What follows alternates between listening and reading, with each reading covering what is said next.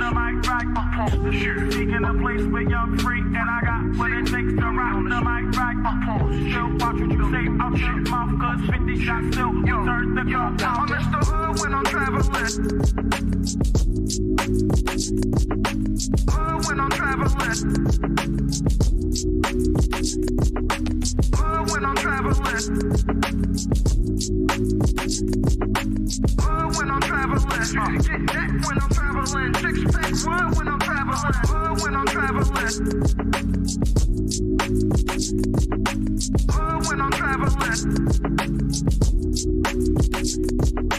Hood when I'm traveling. Hood when I'm traveling. Get that when I'm traveling. Six pack wood when I'm traveling. Seeking a place where young free, and I got what it takes to round the mic right. Seeking a place where young free, and I got what it takes to round the mic right. Seeking a place where young free, and I got what it takes to round the mic right. Chill, watch what you say out your mouth, cause 50 shots still, you turn the gun out. I'm Mr. Hood when I'm traveling. Hood when I'm traveling. Hood when I'm traveling. Hood when I'm traveling. Get that when I'm traveling. Six pack wood when I'm traveling. Hood when I'm traveling. Hood when I'm traveling. Hood when I'm traveling. Hood when I'm traveling. Get that when I'm traveling. Six pack wood when I'm traveling.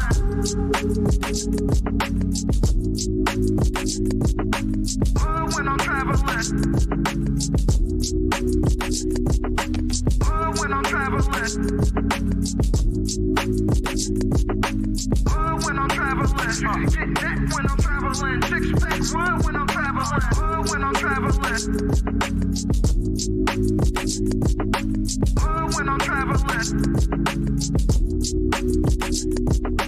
Hood when I'm traveling.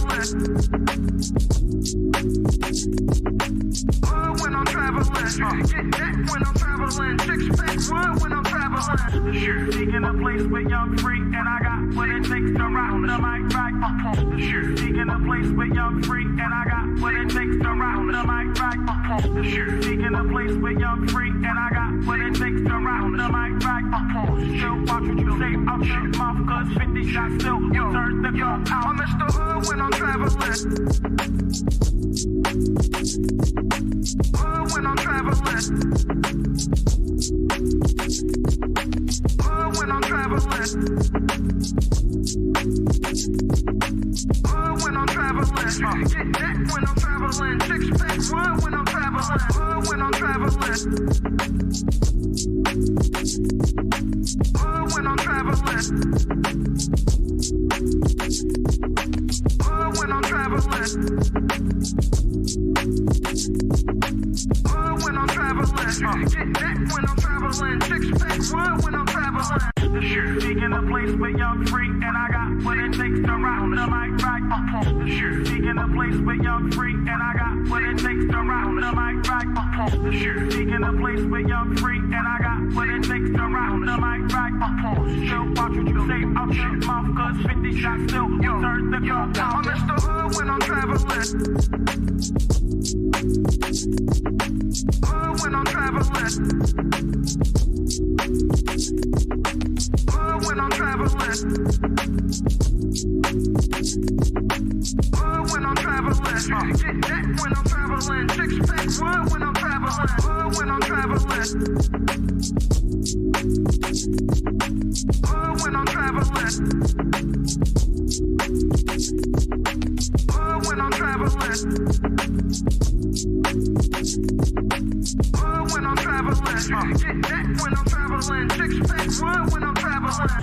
Seeking a place where young free, and I got what it takes to round the mic right. Seeking a place where young free, and I got what it takes to round the mic right. Seeking a place where young free, and I got what it takes to round the mic right. Chill, watch what you say out your mouth, cause 50 shots still, you turn the gun out. I'm Mr. Hood when I'm traveling. Hood when I'm traveling. When I'm traveling. When I'm traveling. Get that when I'm traveling. Six pack one when I'm traveling. When I'm traveling. When I'm traveling. When I'm traveling. When I'm traveling.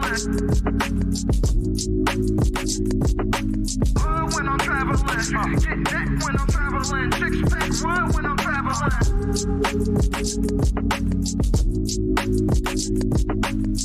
When I'm traveling. When I'm traveling. When I'm traveling. Get that when I'm traveling. Six pack one when I'm traveling. When I'm traveling. When I'm traveling. When I'm traveling. When I'm traveling. Get that when I'm traveling. Six pack one when I'm traveling. Sure, taking a place with young freak, and I got what it takes to rock the mic right. Sure, taking a place with young freak, and I got what it takes to rock the mic right. Sure, taking a place with young freak, and I got what it takes to rock the mic right. Still watch what you say out your mouth, cause 50 shots still turn the gun out. I'm Mr. Hood when I'm traveling. When I'm traveling. When I'm traveling. When I'm traveling. Get that when I'm traveling. Six pack one when I'm traveling. When I'm traveling. When I'm traveling. When I'm traveling. When I'm traveling. Get that when I'm traveling. Six pack one when I'm traveling. Sure, taking a place with young freak, and I got what it takes to rock the mic right. Sure, taking a place with young freak, and I got what it takes to rock the mic right. Sure, taking a place with young freak, and I got what it takes to rock the mic right. Still watch what you say out your mouth, cause 50 shots still turn the gun out. I'm Mr. Hood when I'm traveling. When I'm traveling. When I'm traveling. When I'm traveling. Get that when I'm traveling. Six pack one when I'm traveling. When I'm traveling. When I'm traveling. When I'm traveling. When I'm traveling. Get that when I'm traveling. Six pack one when I'm traveling. Sure, taking a place with young freak, and I got what it takes to rock the mic right. Sure, taking a place with young freak, and I got what it takes to rock the mic right. Sure, taking a place with young freak, and I got what it takes to rock the mic right. Still watch what you say out your mouth, cause 50 shots still turn the gun out. I'm Mr. Hood when I'm traveling. I love you. You feeling good? What we doing? Straight from the edge. My God. The attributes of the man that I deserve is a communicative man, understanding, patient, spiritual, and a leader. But I think I kind of want to ask, can women even handle the rejection if they had to approach men? I did.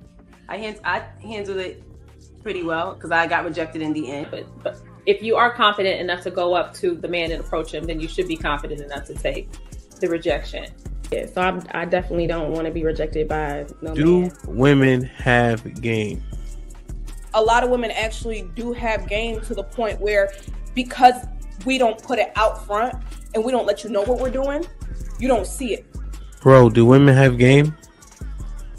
Only certain women have game. Other states like Florida, Georgia, South Carolina, there can be successful all black communities around these racist ass white people. Who's to say that the whites are racist in the first place?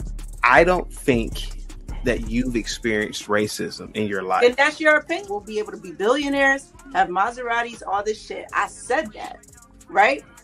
What the fuck does that have to do with me really experiencing racism? There's no woman on this earth more beautiful than a black woman.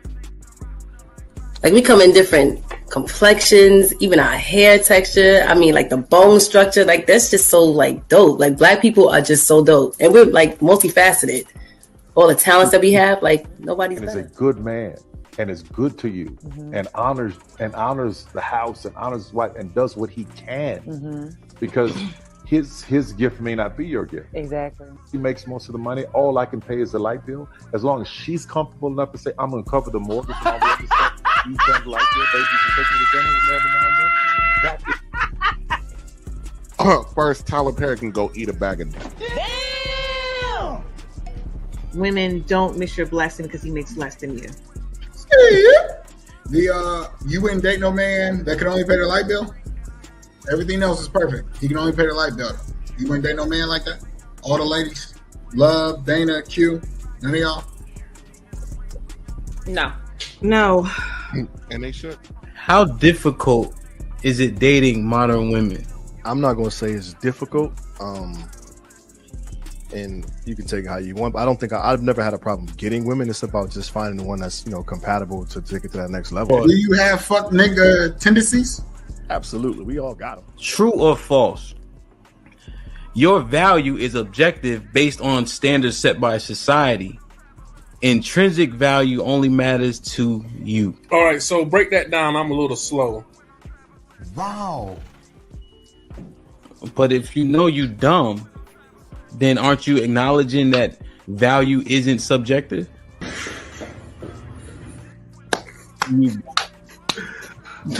But I'll say, for the most, I say no. Starting with a woman who is his mother, because I feel like it's like naturally a trait for a man to be a leader. Like, submission is already within you. So if you're not a submissive woman, you're not going to attract a man that's going to lead you, because God would be wasting his time at that point, if that makes sense. We can all bear witness to Black mothers in the Black community basically belittling their sons and not allowing their sons to express themselves to their fullest potential. And I was going to say that y'all ladies also need to understand that when y'all ask us to believe you or be on your side, I usually say this on my panels, I was a simp. All right, I went to a HBCU. That's a simp indoctrination zone. Those of that went there and those of us that graduated. Right, like, come How on. did I disrespect HBCUs? You got a No, degree. you have to explain. Wait. So How you did I got a disrespect degree. HBCUs? You went to a HBCU. You got a degree. Is that right? Yes. Okay. In fact, I misspoke. Pretty much all colleges and universities are simp indoctrination zones because the women outnumber the men by at least 7-1. True or false? Your value is objective based on standards set by society. Intrinsic value only matters to you. All right, so break that down. I'm a little slow. Wow. But if you know you dumb, then aren't you acknowledging that value isn't subjective?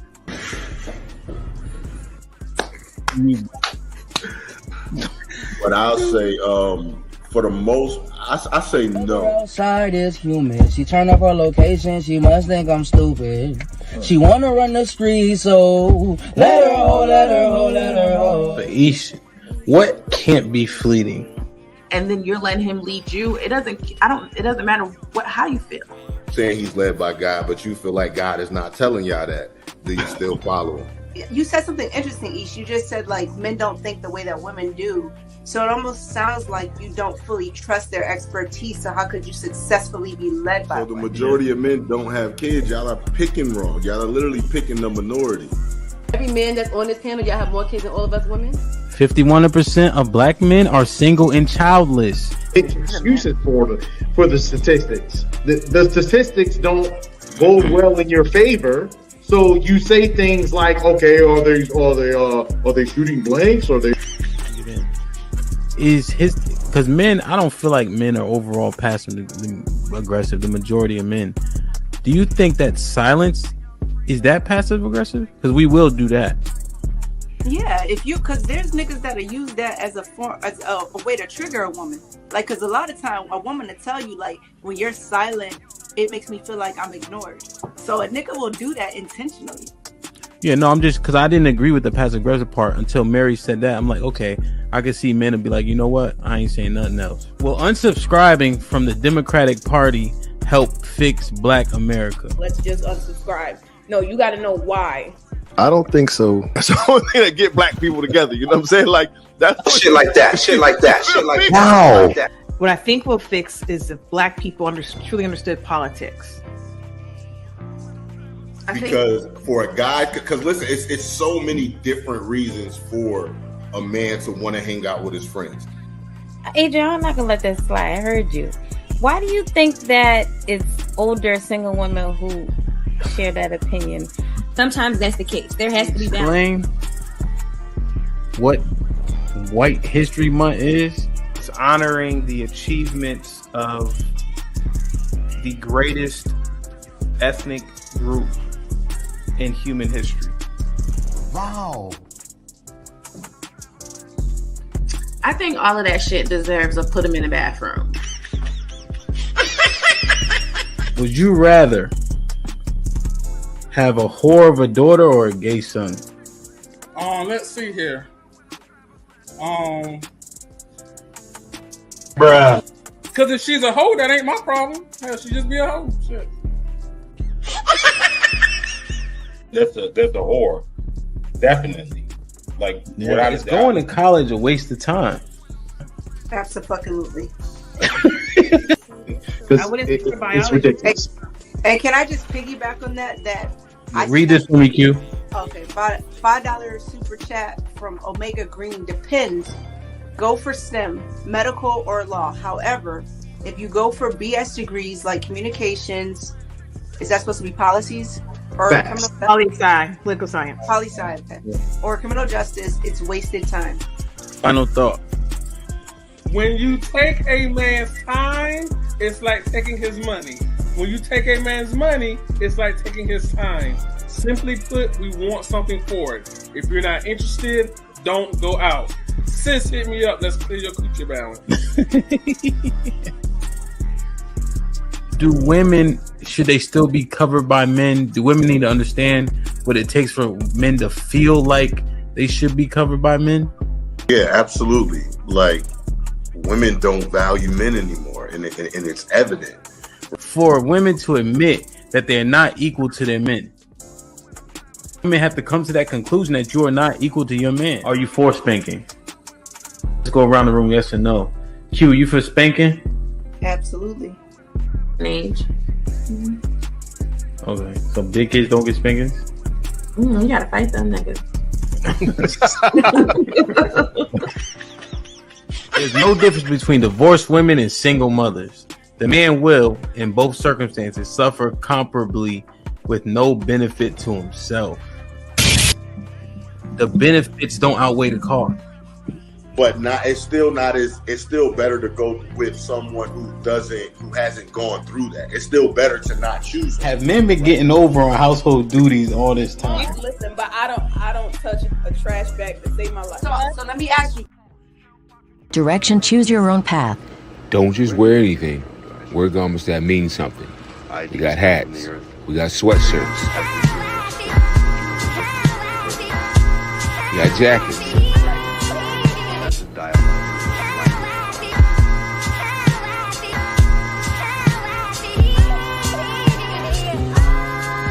We even got hoodies.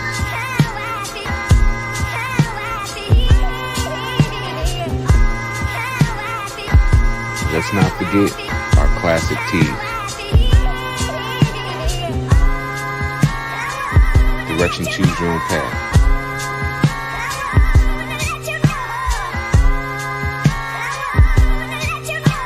The message is always in the cloth, the colors, the designs, the fit. Basically, pay attention, stay alert, and remember, choose your own path. Direction, choose your own path.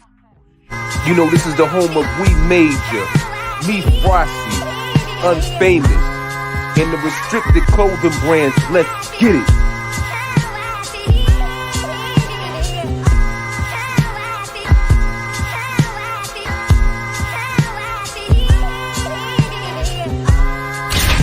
The message is always in the cloth, the colors, the designs, the fit. Basic. Pay attention. Stay alert. And remember, choose your own path.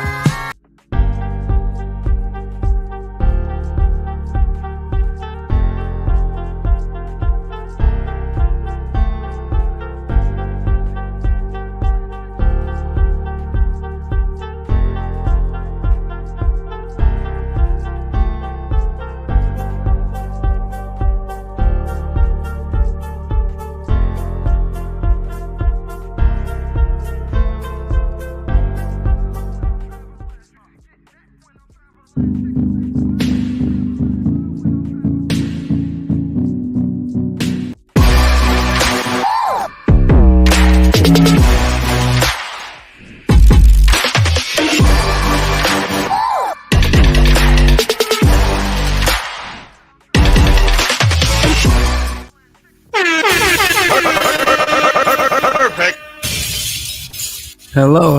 Hello, how you doing? How you doing today, Hamp? I'm doing my best. How about yourself? Check. Are we Check. up already? We Can you good? hear me? Yeah, I can hear you now. I'm good. How are you? I'm doing good. I'm doing good today. Indeed. I can dig it. Like, share, subscribe, tell a friend. Hit that like button right now if you can. That helps the channel the most. Indeed. What's today? Tuesday? Yes, it is. I like it. Shit like that. Give me 1 second. I just gotta acknowledge the chat if you don't mind. I got Mr. JTK in the building. Salute. Rock Solid in the building. Salute. GA. Almond Lionel Suggs. Snuggles. I wasn't even live. Put him in the fucking bed. Get him out of here. Come on. Shout out to Snuggles. Consistent at least. Great T was good. Mel, I see you. Black America. Indeed. You know what I mean? Jeremiah in the building. Salute. Dario. Lunchtime gang. Indeed. Get Mo, I see you. Erica's Corner. Victor Olympics. Bella Rings. I like it. Like, share, subscribe, tell a friend. Hit that like button right now if you can. That helps the channel the most. Shout out to Skinny Boy, Music Man. Pay attention. CC, good morning. Sis, what's going on? Miss Valerie, I see you. I'm trying to get to everybody, but I'm not going to make it. Miss Crimson Cure, I'm humbled by your presence today. No need to be. I'm just me. Indeed. I'm just me. But we respect the grind, you know. I appreciate that. I had a manager one day, you know, and I used to be like, oh, it's just a day in the life, you know. And he'd be like, no.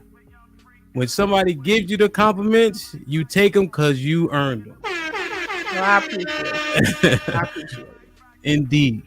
So I wanted to ask, how'd you get started? Like, how'd you get on this path, this journey to, it's almost like correction for the women, you know, around you, so to speak. Oh, man. I've been in this space a long time. Mm-hmm. I first started coming. I'm gonna keep it real cute and real short. All right. Because it's part of Manosphere history. I don't feel like getting into it. Okay. But I started out, for those who have been here as long as me or longer than me, started out with BGS for Women. And I started coming to those shows. We would have them on Friday night. And I started coming around just because I wanted the conversation seemed interesting. It was a group of Black men. Mm-hmm. They seemed like they were speaking intellectually, you know, and that was fine. And he had carved out a small space for women to come. Okay. And so I had started listening, and then eventually I started participating. That was like 2017. Okay. Like mid 2017, something like that. Then that led me to Angry Man.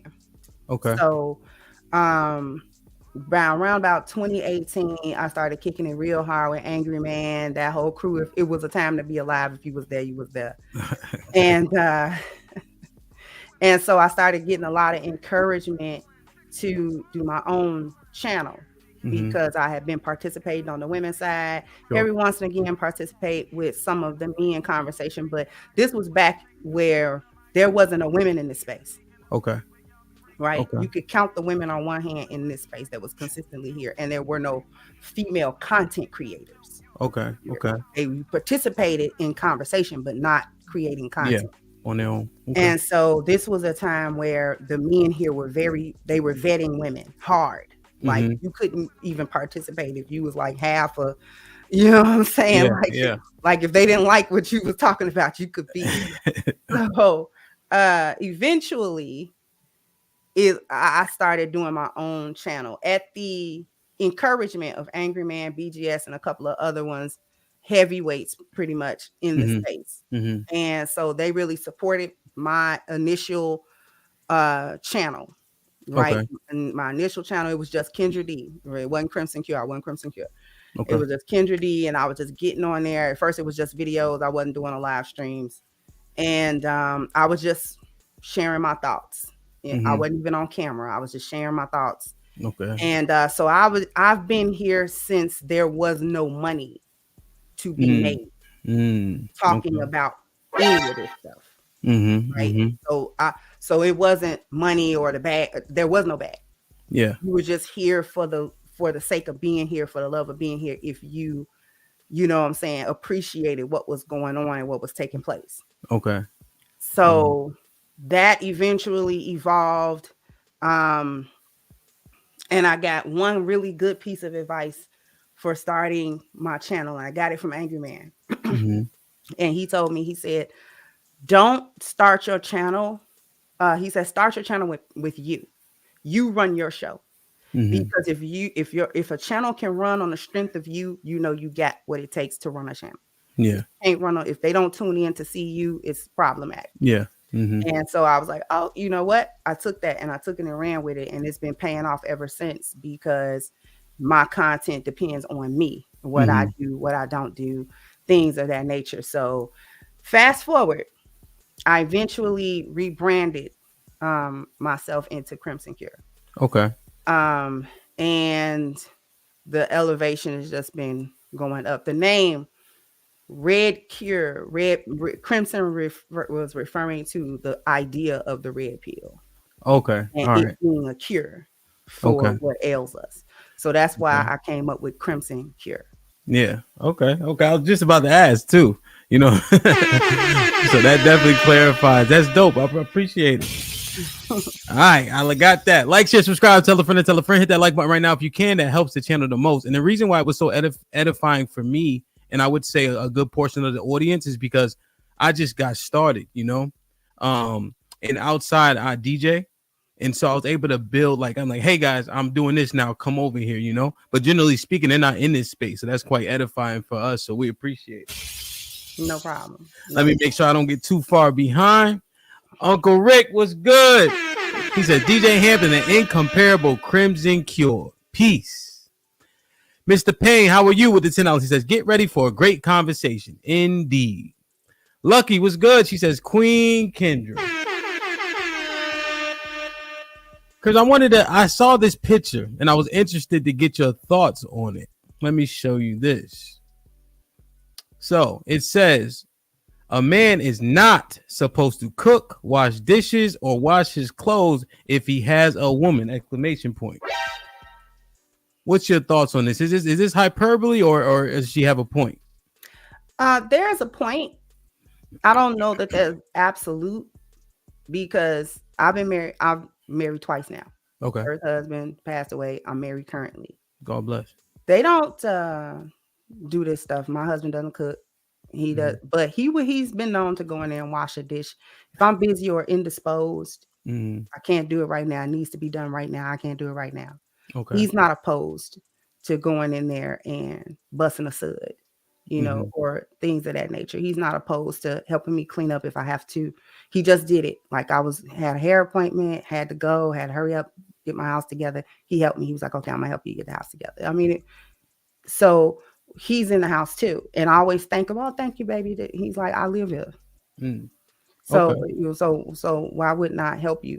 So my take on that has a little bit more nuance and balance to it. Should he consistently always be cooking, cleaning, washing dishes, vacuuming, and clean up the house? No, not if you there.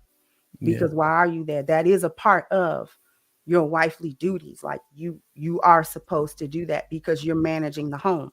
The wife is the manager of the home. If he's managing all the stuff outside, so you don't have to worry about that, then you manage the stuff inside, so he doesn't have to worry about that. If every once and again he pitch in and he, that's fine. Yeah, understood. And I think there's an emphasis on the key word, like he's helping you. So as you just stated, those are your duties and responsibilities. But when he pitches in, you usually say thank you. Yeah, I say thank you all the time. Now, thank you, baby. Indeed. Now, what if he's picking up his own clothes? Do you thank him for that? Yeah, because if he wasn't picking up his own clothes, who picking them up? You. Shit like that. Indeed. Do you find that in today's age that would be a slightly hard pill for people to swallow? Everything that defines what women's supposed to do other than cater to themselves is a hard pill to swallow. You said everything. You mean everything? Yeah, they don't even want to define what makes you a wife and a woman. So everything. If you had to define it, what would it be? Women are, first of all, let's clear up the biology. If you have a XX chromosome, I don't care what you put on the outside, what you take off, what you mutilate, what you attach, what you detach. Wow. You are a female. I don't care if you have children, can't have kids.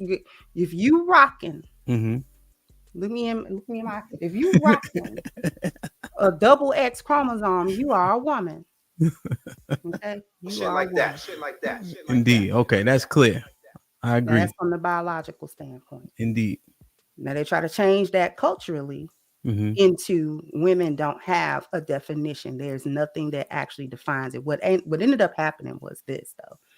The advent of feminism actually took away what femininity was by saying it was antiquated, it was old school, it was slavery, it was oppressive. But then they turned women into fake men. So everything that a woman do valuable is what men do. She go out work, she go out make money, she go out and get a degree, she go out and get education, she go out and buy things, she go out and she can afford things. These are all the things that men have been using to measure themselves and whether or not they've been successful or valuable or things of that nature. Women had a different set of things. So when we start defining what makes a woman, I always say for people to think of it internal and external. Okay. So men are more external. Men are kinetic energy. Men move. Women are potential energy. We're more passive. We wait for the kinetic energy to hit us so that we can move. And this is true even on a biological scale because a sperm is locomotive. Is it not? It moves on its own. Eggs wait for sperm. It doesn't do anything, but it gets pushed out of the ovary, it gets pushed down the fallopian tube, it gets pushed into the uterus where it waits. And it waits for that sperm that's got the spark of life in it, that's already on the move on its own. It's kinetic. Once it hit that egg, that's when the egg begins to be something other than potential energy. It turns into kinetic energy and it begins to grow. So if that's true, even on a cellular level, right? Women are more, I'm not going to say passive all the time. We're potential. Okay. We wait. And we're waiting on the kinetic energy of men. And I'm going to land the plane. I know you do the plane. But I'm long-winded. So I know you're good. Shit, we tuned in. You good. Right. So if we're that on a biological sense, we're also that on a psychological sense. We're also that way in our interplay with each other, no matter what men and women say or how the culture changed and what we do and what we don't do. That baseline never actually changes. Okay. Yeah. It never changes. Yeah. What would you say about, let me let that marinate. Like, share, subscribe, tell a friend, hit that like button right now if you can. That helps the channel the most. That's good. There was one argument I heard in terms of they said that the egg selects the sperm. Is there any truth to that? Have you heard that before? Wow. I digress. And yeah, sperm make decisions and everything. They think, they speed up, they slow down, they change their swim motion just to They get to the goal. fighting. Yeah, 100%. It's some sperm that is not designed to penetrate that egg. It's designed to make way for the other sperms that can't. Shit like that. Shit like that. See? Shit like that. Shit like that. I've heard this argument in terms of our duties and responsibilities. There's a lot of pushback when it comes to the volume of the work. So for instance, like women will say, well, they have to cook and clean every day. You may never have to protect the house. Or if they come to, you only cut the grass once a week or every 2 weeks, depending on where you live. What do you say to that about the volume? Does that have any credence?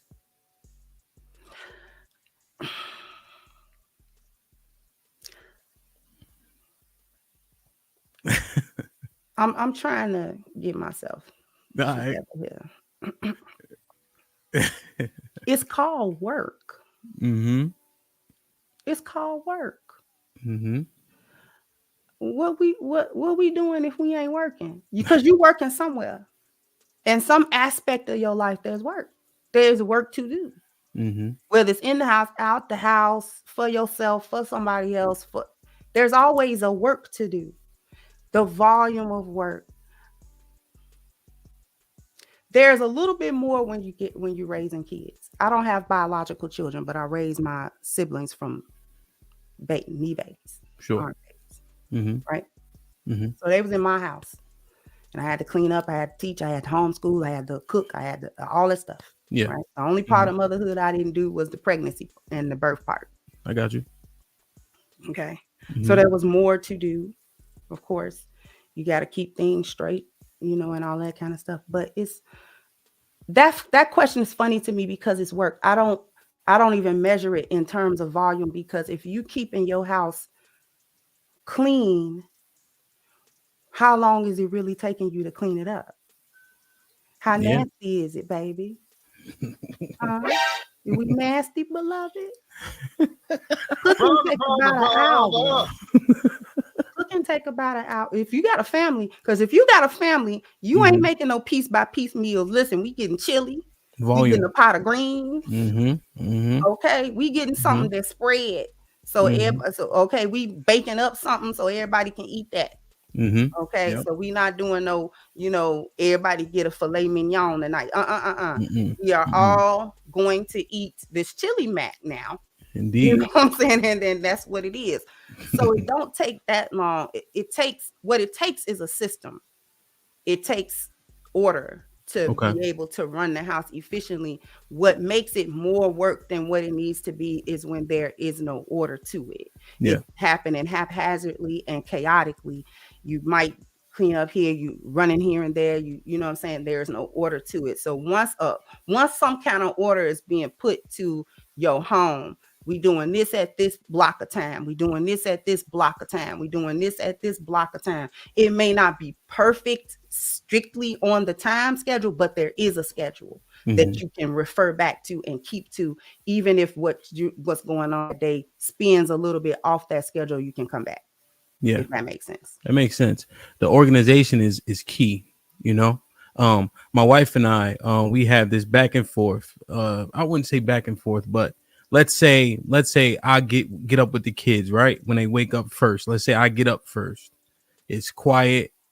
I go to one room, then the next room, then the next room, in terms of just the order, but they also have a higher level of discipline when I'm around. There's not a lot of crying per se, etc. Is that just expected? Like just because the man's present, so to speak, or you think women can get ahead of that too? The man's presence in the home with his children is paramount. Yeah. And it's paramount because of the disciplinary factor. Mm-hmm.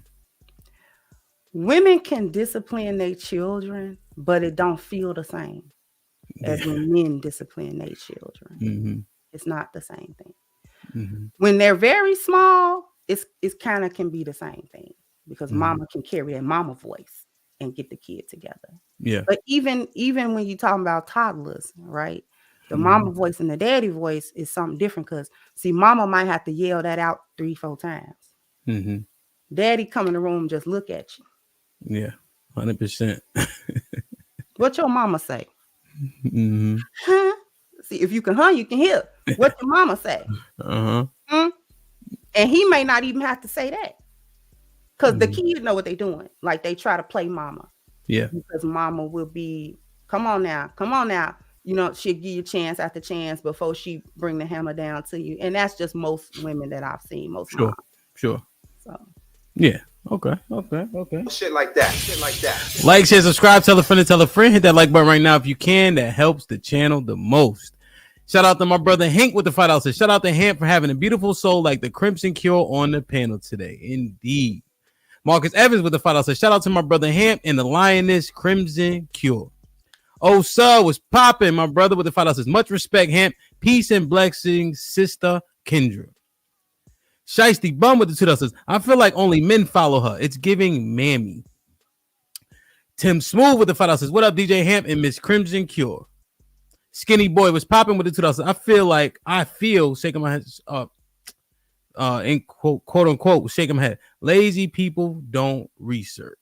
Like, share, subscribe, tell a friend, hit that like button right now if you can. It helps the channel the most. So when I hear you use the term boneyard, right? I've heard it, but I was trying to like find it, but then I said no. I want to get the definition, so to speak, firsthand. But when I heard it, this is what popped into my head. I did a little bit of due diligence. I asked around a little bit, but this is what popped into my head right here.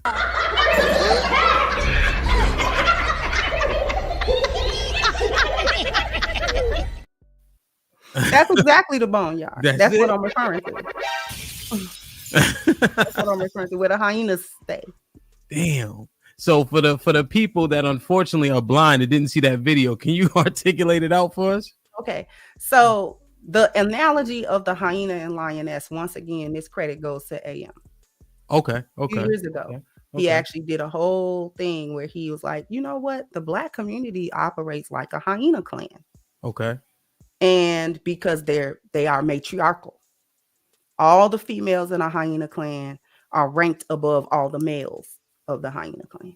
Okay. Yes. And there's none higher than the matriarch. They even have pseudo phalluses, right? And everything. They look like the males.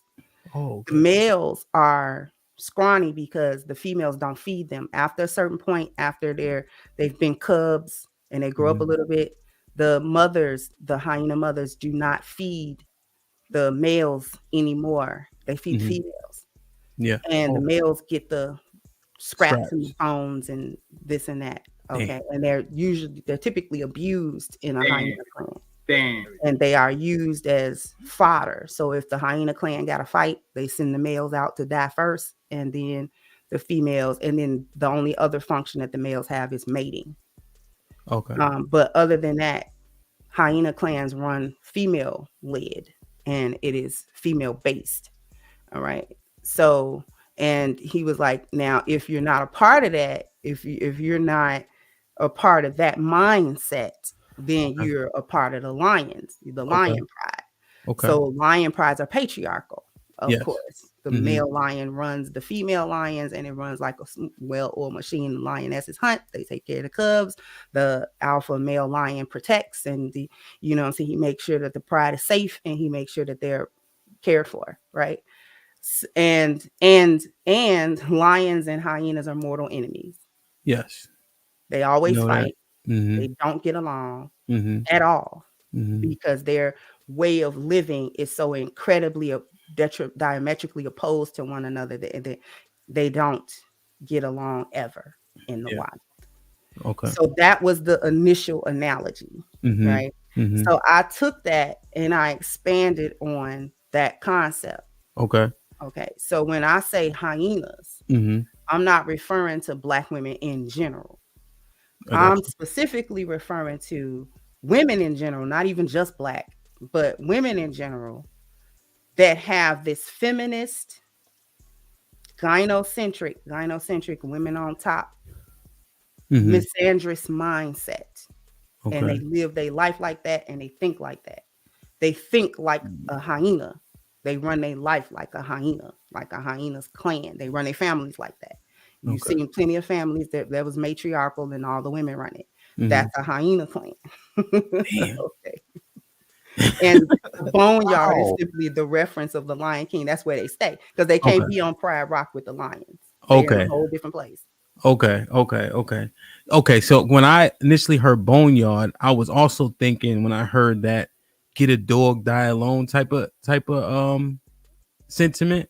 Mhm. You know, just like, you know, you kind of go to that place and then that's where you're gonna Oh, okay. stay. That's how you put Yeah, together. initially. But you know, but I understand you saying just that reference is from the Mhm. elephant graveyard, so to Mhm. speak. Okay.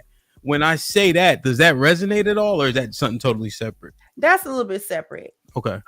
Kevin Samuels popularized that concept, get a Mhm. dog, die alone. So that wasn't really tied to even the whole analogy Okay. of lions and Totally separate. Yeah. Okay. All right. Wow. How does one damn? So are they born boneyard? Or are they bred boneyard? And see, I've actually said that they was born. I do believe lionesses are born. Okay. Lionesses are born. And we can be born in the boneyard. I was Yeah. born in the boneyard. And what would the boneyard look like to be born It's into? our culture. Okay. It's today. It's Yeah. born among family members and among people who hold that mindset. Okay. The differentiation is that lots of times as a lion or a lioness, since we're using the terminology, Yep.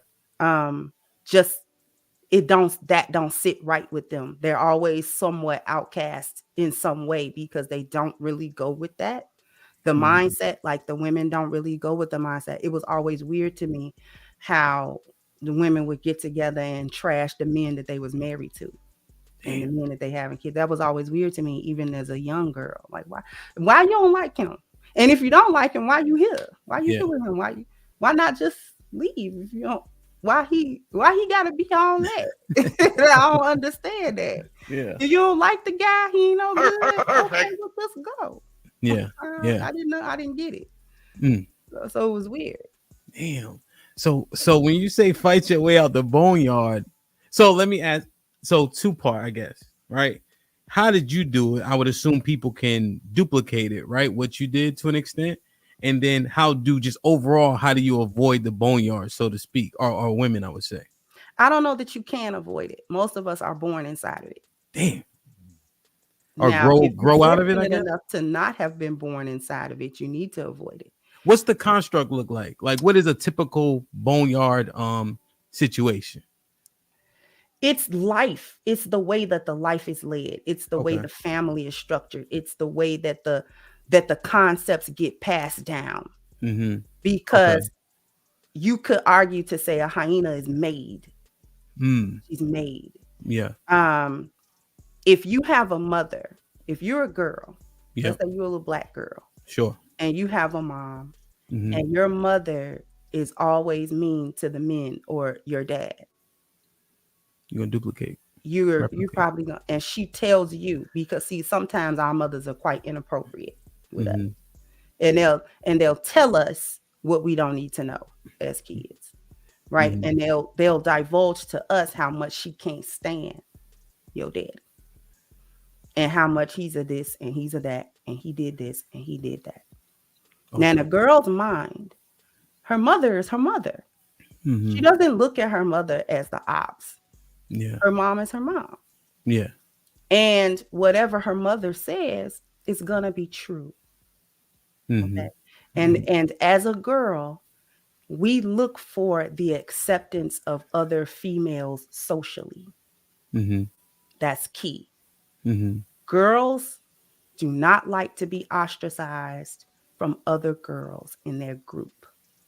So girls don't like to be ostracized by the women of their families. Yeah. They don't like to be ostracized by the girls in their school. They don't like that because we're typically more social creatures. And that social bond helps validate who we are. We come to know who we are through those bonds. Okay. So when a mom and her daughter connect, they're going to connect not only as mother and child, but they're going to connect as females. With Yeah. two females. Yeah. Okay. And so if the mother, for instance, starts planting those seeds in her daughter, men are no good. Because if her father's no good, and this is supposed to be the top man, then none of the men they can't be better than him. So they're gonna be worse. Perfect. Damn. So when she gets of an age to date and to do these things, it get passed down. Don't let no man.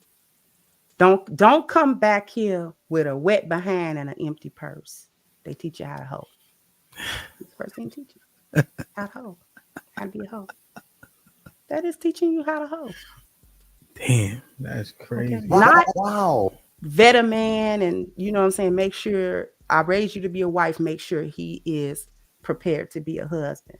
Make sure he's prepared to protect you and love you and care for you and all these different things. And don't give your body to him without commitment. Don't give yourself to this man without nothing, not money, but without other things in return for what you've given him that you can't take back. You can't unbounce on it, baby. You can't unbounce on it. Once you done did Shit that, like that. Shit like that. Shit like that. Wow. Okay, you can't undo that. Mm-hmm. So you need to be careful with that.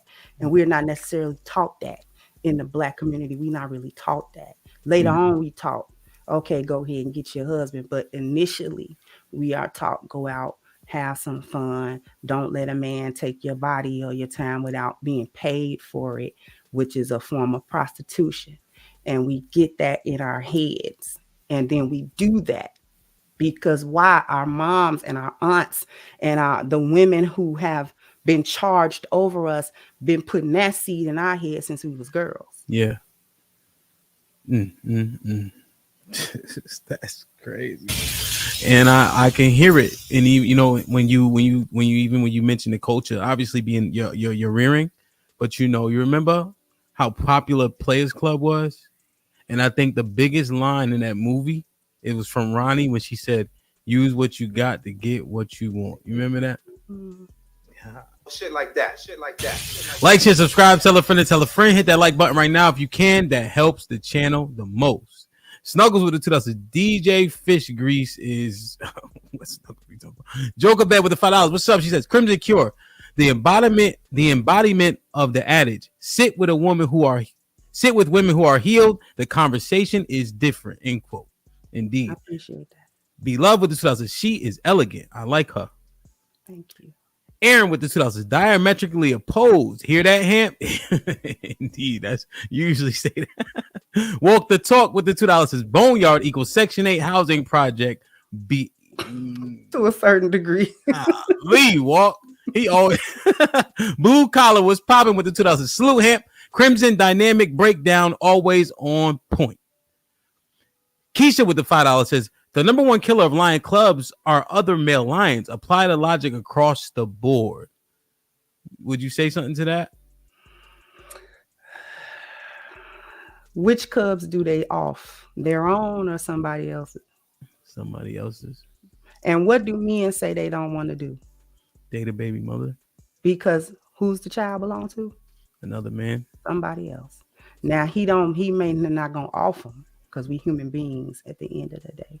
Mm-hmm. But the concept is there. The lion don't want to take care of another lion's seed because I just beat him. His genetics is nothing. If his genetics was better than mine, he'd have beat me and his cubs would live. But they not. So I took his pride and I took those lionesses and I took them cubs and they gonna pay. Because I need my seed to continue, not them. They don't want to do it. So men, human men, do not wish to take care of another man's child, especially without some type of respect or payoff or benefit, at minimum to be respected for the sacrifice of having done that. I don't think women understand how men think when it comes to another man's seed and he got to take care of it. Damn. Shiesty Bum with the 2000. The lioness is also the hunter. Exactly. Gregory was popping. Oh, what wrong one? Salute.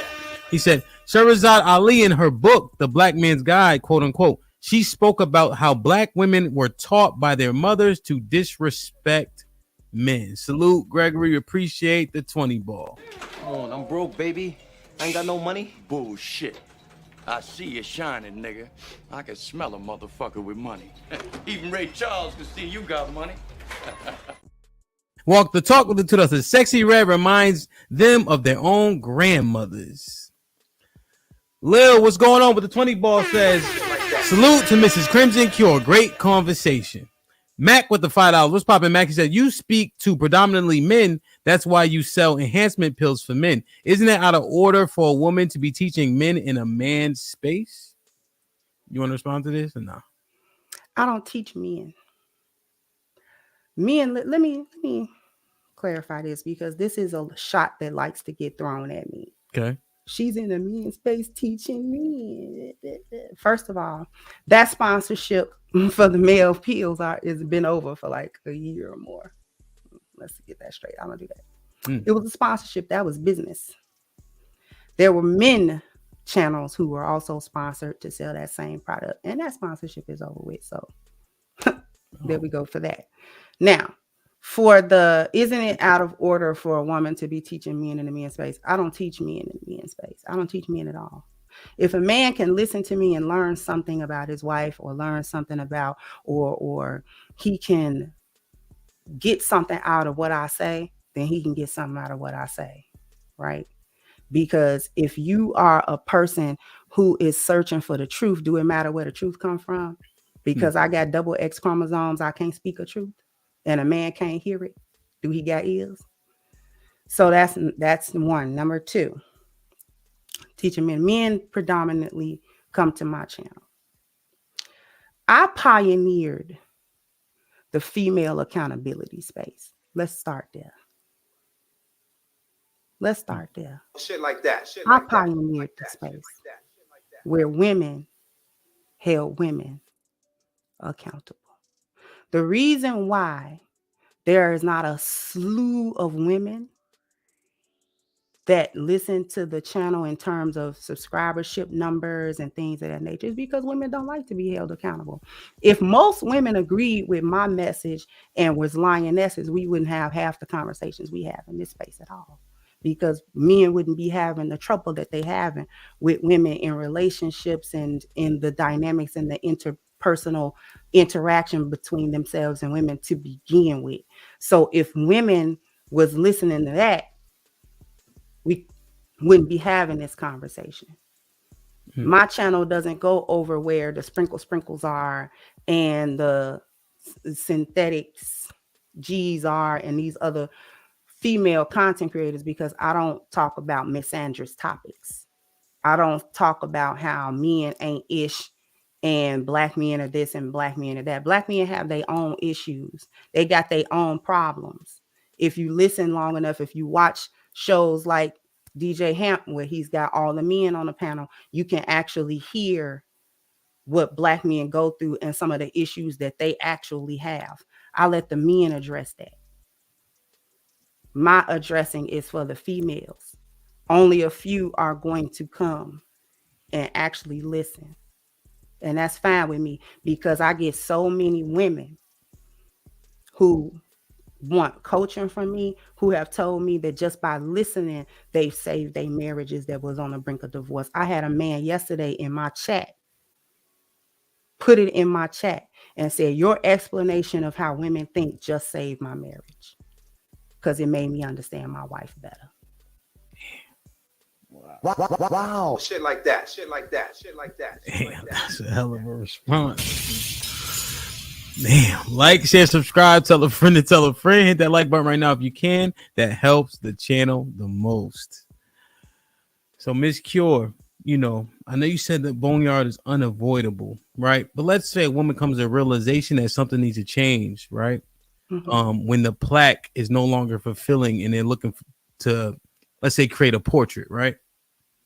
To a level. What about like these different journeys that women are going in? Like, let's say the self-love journey, so to speak. Is that is that real work being put in to get to a place, or what do you think about self-love? Just in general, the things you hear about them working on themselves and things of that nature. I think that a lot of this stuff has become too sensationalized. Okay. The concept itself is okay to Mhm. have self-love, Mhm. but the way in which it's demonstrated, the way in which it has manifested itself doesn't seem to me like self-love. It seems more like self-love equal I'm gonna be selfish and not regard other people in my life, the people that are in my life, not even strangers, just the people that are in my life. I'm not really gonna regard them, because if I feel a certain kind of way, Mhm. then I'm gonna act on those feelings. For women, that's kind of a little bit dangerous because our feelings are mercurial. We go from one to the other thing real quick. And that's fine because that's natural. That's who we are. That's what we are. We have to have some type of control over that. And I always say that no journey really can be had without first the spiritual journey. Mhm. You have to have a spiritual journey. So I'll talk about the 10 life values, right? And the first of those values is the spiritual value. Your spiritual value, when I say spiritual, I don't mean religion. Okay. So I'm not here to tell somebody what religion they should aspire to or cling to or any of that. Are you religious? Just real quick. Am I religious? I would say so. I'm both religious and spiritual. Okay. Go ahead. My bad.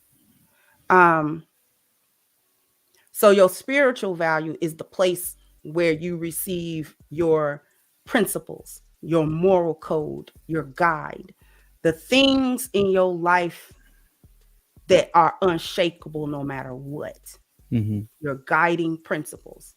If you don't have no place where you're getting your guiding principles, you will go where the wind take you, right? Yes. So a person has to have, and it's men or women, Yeah. a person has to have their spiritual value in check in Mhm. some way. I don't care if you call yourself Christian. I don't care if you call yourself Muslim. I don't care if you call yourself Hebrew Israelite. I don't care what denomination. I don't care how you align that. Yeah. But you need to get that together. That's number one on any journey of self-love, any journey of healing, because your spiritual self, that's where the pain be coming from. Mhm. That's where bad decisions come from. That's where just ill behavior and bad thought processes and what I'm saying, all of that comes from some corruption in your spiritual self. Yeah. And that needs to be addressed before anything is addressed. Before we even talk about stuff like no body shaming, right? The body positivity thing. Yeah. You can't be positive about your body if you 400 pounds, beloved, because there's something inside of you that's got you 400 pounds. Because if somebody gave you a choice between your 400-pound body and your ideal weight body in the morning, no work, you just get your body, you're going to choose the other one. So let's not get to a point of delusion. That's my only issue with the self-love and stuff. We can't get to points of delusion. We actually have to do work to get to these places of healing. If you got childhood trauma, you got to address that. Damn. You have to address it, because those things that you may have went through, that you may have experienced, that may have jaded you or whatever, has got you making certain decisions now. It's playing out a certain way now in your life, and you're not at the place in your life that you want to be or thought that you would be. You got to go all the way back and heal that, get that together, and then your life will play out the way you want it to. Perfect. You know what I'm tight about? What? I wish I would have said that first, man. But I didn't think of that shit. God. When you said if you had an option to choose, right? All this, I love my body. If people kept it 100, they're going to choose that body that's fit and in shape 100%. Whatever their ideal is that they want to look like. That's what they choose. God. Man, oh man, I'm tight. Man, I gotta put that on the clip. I need to put that in this box. Let me ask you this question. because we argue about this up and down, side to side. Who's the prize? Men or women? Who's the prize, men or women? Yes, ma'am. Define prize. Damn. Because I got an answer, but I just want to hear your definition of prize. So if I take my anecdotal example, right? Okay. So if somebody had to do a bid in my house, right, or had to go to jail, whatever, just the lingo, it would be me, right? That would be the obvious choice, right? It would be me because I'm a man, I have experiences, right, etc. But if you break it down, if I go, everything stops, right? Like the train isn't rolling the same, If she goes, we'll go visit every week and everything will be fine in terms of, the money, everything being maintained, etc. Because of what my offerings. Now, I'm not denying her offerings,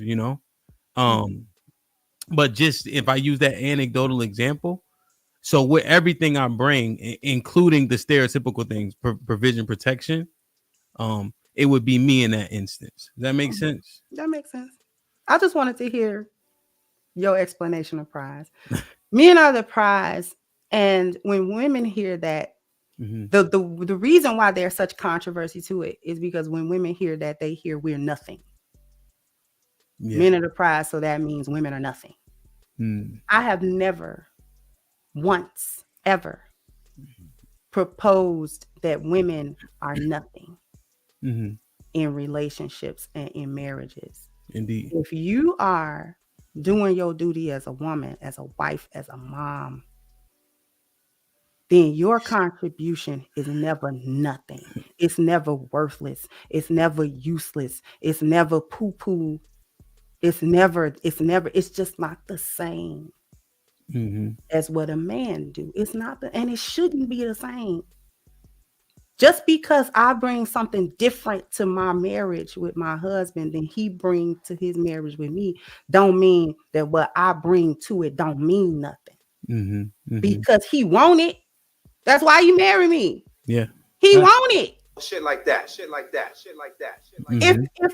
If a woman's femininity, if her ability to actually submit to good system, order, and structure, to good leadership, if that didn't mean nothing, men wouldn't be having a problem talking about where the wives at, because these women don't be doing that. If it didn't mean nothing, wow, they wouldn't want it.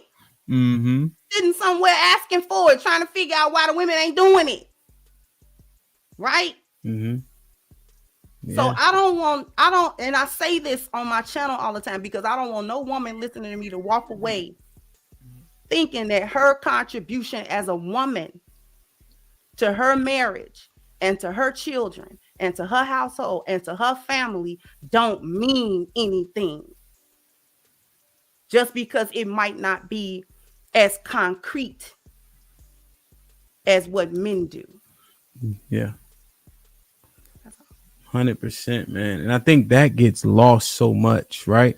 And we use the extreme and who's the prize to properly illustrate points like you just did, right? Everything I can do, right? It's enhanced and supplemented by the things that my wife does, Like there's one thing I may not be able to get to, but if she can get to it, that's one less thing, right? That allows me to reach and do more, So I think that's uberly important to point out, man. Like, share, subscribe, tell a friend to tell a friend. Hit that like button right now if you can. That helps the channel the most. Mac, I read this one, right? Yeah. Mr. Gary S., what's going on? He says with the $5 says, good morning, Hemp and Mrs. Crimson. Salute. TBE was popping with the $2 says, I'm glad you're here to keep you hyenas in line.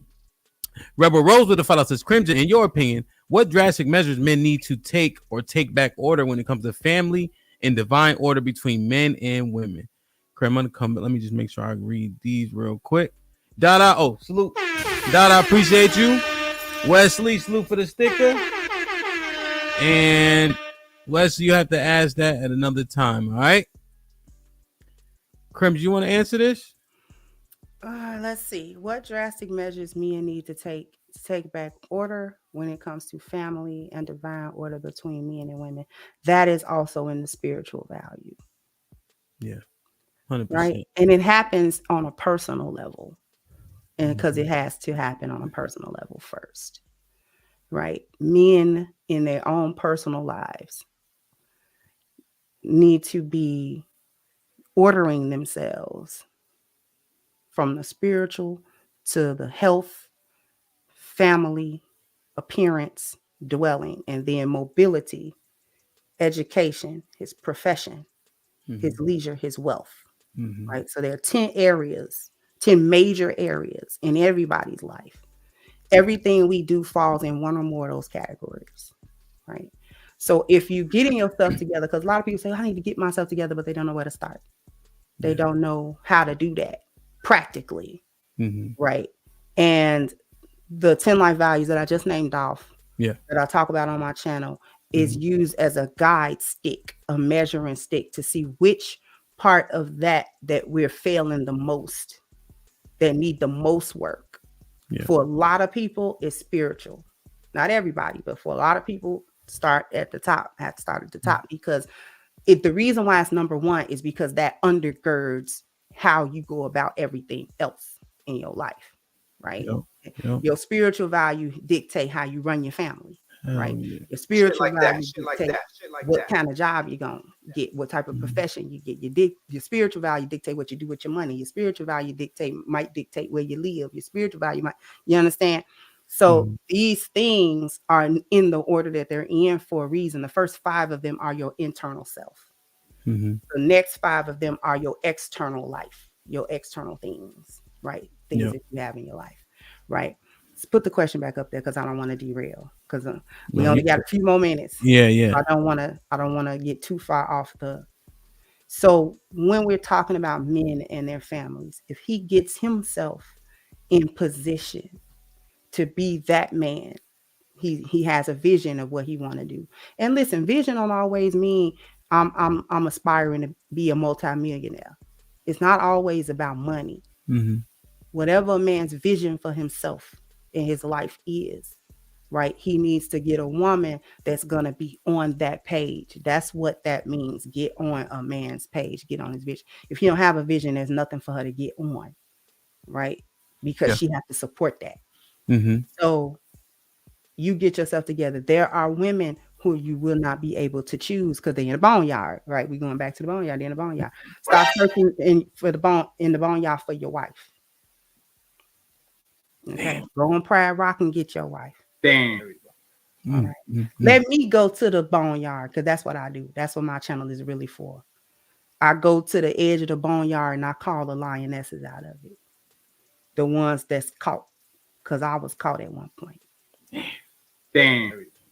So if he needs to do that personally, his interaction between himself and the women in his life, his mom, his sisters, his aunt, his wife, his daughters, all the women in his life have to see him a certain way. And if they can't see you that way, if you know you got your stuff together and they on some disrespect, long handle spoon, like we say in the South. Long handle spoon. Indeed. Shit like that. And now that's one thing I have said, Miss Crimson, is that men don't have a baseline or a standard for themselves, but then we ask so much from the women that we want around us.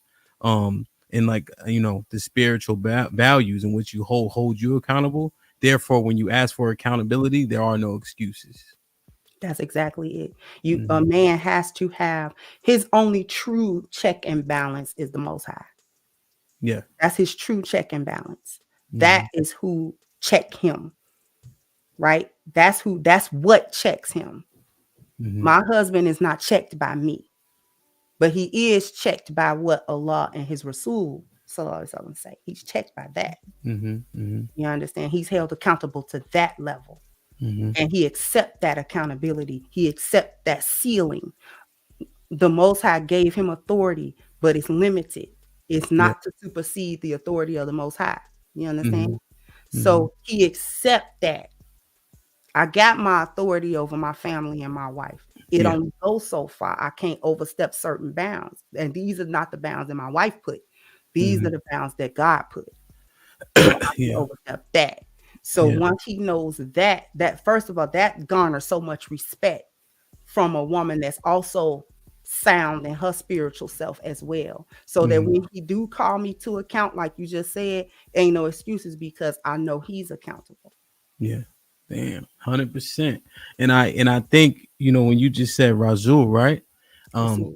People, sorry for my pronunciation, people may not know, but the first definition is messenger, right? Yeah. And that's key, right? Because to your point, that word is so important because the person who holding them accountable is the Most High, right? Razul letting you know, hey, here's what he said now. You know, exactly. That's the duty. Listen, I'm conveying the message. Do what you want to do with it. Yep. I'm just here to tell you what it is. Yeah, facts. That's why that word is uberly important, man. Damn. Yeah, I think we got like 3 minutes. I think 2 minutes, 1 minute, 2 minutes. I was gonna try to drop the link, but they won't have a lot of time for sure. Yeah, but it'll be interesting to see the conversation after. Oh yeah, I'm definitely gonna still be tuned in. Yeah, Miss Karen, I promise I'm gonna be up here for, I bet you, 4 hours talking to them. So I'm gonna drop the link for them. Man, this was awesome to sit here and listen, to be front and center, to understand, you know, the logic and the value which it brings. Because when I'm listening to it, I don't see a necessary reason to push back on anything, right? Like, even if I disagree with an opinion can still make sense. Not that I disagree. Even when I don't like an opinion, it can still make sense. And probably the reason why I don't like it, because I'm implicated in it. You know, people are so close to an issue that they can't see past the issue itself, right? But it can still be an issue nonetheless, you know? One thing I always say is, you hear somebody say better shit than you, that what you thought of before you got here, go with that. Why can't people do that often? Then I'll let you get out of here. The pride and ego. Yeah, man. Won't let us do it. You know what I say to that? Put him in the fucking bedroom. Get him out of here. Come on. Man, so your link, I put her link in the description. Please go like, share, and definitely subscribe. Turn on your notifications. I've been enlightened. This has been wonderful. And just the delivery, you know, take the context of what she said out of it, how you deliver information, the tone, the diction, the fluidity, all of that needs to be considered by everybody who does what we do in this podcasting space, you know? Ms. Crimson, it's been an honor. I enjoyed myself. I wish I had more than an hour to give, but I definitely enjoyed this conversation. It gave me a chance to say what I say, because I say what I say on my channel all the time, but other people may not. If you don't listen, you'll miss it, and you'll miss some of the nuances of what I say and just go off of, oh, she don't like women. Oh, she just catered to men all the time. And, you know, they don't understand this is a lot of thought has gone into what I say. I'm not just shooting from the hip just because I like to hear myself talk. Yeah, 100%. I've actually, last thing, I never heard you even talk. You be talking straight to women every time I've tuned in. You know, right? Because you listening. Yeah. Shit like that. Indeed, man. Awesome. I appreciate you. I'm humbled. I'm on cloud 9. You know, this was a good moment, but this might be risky. 100%. That's awesome. That's awesome. Glad to be a part of it. And thank you for having me. I appreciate that. My pleasure. Be safe. Do the right thing. I'll see you soon. All right. Bye-bye, everybody. Bye-bye. Later. Damn. Kasim was good. What's up, Hamp? Callie? Callie, you know what? Put her ass in the back. Like, share, subscribe, tell a friend, tell a friend. Hit that like button right now if you can. That helps the channel the most. Yeah, man. Let me just read. There's only a couple super chats real quick. Love C. Says much respect to DJ Hamp. Salute. And pound TNBR for having the big sis Kendra on the show to share her wisdom. Indeed, this woman has supported and encouraged me during lows and highs. surpassing the superficial. I am forever grateful. I'm looking forward to a bright future for you both. AC, I appreciate you, man. Your wisdom, your words, and just listening to her, I see how you yourself, along with what she has to say, being so rounded and understanding. Because I don't know, I sometimes feel, and I'm saying feel on purpose, it feels few and far between at times from men and women. Having a perspective that shows empathy and sympathy at the same time. Under the blood, me say me under the blood. Jesus, you will cover me under the blood.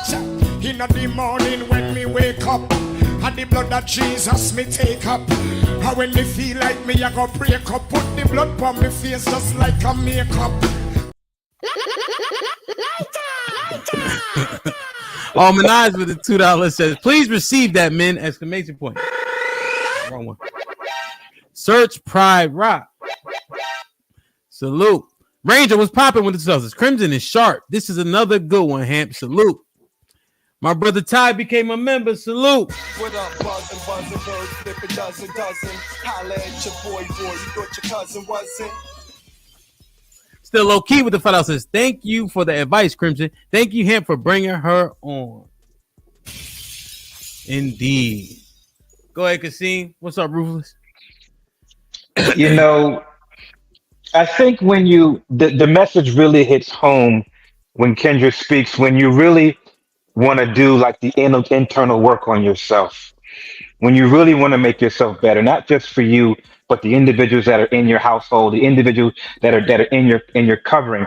And when you go through that process, with her 10 life value systems, it really works. And it really shines a light on getting in the right system, order, and structure for you to have the best outcomes. And, I would really wanted to ask her, just a question about, she mentioned in a couple of her podcasts a while ago about the influence that men have in a woman's life as far as putting her femininity in order and how it to respond to male authority. I really wish I had an opportunity to have her to expound on that, because I think as men, there are a lot of gems in there that we could have gained in order to help us to, first of all, understand, the communication and the intertwinement that men have with women, but also giving us sort of a roadmap and how to making that work, what it looks like, how we should do it, and what the outcome is for men. I just wish I would have had an opportunity to ask her that. And so what was the exact question one more time? She mentioned that men have a role in creating femininity, that men teach women how to put that femininity in order and how to respect a man's boundaries, right, when it comes to men and women. She also said that women show how that femininity looks like when it's in order, right? So I wish she would have expounded on the men's part and the men helping the women to respond to male authority and the feminine way and putting that in order. I got you. So when I initially, because she came over here before, you see her in the chat, right? Yeah. And then I contacted her via social media, and she had to make sure everything was everything with her household before she could say yes. Mm-hmm. Right? You know what I mean? So just think about like such a big personality, 100,000 subscribers, etc. Shows, right? But in order to do this, she got clearance, made sure everything was copacetic first, right? And oftentimes as people are getting bigger, right, this start to grow. Mm-hmm. But she was like, hold on, give me a day, I'll let you know, right? So if she could do it, why can't we?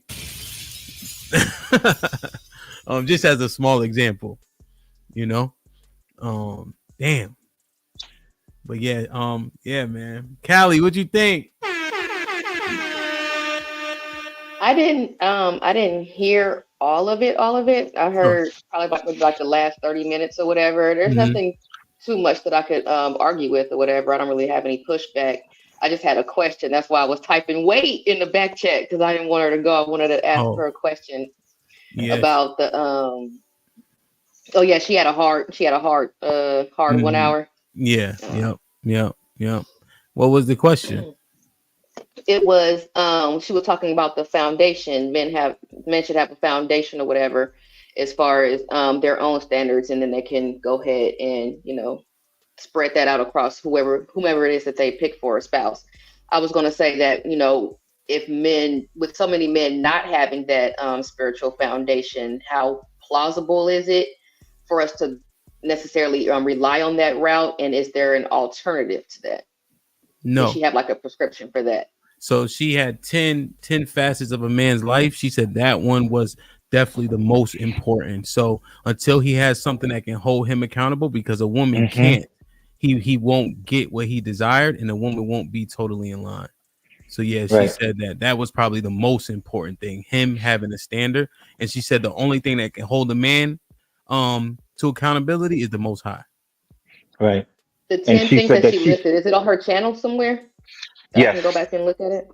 Yeah, it's in the channel. She has a diagram too. She has a chart with it on there with explanations. She has several charts and diagrams, as she said, which is a really good roadmap and how to, first of all, find yourself and how those particular things can help you in your personal and your family life. So she's awesome. Yeah. See, matter of fact, I bet you can you do me a favor? You just sent the link. Matter of fact, C just sent the link. See, are you able to type them out, the 10 things real quick, and throw it in the chat, and I'll start? Yeah, she posted it twice, Callie. The link. If you wanted to grab it. But I'll grab it from the chat later. Now I've said that before. Like men need to have a standard, and the Most High can definitely provide that standard. We ask for so much accountability, but we don't have it in terms of what holds us accountable, Damn. Ruthless, what's popping? Ruthless. You disappointed me today. So?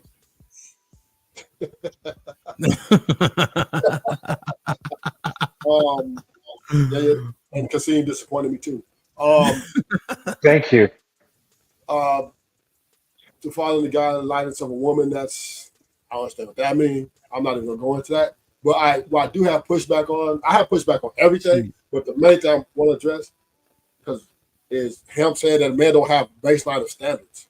Correct. Now, that is, to me, a fallacy. Right? I think you haven't really paid attention to us because you've been paying too much attention to the women, right? Because we do have a baseline of standard. Every man. Which is what? Respect. Many dudes lost their lives because they disrespect. You said what now? Respect. You think us? Wait, let me ask you a question. The baseline. You think? Well, let me ask you a question. You think us shooting each other over sneakers and cold fries is a baseline of respect? But that's not the only thing that It is a form. It is a nuance. It is a nuance. Yeah. Right. But my point I'm making is the respect thing, and even in relationships, is a standard baseline for us. We want that. We demand that. All right. So we do have a baseline. Hold on, Ruthless. Let's just have the discourse. You're saying that men are demanding respect? Yes. So then why is it resounding that men don't get respect? Men are living in sexless marriages, right? And we're acquiescing to women. We also said that happy wife, happy life was the rhetoric for the last 40 years. Right? Those things don't say respect. Those things say acquiesce. Okay. So once again, when we're speaking to, I would say, the white man of the social construct which we currently live in, we know that America's a simp nation. So that's not even anything I'm going to dispute. But yet the respect is still on the line. This is why women are leaving, because men they're closing them off. They're just like, they're not arguing with them. They're just treating them like they're not even there, because a man feels like if she can't respect me and everything we got, we built on, then there's no point in me trying to continue to talk to a brick wall. And eventually she leaves or whatever. So to your point, the happy wife, happy life thing is something that has nothing to do with, it doesn't mean the man doesn't want respect. Okay. Happy life, happy wife thing is the laws in place currently in the social construct we live in that's designed to cater to the women. So it's kind of we're in the handcuffs, right? So you get married, right? You have kids, and you're building this life, and all of a sudden she starts switching up on you and start become problematic, and you literally have to look at, evaluate. All right, what is my next move? And when you look at everything, you look like, man, if she leaves me, she wins, right? I'm gonna break up my family. They're gonna give her the kids. So that's not wanting respect because the happy wife, happy life. He just the loss is too great. The investment is too great that man is putting into these relationships from day one. From day one, right? We're putting in the most, quadruple the more what women are putting in, right? Paying for all the dates, not our time, the emotional intelligence, all of those shit that we're putting in and we're putting up front, and then to sit here and say, dang, I really just want to leave her because she's not acting right no more, is not really the best suitable for the family. So we turn to duty, and we just say happy wife, happy life to keep the peace, to keep from doing something we might regret, or to. I don't disagree. I understand what you're saying. You know what you sacrifice when doing that? Respect. That's literally what you are sacrificing in that. I'm going to shut up. I'm going to shut up and dribble. I ain't going to talk too much. I'm going to keep paying all his bills. I'm not going to get no pussy, but I'm going to stay here because my children are here. And you know what else is on the line? My money. I've seen a lot of people, a lot of motherfuckers in this earth put a dress on for money, right? Use pronouns for money. All these things people do for money, and that's exactly what men do not want to sacrifice or risk, is their money and their livelihood, because you know what don't matter so much as their money? They fucking self-respect. That's what it is. But that's not speaking to all men, right? That's speaking to a certain majority. The majority, ruthless. I'm just saying, most men in these marriages, right? They're also dutiful. We're more dutiful than women are. So it ain't just about, I might not like the way she is, the way she's acting, and we're maybe growing apart a little bit. But ruthless, you already said it.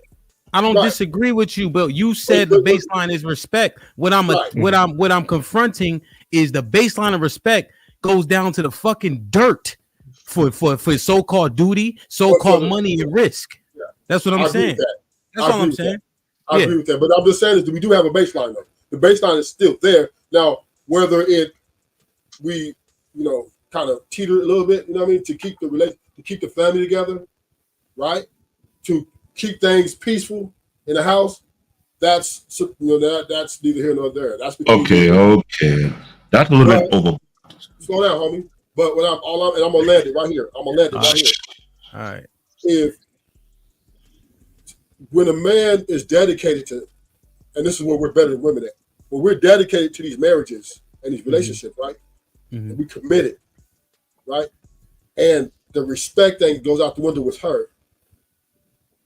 We will, even though you're right, we do take that hit. You know what I'm saying? We do take that. It's a tough hit to take.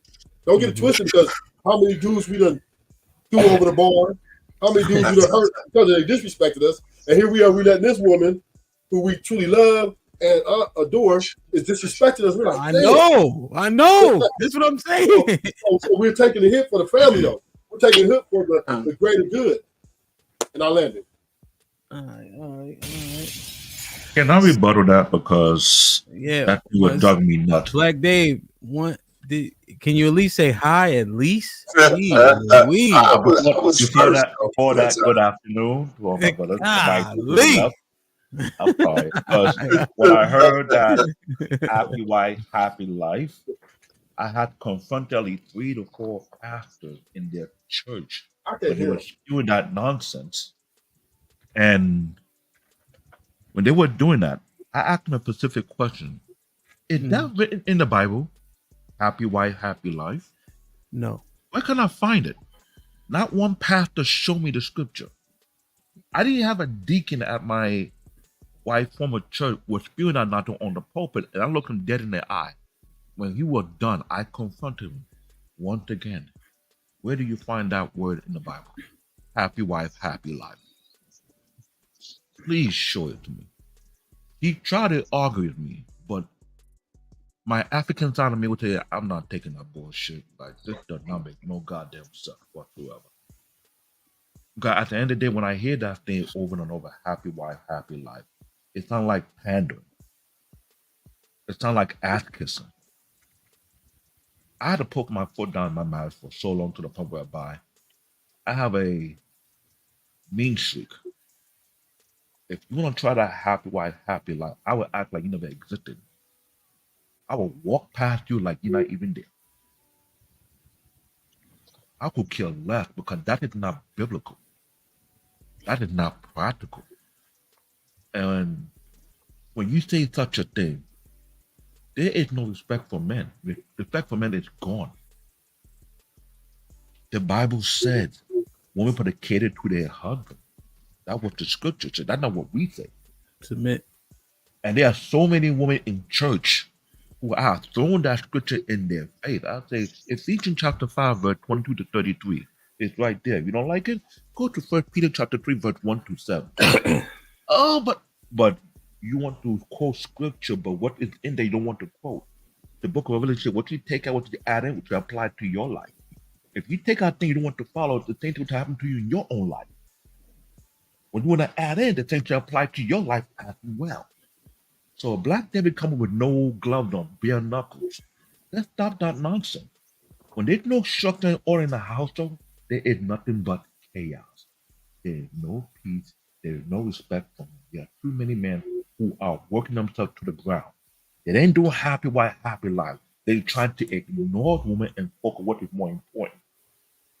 Sometimes they're trying to fight that rage of napping. Where you find men who would spend multiple hours in the gym after work just to calm their ass down before they get home. What? So were you pushing back against Ruthless Truth, or were you just pushing back against Happy Wife, Happy Life? I'm putting back the happy wife, happy life bullshit, and I men won't respect. Yeah, men won't respect, but there has to be a structure to it. It's not that, oh, I need respect. There's a structure and order how things are supposed to operate. Yeah. A lot of marriages don't have that. But the fact is, either men trying to follow what was taught by their father, but a woman say, I want to believe in that. That is old school. That is outdated. A lot of women have said that bullshit several times before.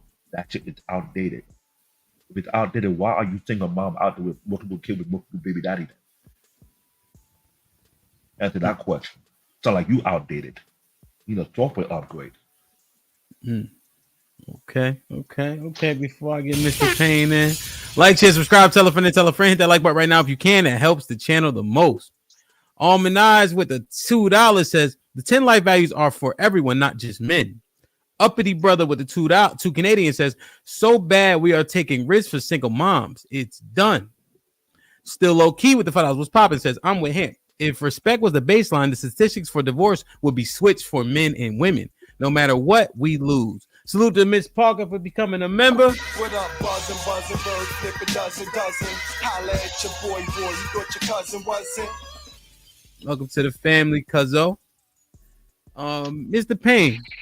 So, Ruthless, do you want to respond? I don't know if he really was talking to you. No, he didn't. No, I'm agreeing. You breaking up? Respond to that. Yeah. No, I'll have nothing to respond to that. I agree with that. Yeah. Word. I will say this though. I'll say, can y'all hear me? Yeah, you look fuzzy. I look fuzzy. Pause. Let me come back in. Let me go drop down. Yeah, that sounded crazy. Pause. Mr. Payne, before Ruthless get back, what's popping? What you think? Yeah, well, hello everybody on the panel. I wanted him to hear what I had to say, but I'll say it anyway. Listen, you know, all the stuff he said, he was just going against this whole thing. The very first thing you need from your wife, if you're married, is her to maintain your respect. So even if at the risk of her wanting to leave and take all that stuff, you still can't give up your respect. So the very first time she's going to violate that, you got to say, listen, you know, this is the deal. And you got to be willing to tell her what the deal is. If you're not willing to do that, it just gets worse and worse over the years. You know, so I heard what Rufus was saying, but he was saying hey, yeah, you know, you want to have respect, but you got to make all these exceptions because you're worrying about the woman taking your kids and your money. That ain't respect. You know, the respect is the baseline. Yeah. You know, and you got to be willing to say, hey, you know, listen, you can't, in our marriage, you know, this is how it's got to be. Then you can negotiate certain things, but you can't give up the respect because you're worried about her leaving. That's crazy. Niggas do, man. I'm telling you. I know they do, but that's where they make a mistake. Yeah, facts. No, 100%. I agree with you. You know, go ahead, see. I was just as you were speaking, Payne, I was just thinking and reflecting, like, is it because the woman has questions about the direction that you're going in? No. Is that disrespectful, or is it the fact that men don't like to be confronted with things, right? Because if you're having these issues where you think, I'm just saying in general, when if you're in your mind, if you're having these issues with this woman is quote unquote constantly not respecting you, right? What is going on within that dynamic? First of all, whether you assume that that's where she's coming from, where it was a sign of disrespect to you on your part, or where is it a part of you really have to check your kind of capabilities, right? I just believe that women follow capable men and follow his abilities, right? And if you're a capable man, she has something to submit and something to follow through or follow with. And I'd always bring back on myself, right? It's like, okay, if she's been following me all this time, all these years, and I haven't been getting any issues. Now all of a sudden issues are starting to arise. I would look back and say, like, hey, like, you know, what is it about the things that I'm doing now that's causing her not to look or causing her not to respect me in a certain way? And I just believe it should start with us. Just as she said, you know, it's a spiritual journey first. You have to check your principles, your values, and always go back to that just to make sure that you're on the right course. So did you get what you just said? You get what you just said out of what I said? No, I didn't say that my wife was woman was. No, I wasn't. Mr. Payne, I wasn't responding to you. And what I'm saying is, okay, but you like kind of pointed to me. The real point I'm just trying to say I was pointing is to Ruthless, actually. You can't compromise your respect because you're worried about your wife leaving you. That's all my point was. So all the stuff you said, I agree with. You know, your spiritual thoughts. You know, here's another thing that I'm kind of agreeing with you. But if your wife goes wayward, yeah, you want to look inside, but it's not always going to be your fault just because you're the leader. Right? So you could be looking in the wrong spot. I wouldn't sit down here and say, well, you know, I do all these things right. I'm the mastermind. I'm the leader, and she's starting to go wayward. So you could do an introspective look, but it might not be your fault. So if you're only looking inward, you might be missing what the real problem is. You know, so I'm just saying you got to do both. So I mean, I know men want to take we're the captains of the world. So you know, we're gonna sort of blame ourselves for everything. I'm saying, wait a minute. Sometimes we're doing everything right. Well, not everything, but most of the stuff right, and we don't deserve some of the bad things that happen to us. So you look inward and say, okay, I don't think it's me. There ain't nothing wrong with that. You know, that's all I'm saying. But like I said, I'm not really disagreeing with you. The only reason why I'm in the okay. Okay. Okay. But I don't think I was as long as everybody else. You do the OG like that, Hill? Y'all all long-winded, man. That plane about to crash another 1,000 times before we get done. You hear me out?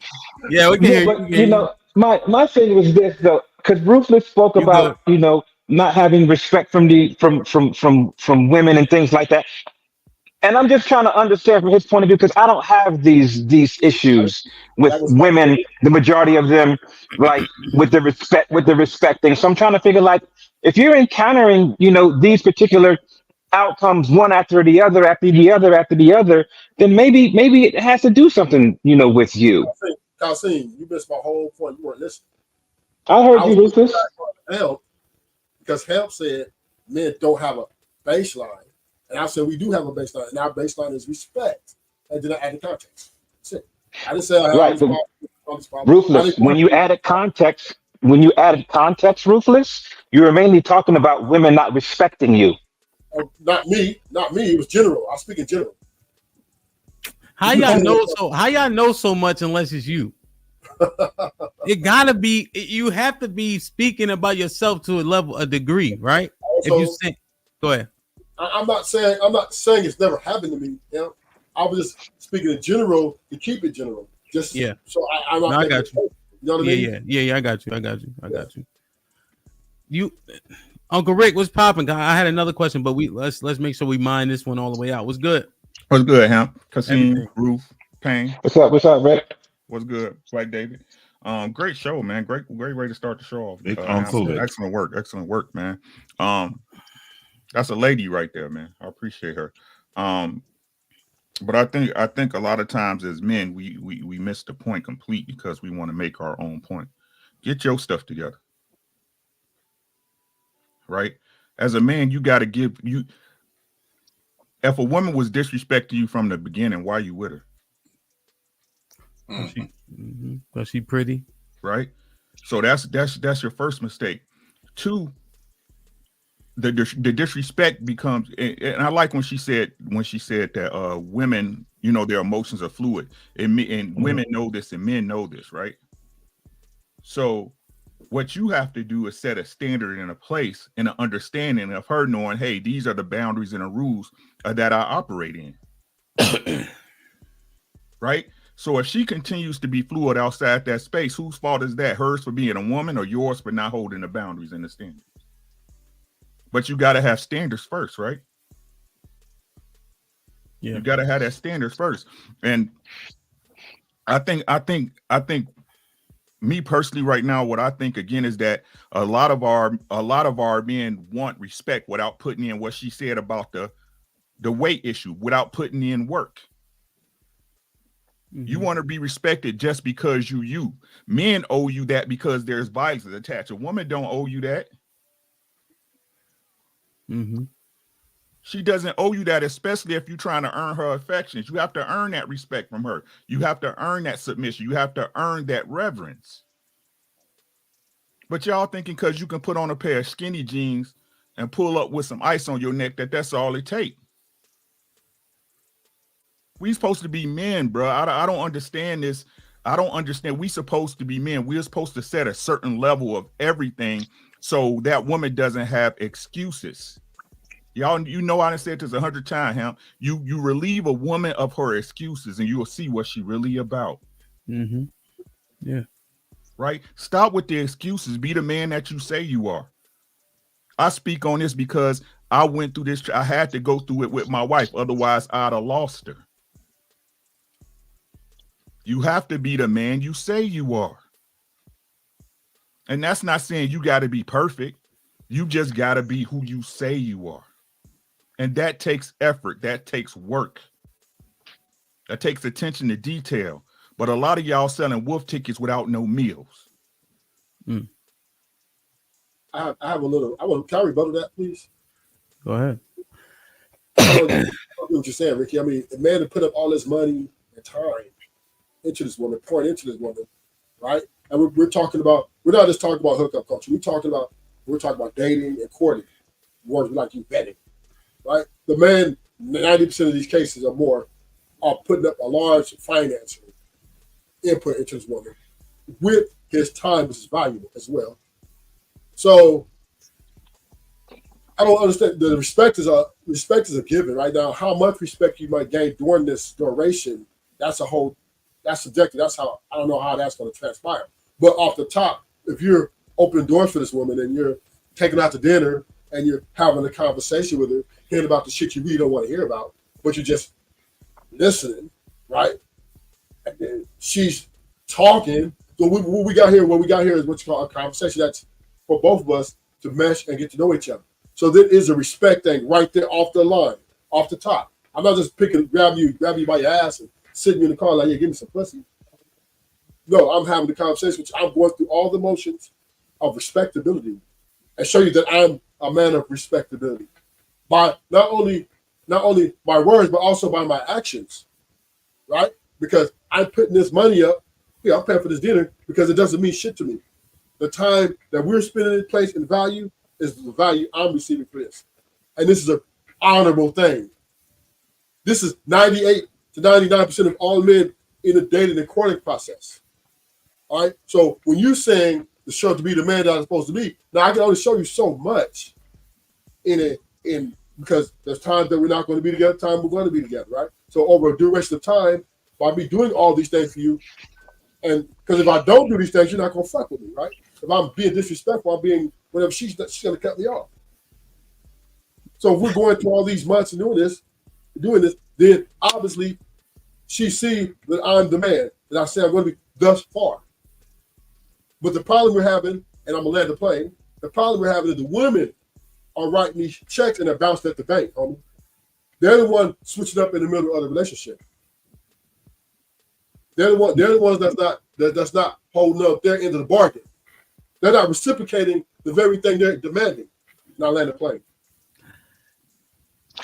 You know what, Ruthless?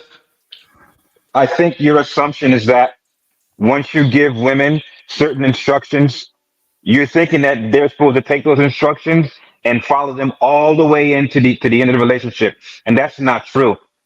You can give women instruction as far as what your plan and what your goals are, but along that journey, you have to course correct every now and then because their natural chaos will get in the way and naturally they'll go off straight. So if you're believing that women think like men, that you could just give them a set of instructions and you don't have to tell them anymore, that's where you're going to go wrong, my friend. That's not what I said. I'm talking about the dating process, the courting process. We talking about not giving instructions. I was telling who I am, and they're telling me who they are, and we're getting to know each other. And the only thing I just showed you by my actions, right, is picking them up, taking them here, doing this. That's all I can do during the court and the vetting process. What are you talking about? I'm not telling them, well, you need to be this or you need to be that. Ruthless, no disrespect to you, but the dating process is what creating the problem we have in today's society.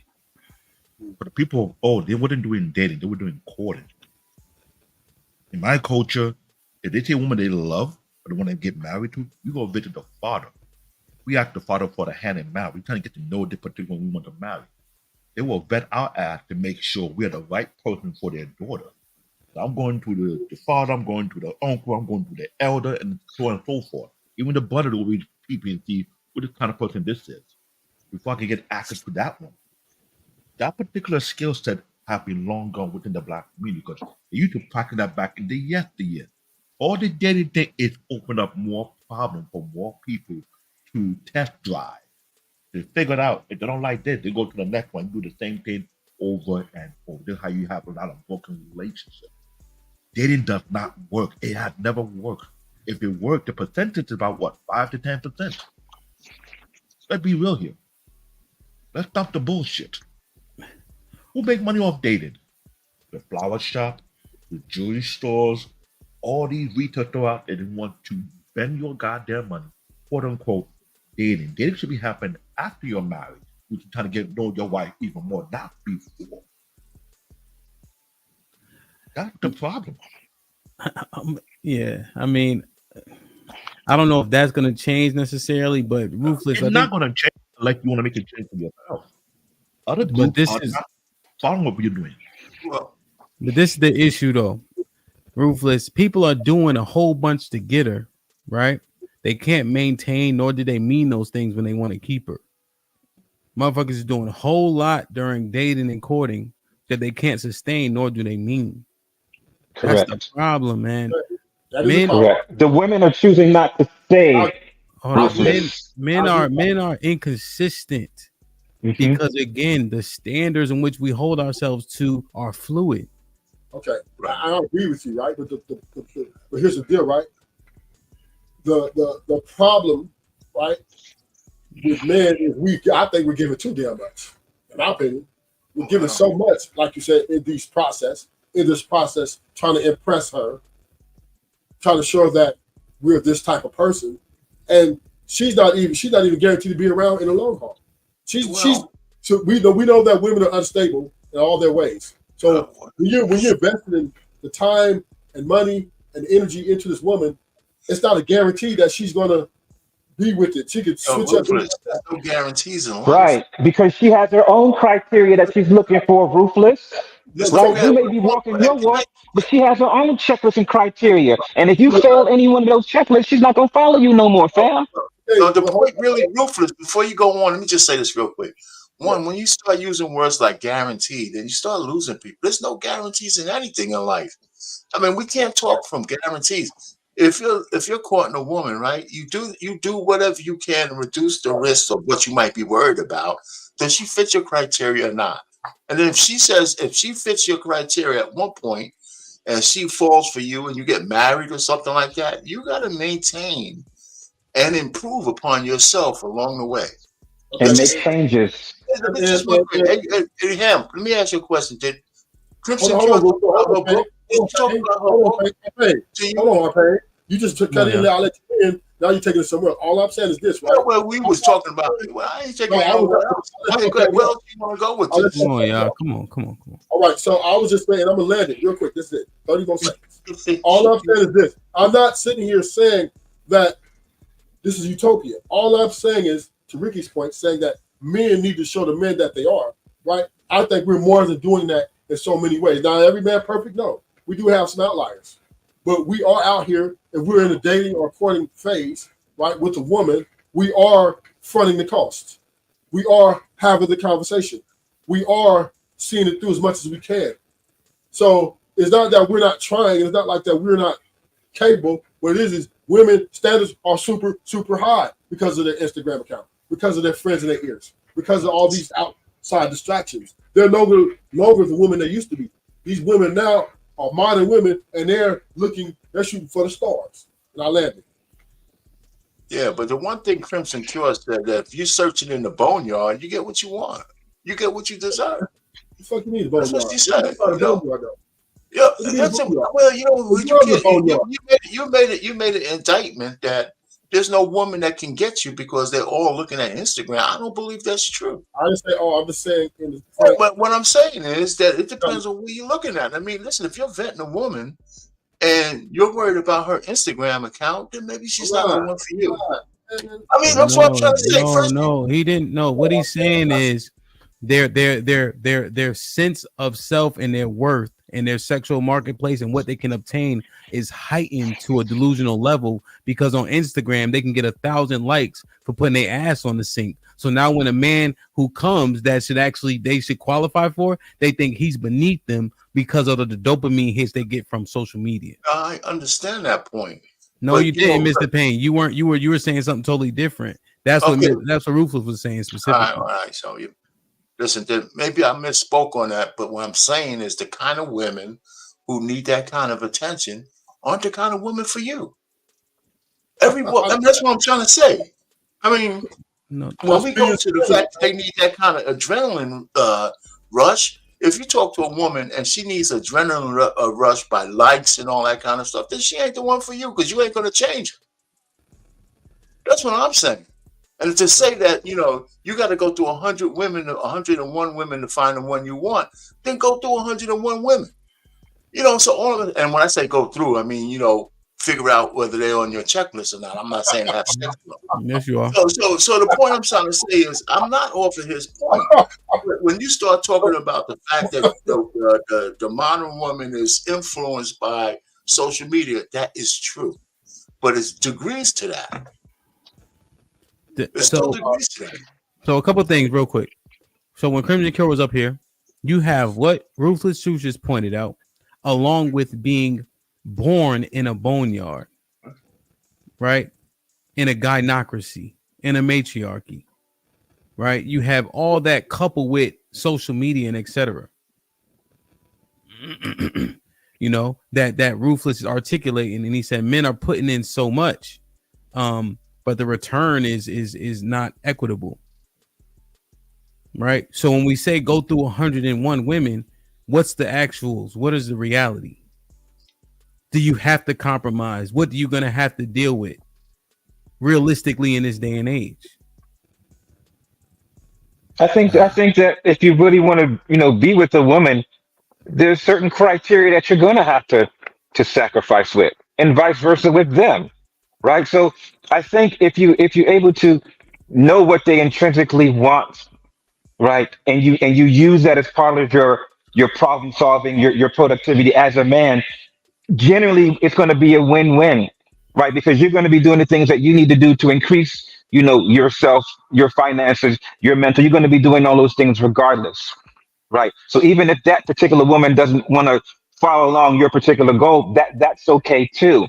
But I think what it is that I believe in this space, a lot of men um, don't want to sacrifice on so much of their criteria. That they believe that they are completely whole, that they believe that they have the right problem solving skills, they have the right etiquette, the right communication, right, the right capabilities. They believe that they are that particular person and that they're not getting the specific results because if they were closer to that person, they wouldn't have, some of the issues that I hear. Because see, the compromise that we What's have to up? make today, the compromise the Yes. men have to make today is more than they had to do yesterday. That's what you just Yes. said. Yeah, I had to do it. Yeah.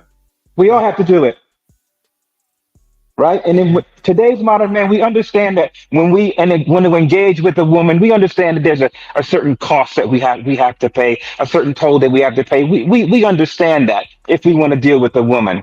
I think a lot of it has to do with getting the right mindset and making that productive for yourself and making that a benefit for yourself. Using that knowledge and that energy like judo to your advantage where you can get the best outcome and the best woman for yourself. I'm gonna make this last point. Is it? We got to be honest about this conversation too. We're acting like women are not taking advantage of the system in place, plus the delusion that men live in. So we're up against not only the social construct promoting women's feminism and rights, sexual liberation, all of those shit, right? Then we got the simps. We're coming up against all these forces that say, why do you have to be submissive? Why do you have to be respectful? If he doesn't like you because you're disrespectful, I take you being disrespectful to me. You God, you're a goddess, right? So this is what we're coming up against in the dating and courting phase. And to T-Pain point and CBN, we have to hopefully, hit, roll the dice and hope we hit. That's all I can say. Yes, Ruthless. Men are going through those things. Men are going through those adversity that you're going through. But you know what? Men are finding wives. Men are finding healthy long-term relationships. So it can be done, fam. It is possible. It can be done, but I think that's what the problem is. I don't use someone like Chicky Bantu for a good example because he and this other guy, the other man, had fathered in their life who constantly having that conversation. They're not only educating them, they're also enlightening them and they have that one-on-one conversation. Great. What I know about those two individuals, my guy Barry, he's 25. Chigabanka is about to be 27. He's not married, but what they view and what they check that is based on what they compare with their father or what they require of a man to be. And I hear stuff like that. It allows me to have hope that these young generations who have father in their life are able and willing to have that deep, hearted conversation and wonder. Not go where you're comfortable just for a cheap thrill. I think that's what the issue we have with today's young generation. Because you have the girls out there, they're flaunting their booty, they're flaunting their top, they're doing all kind of things to get your attention. But if your principle prevents you from going down that route, make sure it be that one principle you stay upon it. Because I think what the problem when it comes to being a man, a lot of men don't have principles out there. They, like you say, it's kind of fluent. Based on how they feel. And men not going to go by feeling, but go by principle. There's not a lot of men out there. There are a good number of men out there that have principle, but not a lot. When there's a lot more, and they say we're not dealing with this type of nonsense, they enforce the woman to make the changes. Right now, like Ruther said, we got the simp, we got the shenanigans, we got the fake men that out there who are adding more to the problem. Men are saying, you know what? In this market, at a false sense of value, I'm gonna go to another different market and find something better. I don't have to really waste my time to go through I can go to another market and there's more of these people that fit my value and my purpose. I think that's what the problem is going. People say, "Oh, that's all these passport bro," but we in a global society. If I cannot find one here in the United States, it's Mexico, there's other nations that's out there. But people are doing that for the longest. It's just that now all of a sudden it's a big thing. People are attacking people for that. It's all based on your principles. That's how I see it. Yo, yeah, I'm gonna tell y'all before Uncle Rick jump in real quick. I'm gonna read these super chats.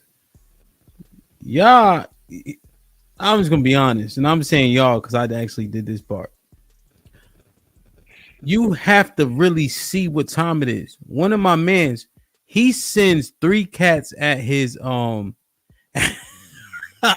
chill. three men at his chick. 3 different men, 3 different prototypes at her to see if she gonna fold. Nigga ride up in a big body Benz. One dude, he got that gangster energy in a pretty boy. And then he do recon. Is she gonna fold? What's she gonna do? You know what I mean? Like but there's no you don't know. You just hoping that what she tell you be the truth. Like when my wife and I were dating, I go DJ, I'll bring her with me, right? We already don't believe a body count number, men don't.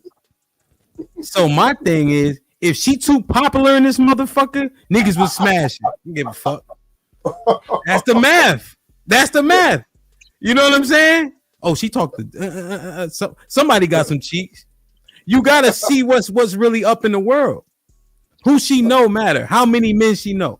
And then my wife had to give up pork, shrimp, crab, lobster before we even got married and all that. You gotta see if they can actually do it. You got these so-called principles. Let's find out if somebody can actually survive. You gotta test her. Because she gonna test you. She gonna test you. So you should be testing her. Yeah. Right. But my belief again is that you attract who you are, you attract what you like. Right. So if you're really looking for a wife, right? If you're really looking for a wife, how long does it take you? Because if you going through 1, 2, 3, 4, 5, 6, 7, 8, 9, 10 women, right? All those women have some sort of quality that you enjoy that attracts you to them. Right? you only gotta find one, but the one you want more than likely is not in the package you like. Yeah. This is just the way it is. What y'all, I don't see how men don't understand this, especially when y'all was younger and y'all heyday, and y'all say y'all understand pretty privilege, right? Understand that certain women come with certain attitudes, just like certain men with certain resources come with certain attitudes. Shit like that. The same way y'all can sit up here and understand and look at Fresh and Fit, right? I'm sorry to shout them out, but they're a great example. Y'all look at them and be like, oh, those guys are geeks that finally got money. That's why they move the way they move. That's why they act the way they act. But y'all can't see that in a pretty woman who been catered to her whole life and thinking you're gonna be able to walk in there and not give her a certain lifestyle. Yeah. How much? What are your principles worth? Because that's what y'all doing. You sell them. Because if your principles really were what they were, if you found those principles, you will lock them down in a second. You will lock them down in a second. But that's your homegirl that you put in the friend zone. Right? Wow. The girl you got number 9 on your roster, right? But she the one whenever you come over, the dinner's is cooked, her house is clean. Right? Oh, like that, Richie. Stop. What I'm saying is that everybody need to just stop lying about what they really want. Some of y'all love them hoes. That's why hoes have a market. Some of y'all ladies love these dudes that pump and dump you, because if you didn't, right, they wouldn't have a market. I'll give you that. You're right about that. I cannot argue that one bitch. I agree with that. But why y'all put us on blast though, Ricky? Put you on blast. Share, subscribe, tell a friend, tell a friend. Hit that like button right now if you can. It helps the channel the most. Salute to Miss Parker with the $2. Says, y'all here trying to be tamers and trainers. Nah. Maurice Clark with the $2 says, did you time me out? No, nobody gets timed out unless they being egregious. We don't do all that. Rebel Rose with the $5 says, Uncle Rick is right, but women know what you stand on in public and what you stand on in private are not the same. Most men are simps privately. Anything for the pussy. Jesus Christ. I hope not. But Rebel probably right, but I hope not. Uppity brother with the 10 Canadian says, black women have well-known contempt for black men through deed and rhetoric. The 70% single mom rate, mate choice, rearing of males in rhetoric. Work in tech. Every black man on my tech team is $200,000 a year, but it's a personal issue. My fellow Canadian brothers. Yeah, I think, but that's what we were saying. The 200,000 we thinking is enough. No, not in New York City. Sorry. No, not if you've been doing it for a while. You've been doing it for years and years and years and years. Yeah, but not even the money part. We think that that should buy us what we want from a woman. We think the money that we earn should be enough for to say, look what I've done. No.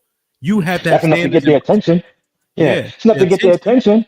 You'll be able to get her. Can you keep her? Do you want to keep her? When you get her, what does it look like? You know what I mean? Yeah. It's tenfold, not just the money part. I mean, it's important, no question. No, Lauren Mack with the $10 says, I'm starting to think that men prefer talking to men over women. How will y'all connect with one you're attracted to if you never talk to them, let alone listen to them to understand? Really? Yeah, because I think. Hold on, let me go ahead. Swai with the $10 says, after years of dating and marriage of 13 years, saving money is a true love. LOL. I really did not know how much money I was spending. It's hard to go back now. That's my thing now to committing. Amen. Otis with the $2 says, peace to the panel. Great topic. Salute my brother. Daryl with the $10 says, the black woman is God. Salute TMB. See, this Palace with the $5. Black men do not compromise. It's your way or the highway. Don't listen to these guys. Talking about giving up your power to the woman. Ruthless is 100%. I think Caesar Palace might have got here late. Uppity with the 5 Canadian. It's so bad. Pro black Sims, Umar, and Boyce are admitting to what black women are doing. Kasim, 50% herpes rate, 70% out of wedlock births, $5 net worth. You're not helping black women. Jesus Christ. I'm trying to understand what Lauren was saying. That's funny. So, can I ask you a question, brother? Sure. And everybody on the panel, do you think that a man, like we talk about being prepared, right? But one of the things I think that a lot of guys aren't prepared to recognize the right woman when they see them, especially if every woman was like a pork chop to you. You know what I'm saying? I mean, so you got to be, your headspace got to be right to recognize the one you want, though, as well. You don't think so? You're correct. What's the question specifically? Well, the question is, do you think that that's part of it? Like a lot of guys, if you ask me, you ask me, let me just say it. If guys are intending on the guys want to get married, right? You got to find a mate. You got to find a wife. Yeah. Don't you think your head has to be in the right space to recognize the right woman when you see her? Yeah. So if you just smash it, every chick you come across. Wait, well, let's answer the question. Okay. To a point, yes.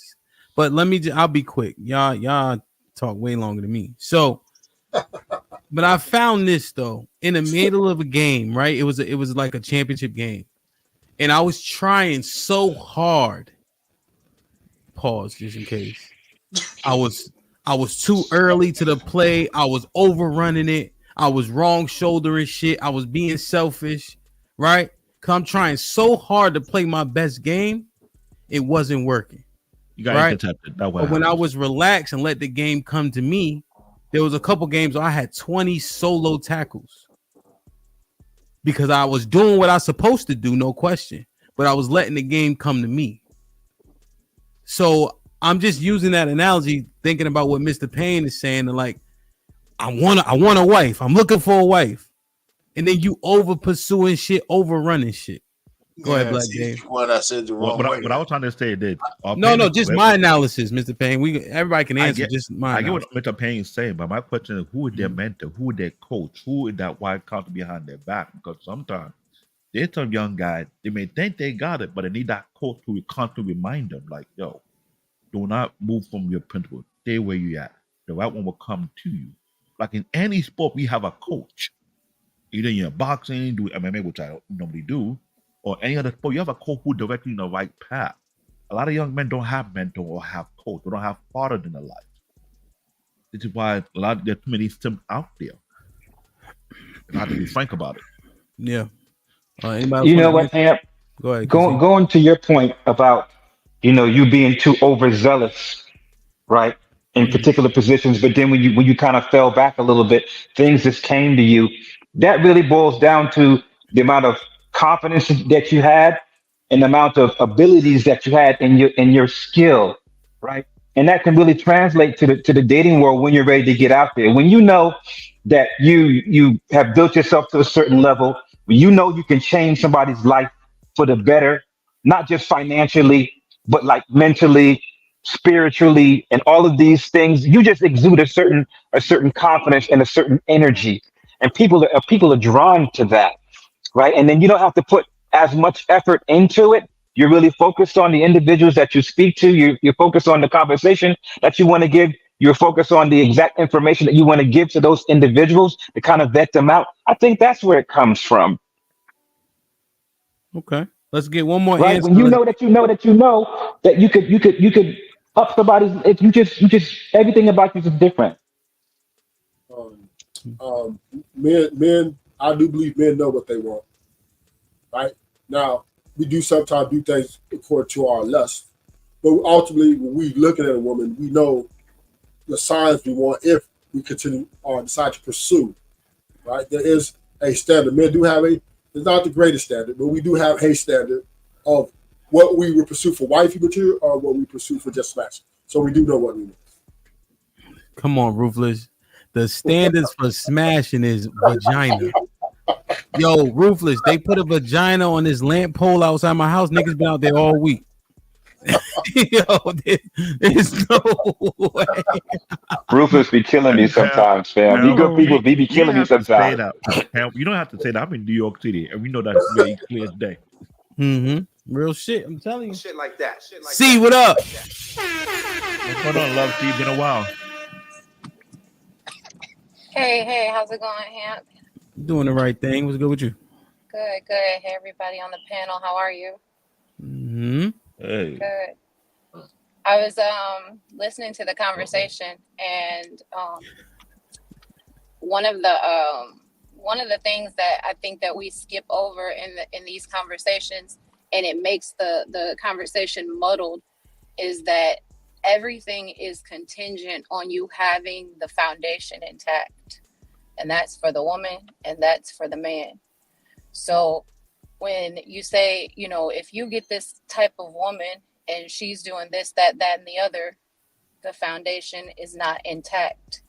If you go into a home, you'll hear realtors, when they visit a home, they'll say things like, cosmetically, it may not be sound, but the foundation and the bones are intact. Yeah. And so then you can renovate and you can build, you can fix the cosmetic damage. But if you know anything about a foundation, if there are cracks in the foundation, it's a costly thing to fix that, to have someone come in and fix the foundation. So I think what happens a lot of times is we do things out of order. You meet someone and you begin to have sex with them, or you begin to spend money on them. And then after you've invested something that's important to you, you see the foundation is not intact. And now you're upset with them for not doing the work that you wanted them to do, that you should have done in the beginning, which was check the foundation. See. Yes. Question. Now, when Crimson was up here, she was saying the boneyard for the majority of our women is inevitable because it's the construct in which they grow up in. We overwhelmingly come from single mother-led homes, right? So it's going to be more often than not that the foundation is going to be broken. What do we do with that, which would be the majority of our women and men, but just in terms of for the men, what do we do? Because we know the foundation is going to be I mean, it's gonna be tough. What you think? So, in my opinion, it's not for you to fix someone else's foundation. She knows what she comes from as well. She has to fix her own. She's responsible. Those 10 life values, I'm responsible for my own. I'm responsible for my own spirituality, my own health, my own appearance, my own dwelling, my own mobility, how I present myself to the world. I'm responsible for that. And so I can only get the caliber of my mirror, right? So I know what I need to fix. Now, there are things that will be fixed within that marriage or within that relationship. As a man, you have to know what is it that I can and cannot teach. Everyone can't teach. Everyone can't repair. You may have the capacity to see a woman and say the foundation is a little off here, but I can work with this. This isn't going to be detrimental to my vision. But you have to be so sold on what it is that you do. For example, Hemp, you're an entrepreneur. If you had a woman that was sound in every other area, but she needed you to be there with her constantly, that wouldn't be okay. That would be something that I can't build that part of your foundation, because I need to be able to move and know that the home is secure. So just knowing yourself first when you go into the ordeal allows you to be able to say what it is that you can and can't work with. But to fix your broken foundation ultimately lies on you. That's your responsibility to get to know yourself and what you need to do. So see, okay, Well said. Yeah, that's solid. I'm fine. I agree. But I'm finding issue with it because of the vault. So so right, and you know, football makes sense for everything. Everybody should play football. Men, women, goats, everything. Right? Yeah. So I get kids, right? They come from the little league, right? I had to cuss out all the little league coaches. I said, "What the fuck are you teaching these kids? They don't know shit. I'd rather them play soccer than learn football from y'all." Because I had to reset them, break down the bullshit, and get them to where they needed to be, right? Because the foundation was so broken, but I was able to do it. 2 of them are going to the NFL this year within the top 3 rounds, right? Now they have the bodies to do it. You know what I'm saying? Like big, strong, D linemen, right?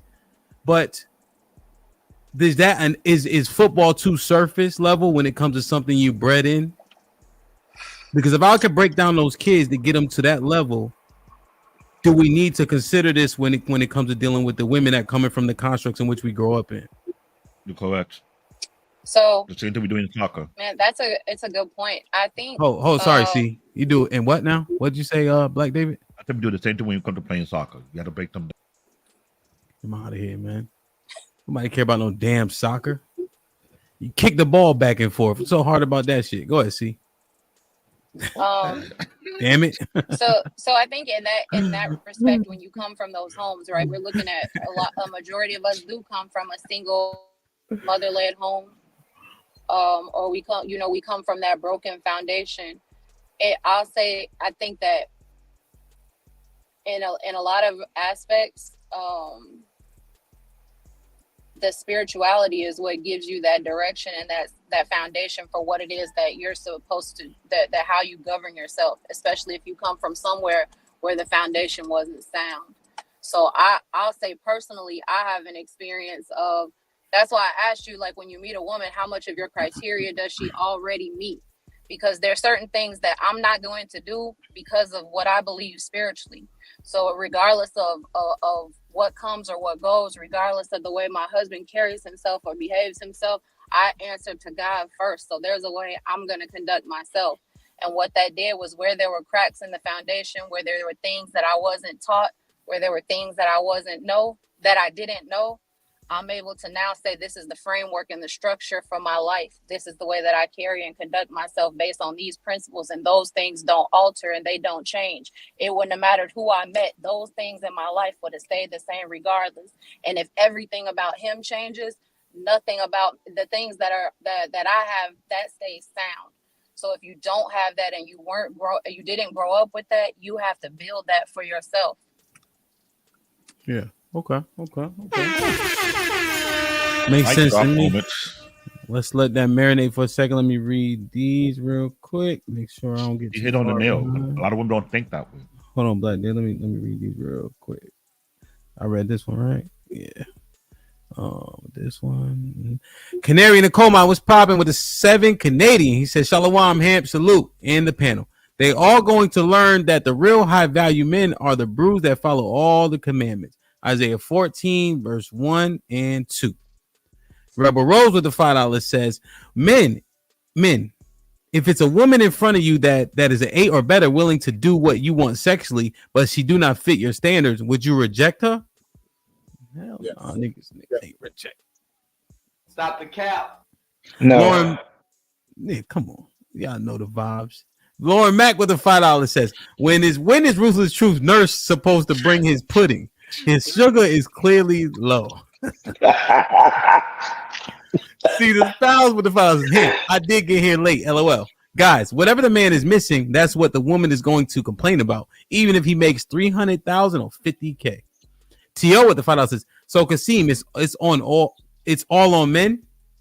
And said you don't have the respect issue with women. You don't see respectable men get disrespected by women on these panels.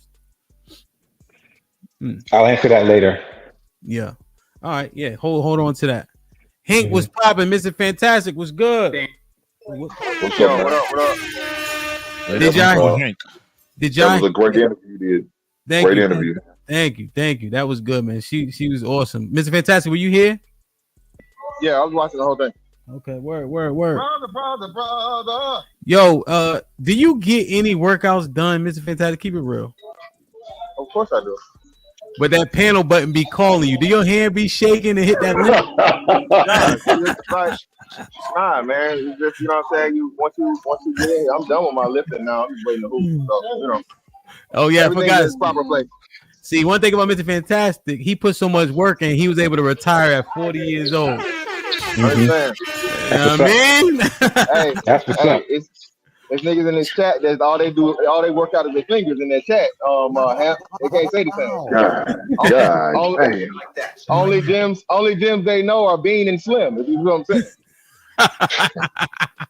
saying. Hank, what's good, man? What you wanted to comment on? I had actually, Love C kind of hit on it, but go ahead, Hank. No, what I was gonna say is any woman that you get, you got to deprogram her. You're gonna have to. It's a must. You know what I'm saying? Now, like Love C said, hopefully she has the foundations in order, so that's gonna really help the situation. But you got to deprogram her and put up under your program, because she's already been programmed by somebody else, either by her father or or some other man that she may have been with. So now I'm gonna have to reprogram this woman in order to fit my program. Every man's gonna have to do it. If you don't, you're just gonna accept whatever she gives you, and you're in trouble. Can you date a woman? Let's say you are a Christian. Do you think it can work out with a Muslim? Yes. Yeah. Yeah. Mm-hmm. How come? If someone would have to, someone would have to concede to a faith. Sing. God, hey. I see he want that mic bad. I got you. Yeah, I think you can, because as a man, I'm the man. If I'm a Muslim, she's gonna have to acquiesce to mine. Else she wouldn't be my wife. These changes gonna have to be made before we get married. If she's not willing to make those changes before we get married, then I'm not willing to marry her. I'm not gonna bless her with my last name if she's not willing to make those changes. So no. No, it can work, because I'm going to change. I'm gonna reprogram her. So yes, it can happen. Let me ask you a question. Is she still going to be a Muslim after you're done? No. She's going to be whatever I am. If I'm a Christian and she's a Muslim, she's no longer going to practice Muslim religion. She's going to practice my religion. Now, if I'm a Muslim and she's a Christian, she's going to practice Muslim. Okay. She has to acquiesce to me. I'm not going to acquiesce to her. Now, if I'm an atheist, I wouldn't expect her to acquiesce to me. Can it work with a Muslim and an atheist? I don't think so. Now, if the man's atheist, no, I don't think so. No, with no type of foundation, it doesn't work on those type of area. We have that in the past. It's not that simple. Why would it work if the woman's an atheist now? If you're a Christian, because it's her job to change. Pain. I know you used to acquiesce to women. That's not how it works. No. I'm saying, but you say, well, I was just using your whole thing. If she was 8 years old, you're saying she would have to change to be a Christian. So you wouldn't marry if she was an atheist if she didn't want to change. No, she's got these changes. That's why I said the change has to be made before we get married. I got you. I just wanted to clarify. Okay, right on. I got you, brother. Go ahead, Kasim. I know you. I got you. Kasim, you want to say something? I'm gonna ask Mr. Fantastic too. No, man, I'm good. Oh man, don't get no damn attitude, brother. I don't have an attitude. This is my stoic face. I'm always like this. I know that's right. I know he ain't got that turtleneck on today, Hamp. That's why he's feeling that kid. Oh no, big brother Hank again. Oh, Hank. Wow. brother. What's up, Mr. Fantastic? Yo, what up? What's going on? What did you think, man? You good? Nah, it was a good interview. A couple of things, but Hamp, it's crazy, bro. Great minds think alike, right? Because I was going to use a scenario to ask you the question, but you literally used what I was going to use. Where you had to Hold on, Mr. Faz, where you at? I'm in, my bad. You got no feedback, my bad. Hold on. Yeah, it's kind of loud. But... Yeah, he in the gym, basketball court. And look, his head almost hit the top of the fucking thing, yo. God damn. All these tall ass brothers, right? Yeah, man. You said what? Go ahead. Yeah. So, you say you had to go into the football program and literally like reteach the kids and set another, foundation, right? Mm-hmm. So this is the thing of what I'm saying, right? And I'm cool with the men's accountability, but the definition of insanity is doing the same thing and expecting a different outcome.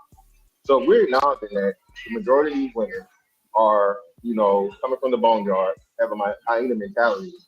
Why do we keep telling the men that it's our job to, first off, the man has to still weed out and find the minority of them that are not coming from the boneyard, do not have the hyena mentality. And then on top of that, when you find them, you have to a lifetime of coaching and testing and all this sort of shit and so on and so forth. When are we going to, are women children or are they adults? You know what I'm saying? Yeah, I understand. Okay, so and then even better when we say this thing, right? They did this to me on your platform where it was like, said, okay, well, if the woman is no longer holding to your standards and you as a man, you stick to your standards, fuck losing the money, right? Fuck sacrificing and not getting no ass in marriage. That was my issue, probably. You know what I'm saying? But come to find out, the majority of these OnlyFans subscribers are married men. They said like 90%. You know what I'm saying? So when I made the stand and say, well, hey, look, she's no longer on my program, and I wasn't willing to go back and do this whole teaching thing or whatnot, what have you, especially after a certain amount of time, to where it's expected, the standard is set, you expect to follow that standard. I leave the situation. Now, you abandon your family. You're not being a man. You're not being a good leader because, well, what's in it? You can't have it both ways. And the men are the only ones that are being, chastised, even when you look out for yourself and you guys, and he does what you say he should do. If a woman's not in the man's program, she should be able to fucking, outside of biblical principle, that's a whole different thing, you know what I'm saying? But outside of biblical principle, that man should be, hey, listen, you're either going to do what I need you to do, and I tell you and want you to do, and I provide for you to do it for no reason, or I'm just going to move on, and go on about my way. But when the man does that, now he's the villain, you know what I'm saying? For simply sticking to the principle that you guys say. So like I said, it's a constant thing where the man is in a catch-22. He can't win for losing. No matter what he do, he's still going to be at fault. Yeah. And that's what Ruthless and I were going back and forth about in terms of respect. Talking about the baseline is respect. Whatever, like you said, biblically, whatever we feel about it is one thing, but in terms of what you did, your respect was worth more than the risk it take to get a divorce and shit like that. Period. Yeah, exactly. And like I said, even when I held myself to that standard, held the whole situation to that standard, it was funny, or it was somehow a loss or L or whatever. When again, this is what I'm saying of the men's understanding. We done with this 1900s mentality, bro. we done with this motherfucking happy wife, happy life. It's cheaper to keep her.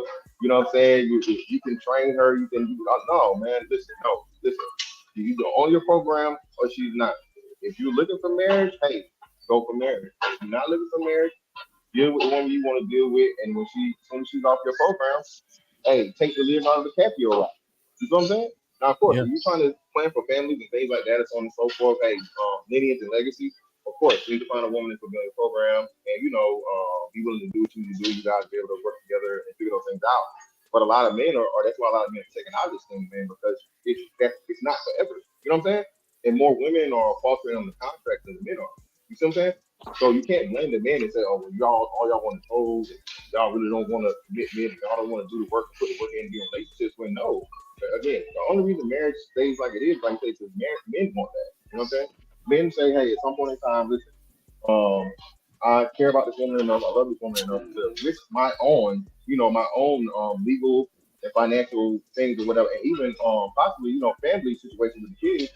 I trust this woman enough. And then, like you said, the women said you can never trust a woman.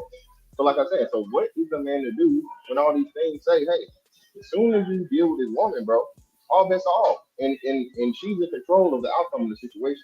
You know what I'm saying? Yeah. No, that's definitely. Then what are men He to got a do? point. You got it. I would honestly say then focus on a long-term relationship without getting married, right? I do believe that men can, get women to be under that program. There are women that want to do that have the same views as marriage. They don't want to do it. They don't want to have any children. I think you should maybe try to find those women, but you can still have happiness. You don't necessarily have to quote unquote be married in order to get the benefits of femininity and what the woman does. Just do what's best for you, for what your life trajectory is and what your program is, and find happiness in that, man. That's what I would recommend. Yeah, but men are doing that. Society is chastising men for that because that's why the marriage numbers are down. Everybody wants to say, and now, as women do, oh well, I don't want to be married anyway. It's not you don't want to be married; it's that men don't no longer want to, be married. So the women are just picking up, and now they're saying, oh, well, I don't care about marriage either. You know what I'm saying? Right. So But I think it's constant. My bad. but society benefits from you being in a healthy relationship with your girl, right? Society will benefit more from that, right? Because that energy that you guys radiate, other people will see that and want to be inspired to have that and want to be a part of that. So your health and your relationship is a help for society as a whole. But Kasim, do you think that? See, that's the hard part. I think what you've achieved is few and far between. Absolutely. There's something to a woman walking around without that ring on her finger, without being married, that makes a difference to her. And you know what's ill? It make a difference to you too. Not you, but men generally speaking. But So these things are it. I think that's a harder road. And then the correlation I want to add, you can answer then Uncle Rick. The correlation of being the most successful people in our country are also the most married. There gotta be something to that shit. Go ahead. And those ones right, got married early on. They're younger. Not when they're right. older. I think if you have to be really real and honest, right? If you are, a man that's willing to do that, and you're at a certain age, you have to have a little bit of the expectation that nine times out of 10, the woman that you're looking for she's going to be a little bit older, right? Depending upon where you are in your age. So she's going to have certain life experiences. Maybe she's already been married before and she doesn't want to be married again. Maybe just her way of living, her way of life is like, you know what? I have a lot to give as a woman that I can give to a man, and I don't necessarily have to quote unquote be married, to him.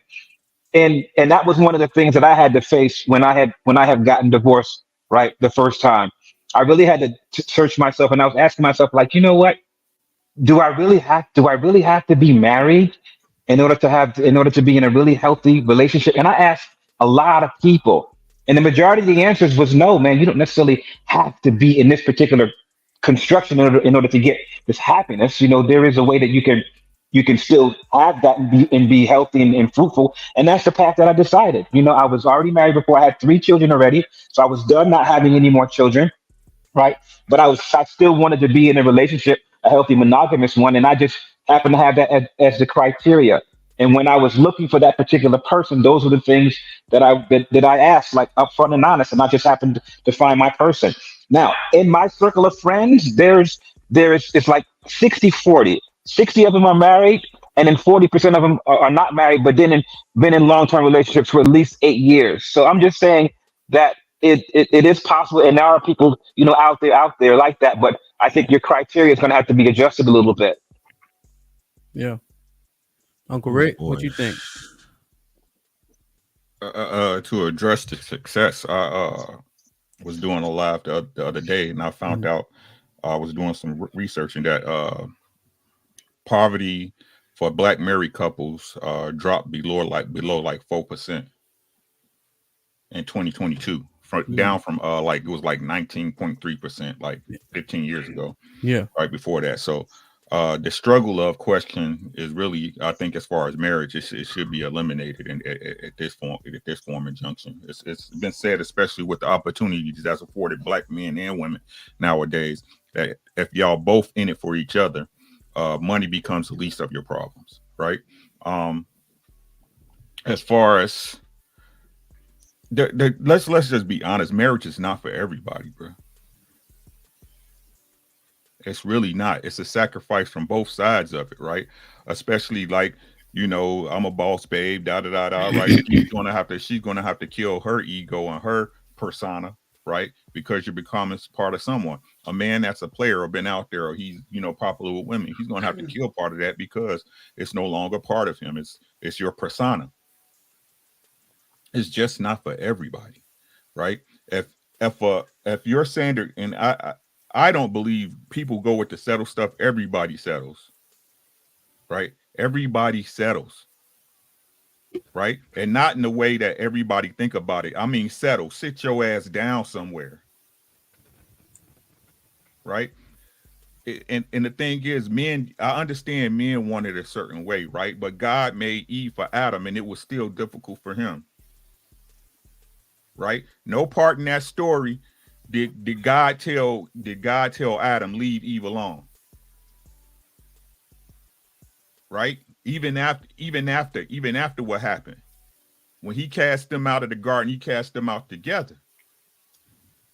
Now, just say, if you're willing to just say, hey, I'm not willing to do that with a person, that's cool. Can we please stop hiding it behind excuses, ego, and whatever? You just not good with being with another person and sacrificing or putting your ego to the side. That's cool. Stop making excuses like it's something else that's going on. These things are out here, and y'all know me. I hold men responsible for what they should be doing. I hold women responsible for what they should be doing.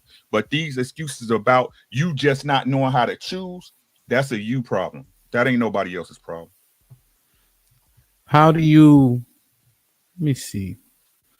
How should a man go about vetting a woman? You got to test her. I don't care what nobody say. This is my understanding, right? You'll find out what type of man you got when he has everything. You'll find out what type of woman you got when you have nothing. Right? You never know a person until you go through the fire with them. That means putting them under some type of stress and strain. Now, what people say, oh, you shouldn't play those games. This is not a game. It's never been a game, right? Because your woman is going to test you. It might not seem like a test to you. It makes it seem like, oh, it's just some honey-do stuff. But your woman's testing you, bro. They just move different than us. So if you don't put your wife through certain strains, what's going to happen is when the chips fall and something happens in real life, right? You're gonna fail. She's gonna fail you because anybody can stick around when it's good. Everybody's dope when the liquor's pouring, right, and the money's flowing. Everybody's dope then. That is true. Yeah, man. Shit like that. You cannot argue that because I think that works with missing. Well, love you was Black Dave, you married? Yeah, married for 13 years. How you test her? How'd you vet her? I'm not sure they even want to hear that I got to say because being an African guy, I don't play around the bullshit. I do test. Black Dave.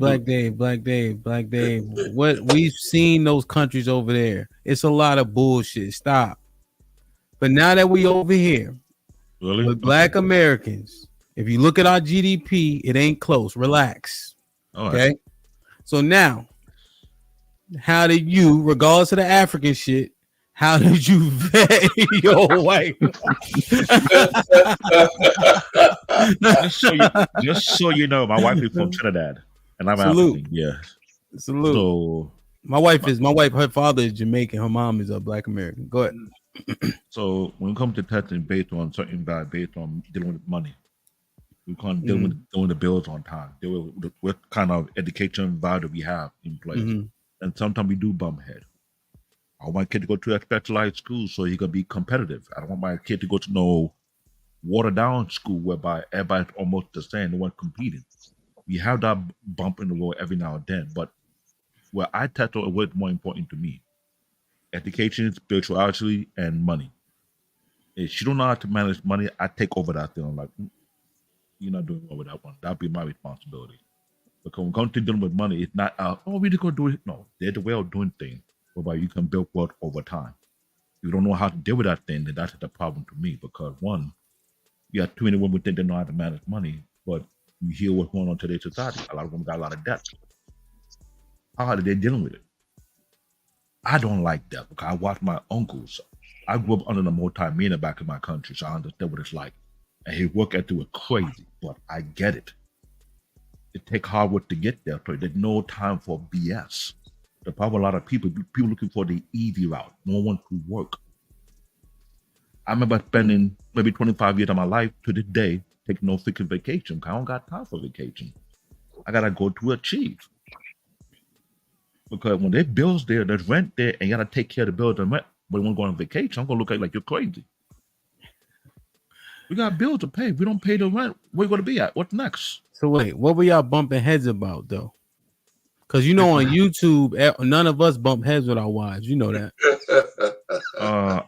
Bullshit. I bump head on something realistic. Because one, it's probably about going on vacation. You ain't getting to go on vacation. If you don't go on vacation, if you're 2 months behind rent, I'm not buying that bullshit. Because by the time we come back, we get evicted, then what? We're going to tell you, it's my fault? All right, Black Day, hold on. Let me read these guys. John the Baz with a file says, if she's willing to leave the Muslim faith and be a Christian, it can work. So then it can't work. Dating pool with the $2 programs have to be palatable. Let me think about that. But that's HQ, so you know, it's probably somewhere a windmill somewhere in there. See, the Baz with the $2 says, thank you, Hank. Come and save today. Facts. The dating pool with the $5 says most single men don't have a program, and if they do, it's unpalatable. Martin Luther King with the $5 says love she look like Bruno Mars. Damn it. 187 with the 2 Canadian. He said, you're Jamaican by insertion. Hell no, it's the other way around. We went to Jamaica. They start speaking that gibberish. She couldn't understand, and I couldn't understand. I said, yo, babe. Put him in the fucking bedroom. Get him out of here. Come on. I said, man, you the worst Jamaican I know, bro. Wow. Yo, As A with the 40 ball says, hey, fellas, I Miss Crimson. Had an appointment, ellipsis. Please tell me one advice she wants a woman to do or to avoid or be like. Please tell me one advice she wants a woman to do or employ or be like. This is a 40, so I'm going to treat it like a 50. And when I'm feeling broke, E and J by my side. Black Dave, you can't hear the music? Answer a question? Hey, this dude don't go on vacation. You know he can't dance. That's true. And when I'm feeling broke, E and J by my side. See, your ears don't work either. Let me put her in the middle. Hey, don't stop. And when I'm feeling broke, E and J by my side. Henny like $40. This shit like 25.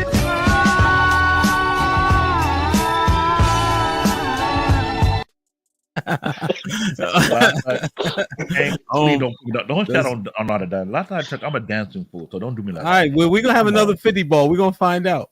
Mr. Payne, what you think about that question? What was one thing you pulled from in terms of what Miss Crimson Cure said? I would tell anybody who's asking about Kristen Cure, especially a woman, to go read her book, Reclaiming the Black Feminine. Matter of fact, I bought copies of that. I gave them to my wife, my daughters, my sister, and I read it myself. So, and all those charts and all those things she has is in that book. Okay. Right. And to answer your question, Hamp, when it came to the vetting, Crimson Cure has a really good vetting staple called the 4 T's. The first one is time, toll, threats, and then troubles.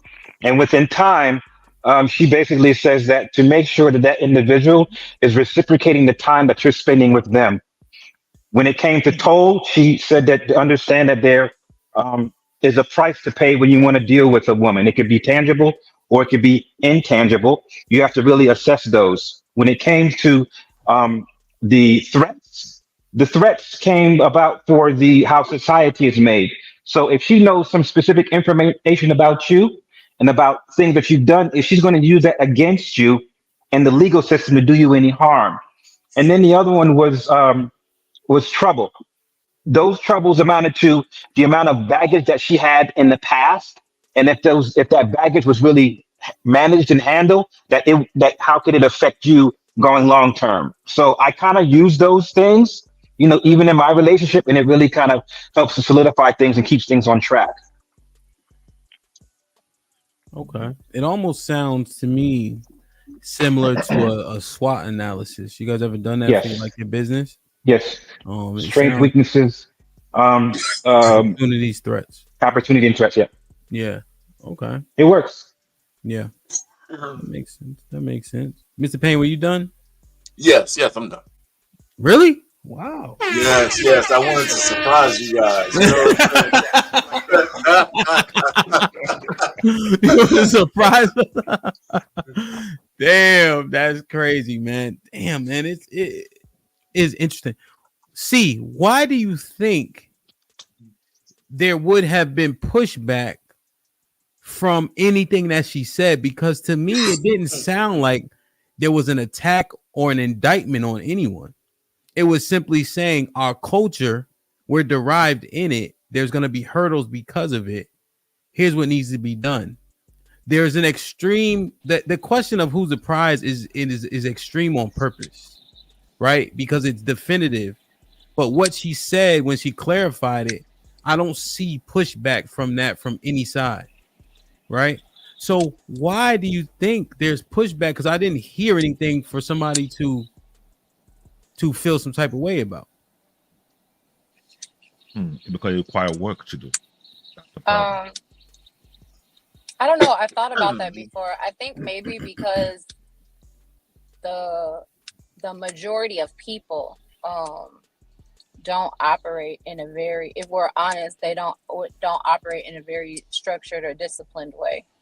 So we're quick to say 80% of women come from single family homes. And then what kind of home does their brother come from? Mm-hmm. So we all have those same issues. And so it's some of the things that she says, it's like a gut punch. I've listened to her before and felt that that it hits home, right? And you have the option when you have those experiences, when someone tells you the truth about yourself, you have the option to deny it and become defensive, deflect, put blame on somebody else, or you can sit down with what you saw in the mirror and not forget who you are and go to work on yourself. And it's so much easier to not go to work on yourself, but to ask someone else to change to make you become suitable. And so I think when that is what I believe the majority of people are. The majority of people want life to conform to them for their comfort and their benefit, male and female. So when you start telling them, hey, look, you're selfish, you're greedy, you are inconsiderate, they look and they like, no, you ask for too much, or and it becomes a deflection. So I think that's where a lot of the pushback comes from. It's an ugly thing sometimes to look at the change that you have to make and the work that it'll take to get you there.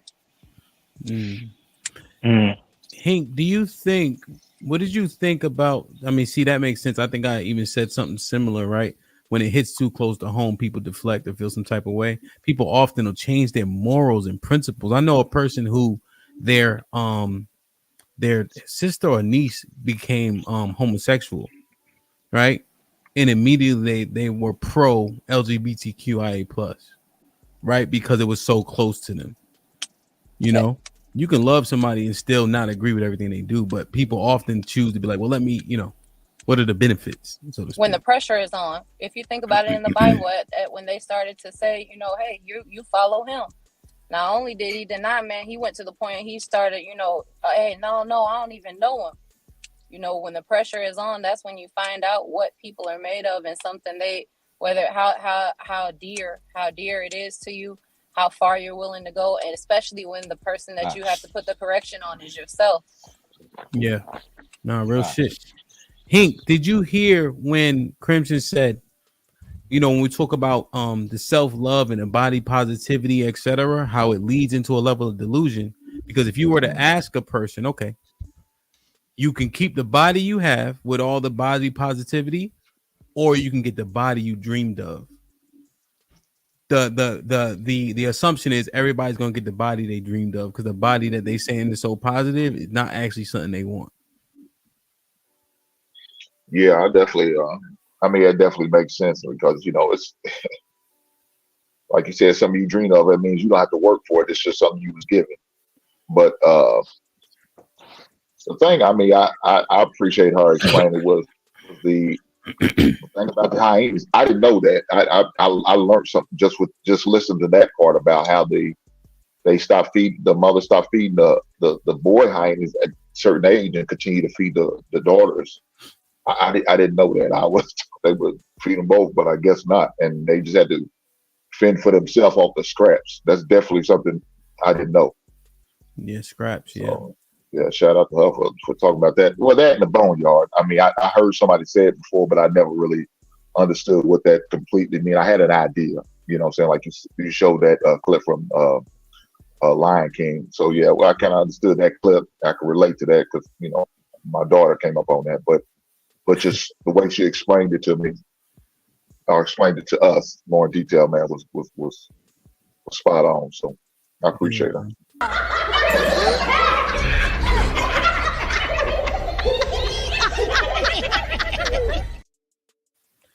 Sound like the sisterhood. Go ahead, Uncle Rick. You want to say something? Dang. Oh, I thought you unmuted. Okay. No, man, it just damn, that shit interesting, man. Kasim, you say something? I was going to ask the men on the panel that happened to be here to watch Crimson Cure give that explanation.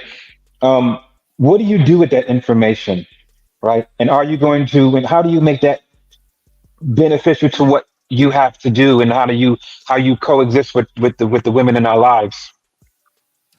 Teach my daughter to be better than that. I'm a father and a grandfather. Well, I guess to make sure that. Well, I guess men who's probably already married, hopefully they already had some of that information already, and you shouldn't have to teach her anything.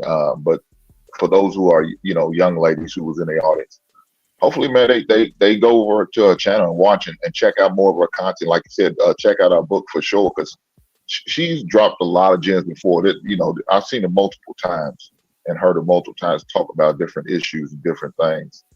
And she's a sister, man, that men always talk about they need in this space. She holds other sisters accountable. She challenges them. She encourages them at the same time, but she's going to, hit them with some tough love as far as teaching them. Yeah, but and she takes the body blows too. What was your wait, Kasim? What was your question again? My question was based upon her explanation of what a boneyard is, and the video that we saw correlating that. Now that we have seen that, how will we use that information and our knowledge to our benefit going forward towards our women? Our women? I'm sorry. I don't sound like I really answered women in genuine. So right now that you know that visual, and now if you didn't know how to articulate it, how you were feeling, but you've seen it in your life, right? You know how they act, and now all of a sudden this visual made it really clear as far as how it's a picture in your mind. Now that you have this information, how much do you think it's going to affect the way that you interact with women now? well, I know as far as for me, not for other women. I'm sorry. Go ahead, Ann. No, go ahead. No, what as I'm gonna, well, my daughter, I can't even do that because she's already married. So I guess, well, any young ladies in my family that I would definitely encourage them. I know they talk about being alone and being a boss bitch and all that. It sounds cool, but it's not as really cool as you really think it is. So being alone is really not a hip thing. It's really not the thing you really want to be with. And if you can find the right man who's going to bless you with his last name and bring you into his fold and under his program, you're better off doing that than just hanging out being a bunch of goddamn golden girls. I would say that I'm gonna tell you real quick. If you're being alone as a female, let you trying to build yourself and build your character and build your substance, that is okay. But if you're being alone just for being alone with that, well, I don't need a man mentality, then there's something wrong with that. I mean, something's wrong with your foundation. Because when you were taught when women be alone, it's there to build themselves up, to get themselves prepared to be a wife to somebody else. That's one of the nature when women spend time with them, spend time figure who they are as an individual, see what they have to offer. But if you're just being alone just to be a hyena, then you got a problem. Can I take a shot at this, Sam, real quick? I'll be real quick, okay? Right. Listen, based to what Kasim said, listen, one, hyenas are kind of unique in nature by their structure. We know that matriarchal, gynocentric hierarchy doesn't work in mankind. Both ways. Neither women nor men like us, humans, we don't operate that way. We just don't. And we're naturally, the men should be, and forget about all the social media and stuff. Women gravitate to men who are natural kind of leaders. They just do. Right? And that's the way it's supposed to be. And if that's secular world, in the biblical world, it's definitely not a matriarchal system. So what she was trying to say is you got to compare and contrast. Now, you can't force a woman to be deprogrammed. She's got to want to be deprogrammed. And she'll tell you that herself, because any woman who cleaves to a man, who really cleaves to the man that she admires, she wants him to be a leader, no matter how much of a boss chick she is. And they say that themselves, because they always complain that they can't find one. Right. So anyway, so I think that's what she did. She used that as a compare and contrast kind of thing in terms of, right now we're acting like hyena class because men are acquiescing to the women much, much too much.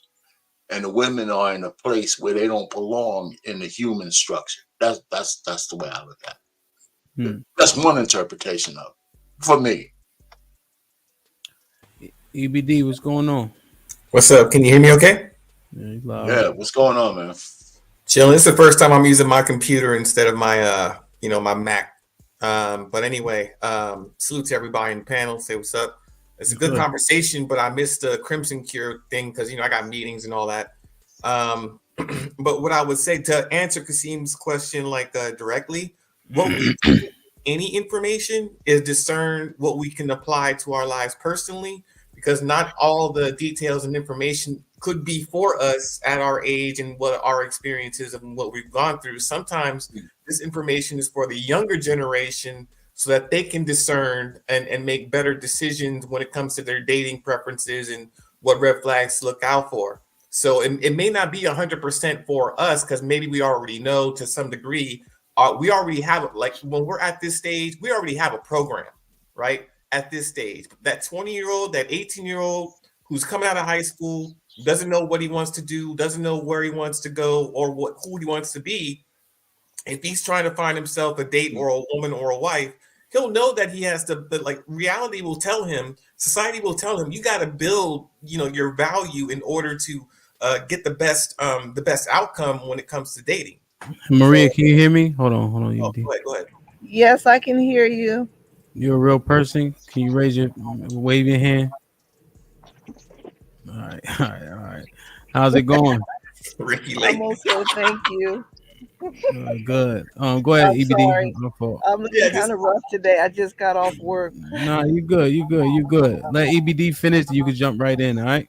Yeah, I got like Okay. less than like a minute. That's what I would say though. When it comes to information and how we apply it, I would say everyone needs to listen to the conversation, and then people become better educated going forward in what kind of woman they do or don't want, either long term or marriage. I like it there. Right. Yeah, that was good because that was just my thing of how people would apply it because it could go completely left where they could kind of bring it out in the face. Oh, I know what you're trying to do to me. You're trying to starve me out. I see how you give more favor to my sister than you do me. You're trying to starve me out. Yeah, I can see how it can go that way based upon how you take it. But I also see how it can go in a beneficial way, understanding of how they are and how they operate, and using that to get the best leverage for yourself as much as possible. So thanks for your explanation, man. Yeah, no, I think that's right. But I'm trying to assess when you said it's for younger guys, but the average marriage is happening at 32. And then also when we hear ourselves talk, we say men are hitting their stride at 40. So I would beg to differ. I think this information in terms of a meaningful relationship does pertain to people in our age bracket.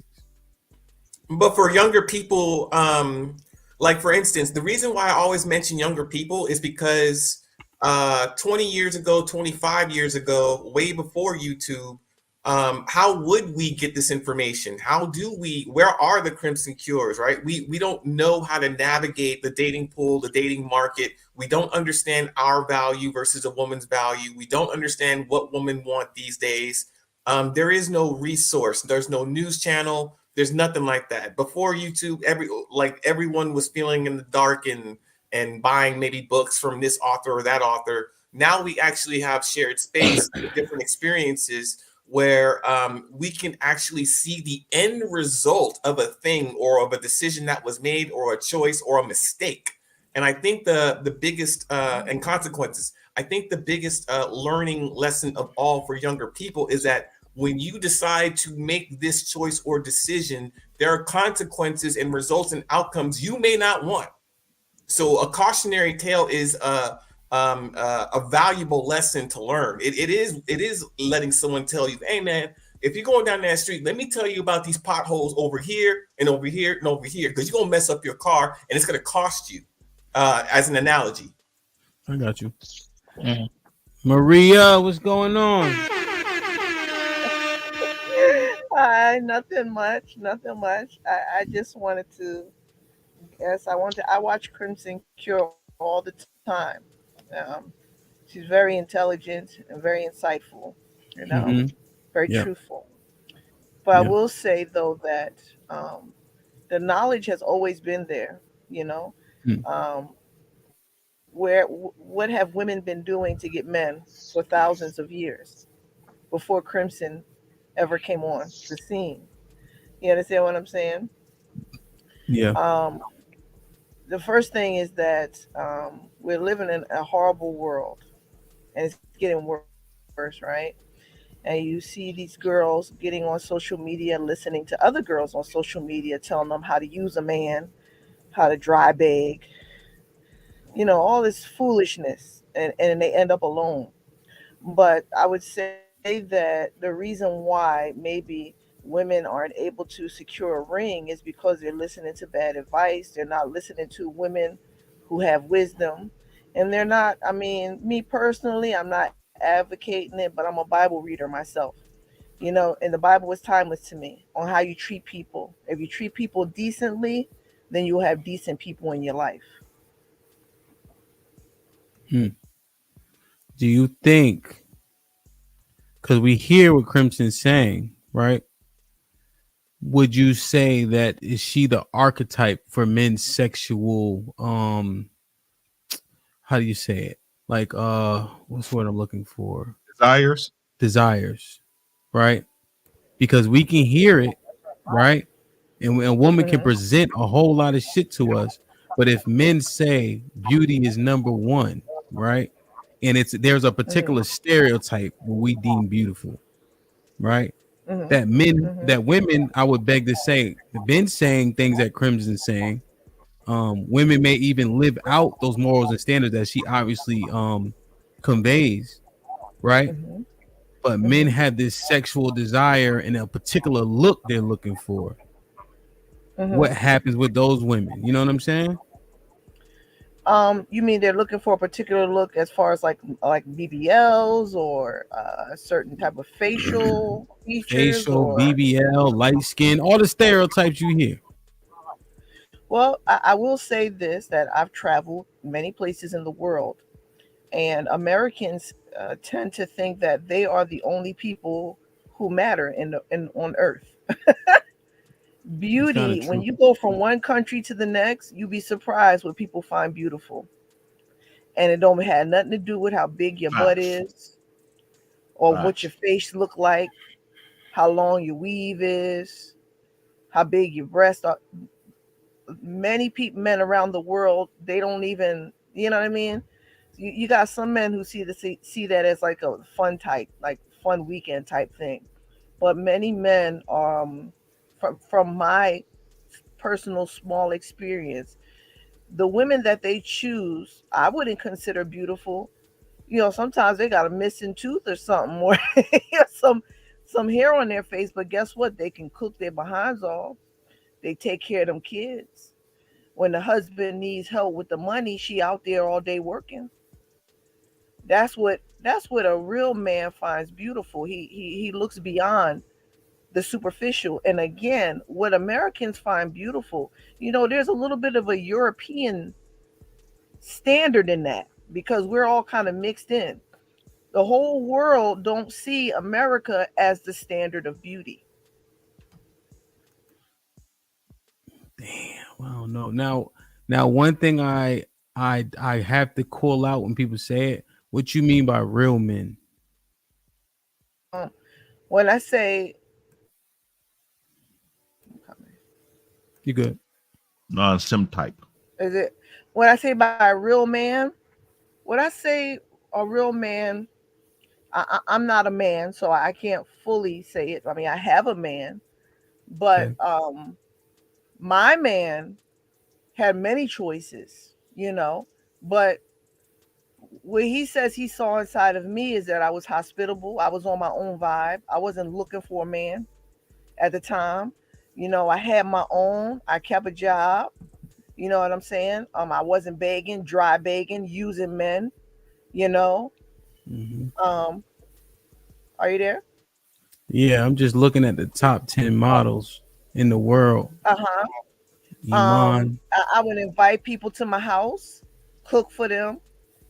Let's play some spades. Let's play some Uno. You know, let's do some karaoke.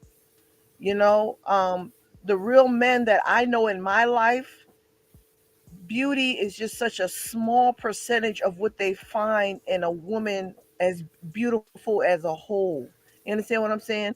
So I feel like real men do not just see what you look like or your body as just you're being beautiful. He's looking at the inside and the outside. What do you bring to the table? And don't say you the table. Don't go there. You know, what are you bringing to that man that if he decides to bring you on board, how are you going to make him better? How are you going to lift him up? You know, and that's how I've seen how real men move in the world. I could be wrong, but that's so sis, the real men, are you saying besides as opposed to superficial men? Yeah. When you say, I mean, is that a way to encapsulate it? I guess so, because I, in my opinion, a superficial man is only looking at the superficial. I'm just trying to what he can get immediately. Okay. Well, so superficial is superficial man. Well, Maria. Go ahead, So, I'm but the sorry. thing is, men, the majority of men are saying beauty is number one. If you don't look away, I'm not gonna get to know how well you can cook. Is that an issue? I don't think so. I think to an extent that's true, but again, from my travels around the world, that's not always the case. But look at Men the don't top 10 always models approach. too. Let me show you Say this. again. The top 10, the top models in the world look like the stereotypes. Right, right. But that's the ones that you see. Like we don't see all of the models. No, I got You you, but understand these are what the I'm saying? top ones though, right? So if you run Iman across anybody desk, they going. Uh-huh. If you Oh, put Naomi, absolutely. Jones Smalls, they going. You know what I'm Absolutely. saying? But then again, we talking about like Mhm. I'm saying from my travels around the world, other Okay. than what we see on the internet, men don't. I have seen men approach women that don't look like none of those models and find them beautiful. Yeah, me too. I've seen the outliers.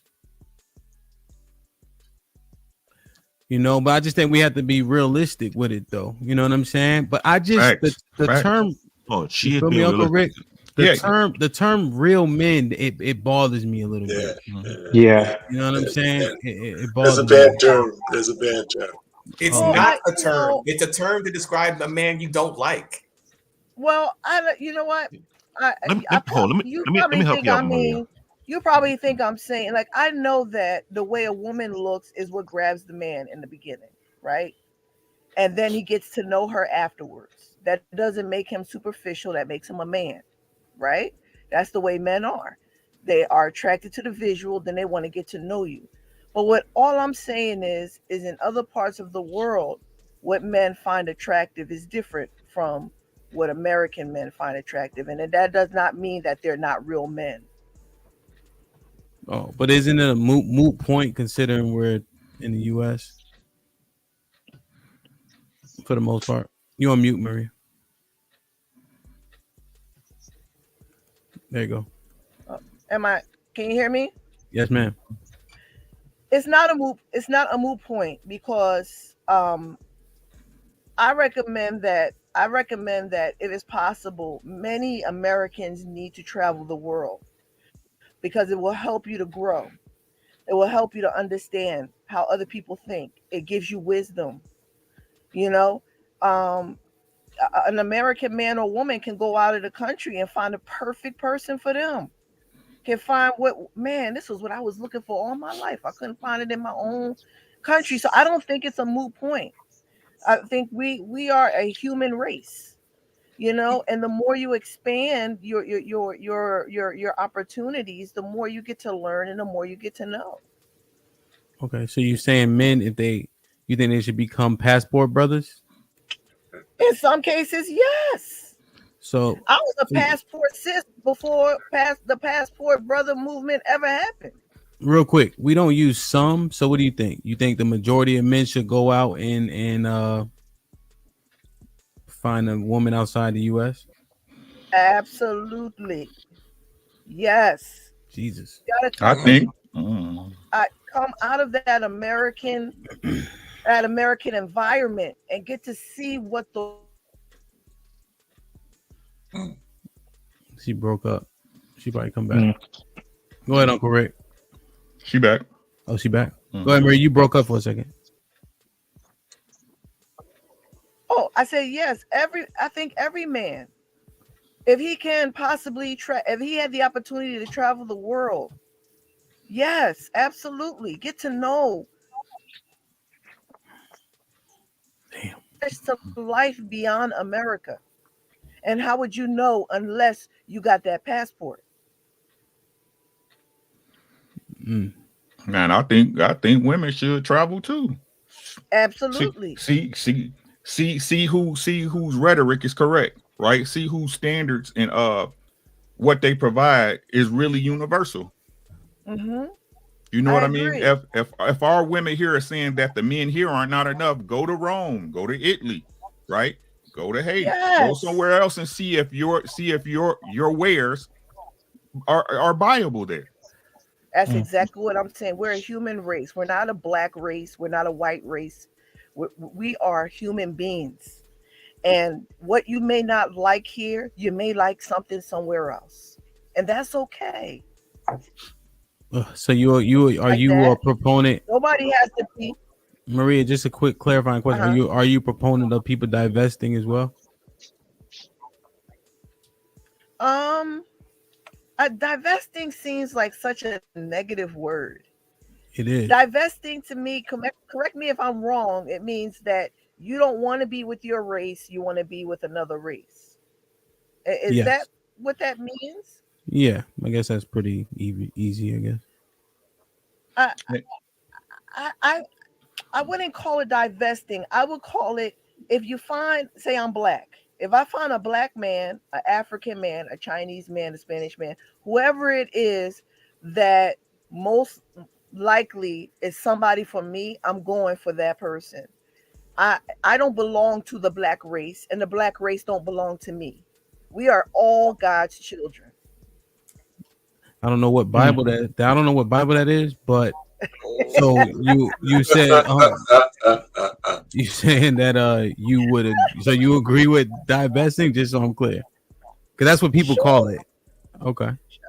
We all I'll say we all got to make our own choices. Whatever choices we make is not for anybody else really to critique or judge. We all got to live our own life the way we gonna live it, and it doesn't matter what anybody else thinks. So if you want to I agree divest, with her. I agree with divest. her on that.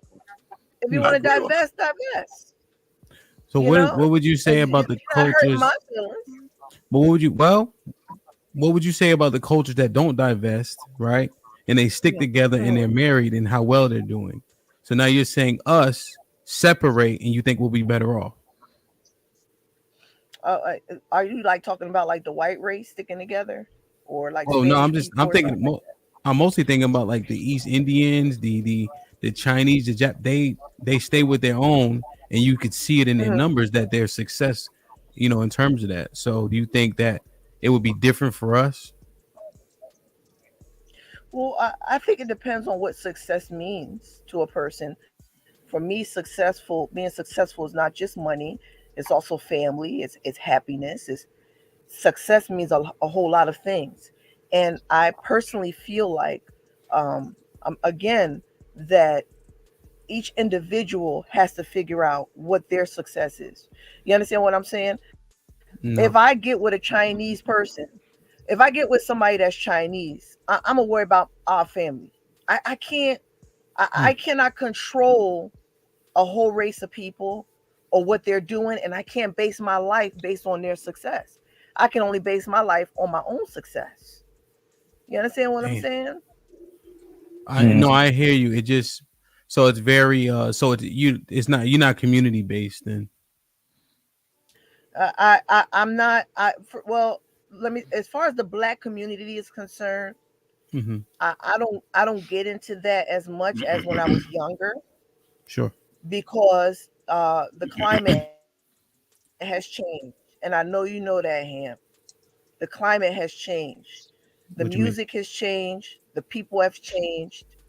The environment has changed, From and when? I cannot. I, I don't since I don't know, maybe the past 10 or 15 years.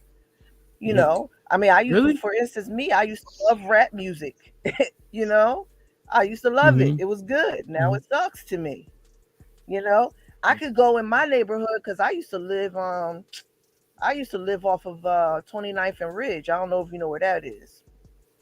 Mm-mm. And people used to talk bad about 29th and Ridge, but anytime I needed help from one of my brothers, anytime my car broke down, anytime I needed something, they was there for me.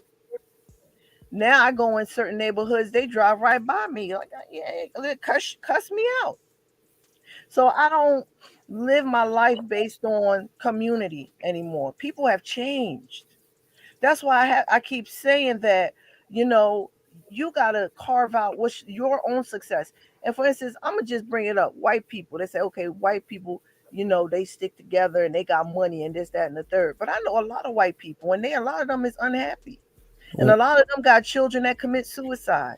And a lot of them is on drugs. And a lot of them is divorcing. So money and your assets does not necessarily mean success. Not in my beliefs. you know that I didn't reference white people.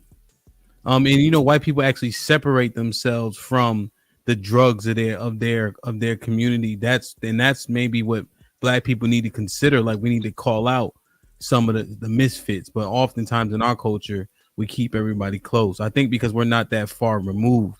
You know what I mean? They've been doing that already. It's just that it's not being televised. Kevin Taylor mentioned they would call a brain drain. They did a tale to Black America. You got those who want to put themselves on the general public that have known to where and move their stuff somewhere else. Why? I've been going on for more than 2 decades. The problem is it's never been televised. That's the problem.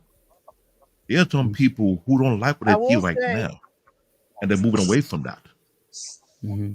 I agree. And they move at the collective. You know, I lived in one of the richest white neighborhoods. Well, hold on before y'all jump in. I vehemently disagree with Maria. I'm so sick of people talking about you do you, I'm gonna do me.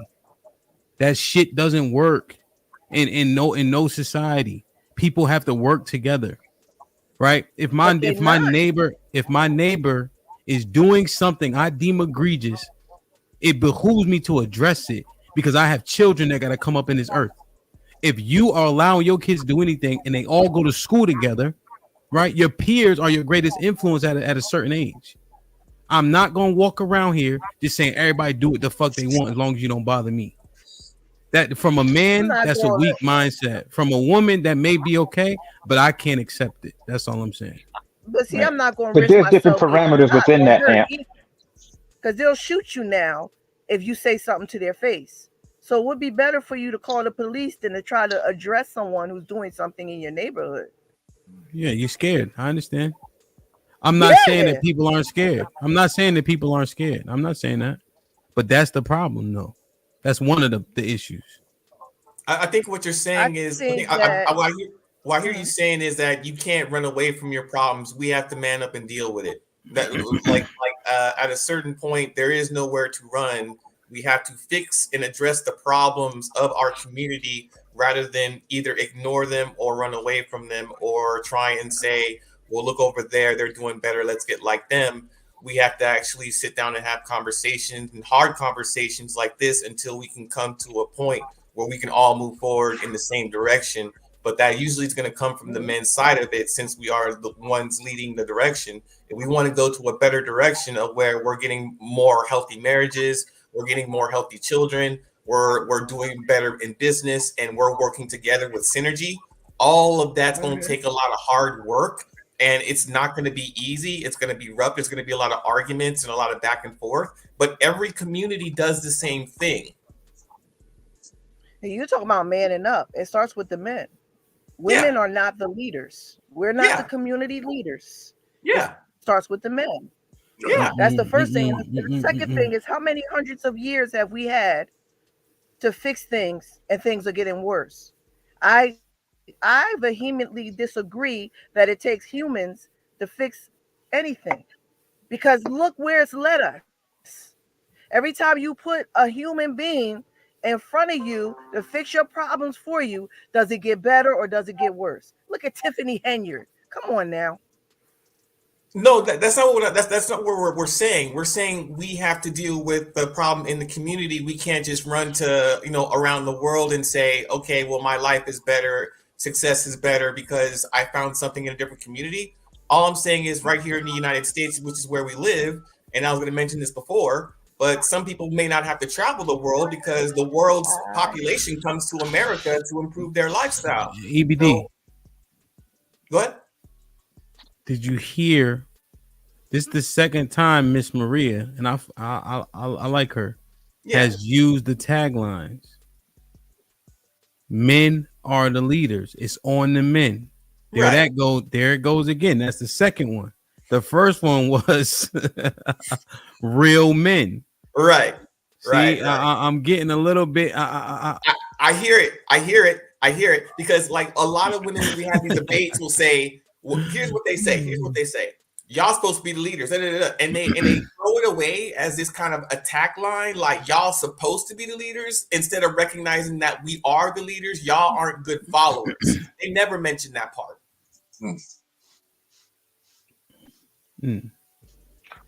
I'll be right back, y'all. I'm still listening. All right. All right. But ABD, my bad. I derailed you a little bit. What were you saying? My fault. No, but when it comes to leadership, it's always thrown. And when we have these conversations, you know, between men and women, it's always when women love to make a point, they love to throw it in the face of an entire gender of black men. Y'all supposed to be the leaders, then dot whatever trash they want to talk. It's never we're not, but we need to improve. We need to follow your lead. We need to do better. You'll never hear black women say that as a whole or a collective. Never. It's always you're fine. He's trash. Y'all need to be better. Y'all. It's never us. Never we. We need to look in the mirror and see what's wrong and improve ourselves in order to improve relationships in the community. It's never that. It's never that. It's 100% man, 0% woman. And, you know, she's fine the way she is. She can act however she wants to. We're supposed to acquiesce. We're supposed to always be on our 100% game and road to improvement, while they can just sit there and do absolutely nothing but complain. Hey, listen, I gotta roll. But do you think that everybody, it's panel? I'll see you guys later. Yeah. All right, Payne. Do you really think that women are capable of having that accountability, that self-reflection? And if you do you think it's going to be a large enough mass in order to change the dynamic between men and women? Because I think it's the word I want to say is femininity. Feminine women can hold themselves accountable, I believe. Feminine women will say, excuse me, pardon me. Feminine women are not in your face. They don't like to argue. They can ask you a question and can bring you any problem. When a feminine woman comes to a man, to any man correctly, that man will do anything for that feminine woman, stranger or not. So in essence, you're not seeing enough feminine women or feminine behavior in order for the real change to happen. Right. This is such a stupid argument to have, and I'm really tired of us having it amongst men, right? When a woman has a job and she don't like her boss leave, do she quit or does she tell her boss go fuck himself? No, she getting paid, so she's still gonna do that task. She might complain and bitch about it, but she's still gonna do that job, right? Until what? Until she find a better one, right? Okay, I follow you. Right. So this is the thing, women. If you chose to be with a man, he's a leader. Make sure you get with a man that has a leadership style that you approve of, right? So again, if you can't find a man to lead you, that means you're unleadable. Well, I think wait. I think when you said that same woman at work can submit 8 hours a day to a random stranger who just happens to be responsible for her completing her task and her getting that check on time. When it comes to the man, which is and I find it ironic, because how is it that she can submit to when shit goes down and a police officer says, get your ass behind that car or whatever, there is no argument or contention there. When the fireman goes into the building and to pull her ass out, there is no contention there. There's 100% submission there. EMT, you got shot or you got burned. There's a 100% submission there. Why though? It's only when it's negotiable or I don't have to. Right. So this what I keep talking about. Y'all say y'all understand women, but y'all still complain about the points y'all supposed to know about. Why do they listen? Because there's a benefit. And it's contingent upon their survival. However, women go through their entire lives learning lessons from different men, because at the end of the day, she knows at one point in her life that she's going to have to use all of the experience that she's learned and entrust it to one man that can ensure her survival. Right. So this what I keep talking about, us as men, right? I know it's hard to hear because it requires you to put more work in than you think you should, right? But you gotta be somebody worth listening to. You gotta be a man, right, that's providing something to that woman. So when your word drops, your word is bond. Yes, that should be based on respect, but she's a woman. Mm-hmm. She's a woman. Every woman wants to be taken care of. Every woman wants a benefit from being with a man. So we need to stop acting like that's not part of the case. That's part of it. It's the nature of them. Right. So again, it simply is what it is. Like I said, everybody ain't built for marriage. It's just what it is. If you're not willing to concede, hey, I'm gonna be taking care of this person for the rest of my life, right? As a woman, if you're looking at this man, and I gotta understand, I gotta listen to this man for the rest of my life, and there's certain things I need for him that I gotta count on him and him only for. Sometimes I'm gonna get it when I want it. Sometimes I'm gonna get it when I need it. Sometimes I'm gonna get it and I'm not gonna get it at all. Right? It's not for everybody. But the thing is, because it's not for everybody, that's why we continue to fail as a community. Yeah. Let me catch up on these, y'all. See, this Pals with the $5 says majority of black men are only asking for the basics, and black women are not trying to give even that. Why do black men have to take even less than the basics? HQ with the $5 says Crimson always attacks women. I can't with her. No, man. Reese with the $2 says Hamp, you cap. Jamaican isn't that hard to understand. Aren't you Jamaican? What the fuck is Reese talking about? Marriage, Politics, and Sports with the $5 says book is Reclaiming the Black Feminine by Kendra Davis, Crimson Cure. Reese Anderson with the $2 says Jamaican is just slang English. It's easy to catch. No, it's not. HQ with the $2 says men ain't marrying mud ducks. The talented 10th with the $10 was popping says if a woman look good enough and is a selfless person who respects and adores you, most men are down. She doesn't need to be a supermodel. Most men in long-term relationships want low-maintenance women. That's fair. B5 was popping with the $5 says Hamp. If black men are the problem, why do people come on these panels and not the panels with those other folks? Because those folks don't like them. And salute the Lauren Mack for extending the show. We appreciate you. The arguments, Uncle Rick, are they played at this point, or they still resonate until it all changes? I think the arguments are played out. Me personally, I believe it's over with. You know that, right? People get stuck in their ways. Ego plays a big part in all of this thing, right? A bunch of false faces and masks that people wear saying who they are when they're really not that. You know what I mean? And that's on both sides of the scale. We both play a part in this thing is all I'm saying. What I hate is that people don't admit their part, right? It to me, it's not like we talked about the other day, right? It's like, I don't understand a man being with a woman that he doesn't want to give his everything to. Right? Why are you with her? Right? Because then they don't want to talk about that, because then we got to go into the conversation of what you really there for, right? How you really view her as a woman. Right? Is she a woman or is she just a piece of pussy? Did you get stuck in this thing? Right? And it's the same for women, right? Y'all say y'all want good men, right? But you ain't willing to do what's needed to keep a good man. So that means you're not the woman you say you are. Right? I said this before on the panel. Good people cost you something.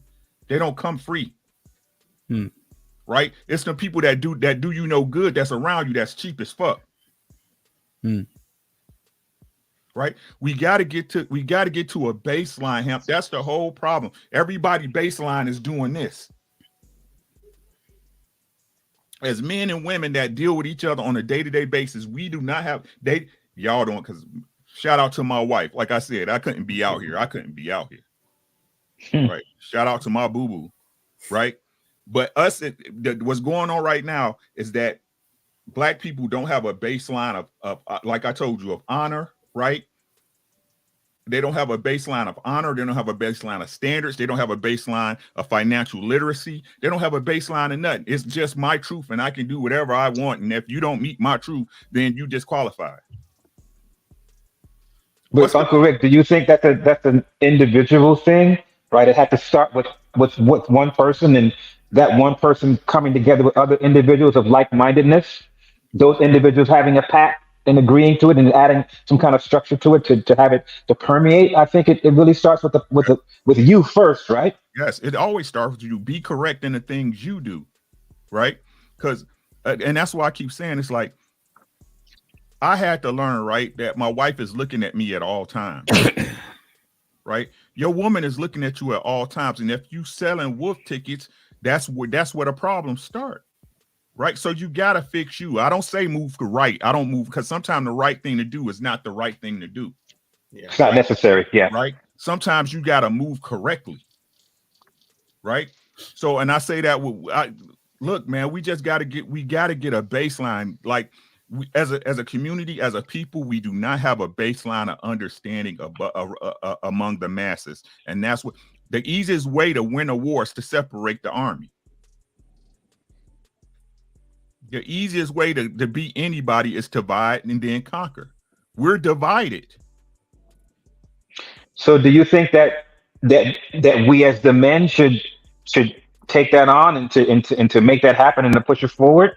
I think it's men's job to make the corrections within themselves, because we're expecting women to change when we know they're not going to do it. Correct. We keep complaining. Like I told, listen what I'm saying, Kasim. I'm able to point out what's wrong with both of us. I've been there, right? But for us to expect a woman to change, that's not going to happen. So what we have to do as men is set a standard that if this woman is not doing A, B, C, D, you shouldn't deal with her. You shouldn't even give her your time, no matter how she look. Hey, Rick. How y'all doing? What's good, Jay? Hey, what's up, John? What's up? Long time no see, man. Something. So I would actually wonder sometimes when I come to YouTube, I wonder how many men have actually been married or actually supervised or actually coached a team, have actually been in a position of authority where people to test where people follow you or not. Because a lot of times when you come to YouTube, you hear some of these conversations, and I don't think men have ever had to be in a situation where people actually followed them. Because anytime you got a position, when you're in a position where people have to follow you, you understand there's going to be some rebellion from time to time. And so, how do you handle those situations when you get rebelled upon? Those questions are already answered, so you know those questions are answered. You know something, the nature of people. It's just the nature of people and how they respond to certain situations. You can tell when a woman is in fear. You can tell when a child is in fear. I've coached, I've pastored at churches, I've led different ministries, coached different football teams, basketball teams, and some of these questions are answered. And I've been married for almost 28 years. Some of these questions are answered, and you won't worry so much about what a woman is doing or what people that's following you is doing. Because the more you do it, the more of human nature you learn. And you even learn yourself. So I asked the question is like, how many of us have this experience? John, let me ask you this, fam. Do you believe most men go into relationships thinking that they just have to lay the law down at one time and then walk away expecting those people to follow that law throughout the entire duration of the relationship? Or do you believe most men can lay the law down, but have the understanding that every once in a while they're going to have to course correct? Every once in a while they're going to have to get them to get back in line in order for them to maintain the standard. I can't speak for most men because I don't know stats and data like you guys do. I can only speak for personal experience, and I did myself. I went into this because I got married so young, thinking that it was just going to happen. But I learned quickly that no, it takes I had to prove to my wife and to myself. I had to prove to myself first. No, you have to prove that I had to prove to myself I can do this. And so I learned what the question you asked. I learned on the go to course correct. I learned on the go that when I saw her, when I say something and she didn't respond, I had to figure out why didn't she respond. I had to learn her nature, her attitude, her demeanor, and then figure out how to lay down the law. But then how do I enforce the law? How do I get her to see the vision of the program, what I'm talking about? So answer your question directly, I think it's hard for me to speak for most men, but if I compare most men to myself, I think we probably do go in thinking that they're going to just lay it down and be done with it. I think that too as well. But it's funny that if you're in any kind of profession or you work for an employer and you've been there for a little while, every now and then they'll refresh some of the things that's going on in the handbook. They'll refresh you with policies and procedures just so that you don't get too comfortable in your way when they see it's going off straight, to say, hey, you know what, just keep in mind, guys, these are guidelines on how to do X, Y, and Z. to get you back in line to where the objective is. So I think you're right. I agree. I think that most men think that they can just lay down a law at one time and then just walk away, but then they get frustrated when they turn around and everything is in disarray. Yeah, yeah. 'Cause I listen to like Rick. I think me and Rick, he said we about the same age. I listen to him. Hemp is, you know, a young guy, younger than me, but I watch a lot of young men. It's like I assume when I see these men, especially when they're younger, I assume their father was in their life, and so they kind of learn this organically. But somebody like me, I had to learn it. I had to learn it on the go without the training. And so I think men like me, when they get on these panels, when you're young without the training and you had to learn through life, you get on here complaining more because you haven't figured it out yet. And you do like how you said, you know, you think I'm gonna lay it down and it's just gonna follow. Well, you're gonna learn organically. That ain't how this works. Yeah, I just think that when it comes to learning lessons in life, men are gonna have to get hit a lot hard. Like you got to get hit consistently every year, every minute of every day. You got to be on your grind, and there is no pillow. There's no safety net. Once you're an adult, you're an adult. We're 100% responsible. We're 100% held accountable, and we just don't see that on the other side when it comes to gender, right? You can always have a woman can always have an escape hatch. That's just kind of how society kind of built, right? She's always got a safety net. She may always have an excuse. She may not have to defend herself. Someone will come to her defense. We don't have that, right? We can't count on anyone else but ourselves, right? So then we're always going to have to improve and take the criticism. Damn. Do you? I missed a little. I mean, just think about it. It's sad but true. But when it's not that we expect women to quote unquote change into who we want them to be. But what Black men are asking is for the basics, like that super chat was saying, and the basics of all relationships is built on communication, respect, trust, an ability to listen and learn, humility. You ain't always right. You ain't always gotta be right. We know this. We get checked. We get checked at work. We get checked out on the street. We get checked everywhere we go. If we're dressed wrong, we ain't getting in that club. But that's what Rick was saying. My bad. Go ahead. I know you. I just want to add it. Yeah, I had a question for you, Hamp, too. Okay. Well, will it help me? Because I missed the last 4 minutes. Oh, wow. Would you add? What's the question? Might help me. Well, my question is in reference to, Crimson Cure being on the panel earlier when she was here. And she talked about, getting yourself together and getting your spiritual value together first. She also mentioned that, it doesn't matter which spirituality that you get, as long as you get something. And for that to be your guide, would you believe that individuals with different spiritual references, do you believe that those individuals can coexist in order to get really good outcomes? No, that's what I actually asked that question earlier. Hell no. Hell no, not even close. And whatever one you subscribe to matters too. The hardest thing to defeat is a belief system. Yeah. Hell no, that shit, nah. Is that what we're missing? Yes. What belief system do you think might work best for us? Is it Islam? The one that you put your faith into. I'm just putting it out there, like compared to. No, because that's okay. So it's gonna be, you can't, whatever you subscribe to, whatever you believe in, whatever discipline you practice for yourself. I guess I'm saying. But John. I'm saying so Rick was talking earlier about, we lack the baseline. Like Black men lack a baseline. Here we go. I guess what I'm saying is, as a community, if we're going to be leaders, if we're going to have direction, if we expect women to follow, like, what is religion or a belief system the best way to go for everybody to improve? You want to have the one. You want to subscribe to the one that has your people in it, has your people as the elected people.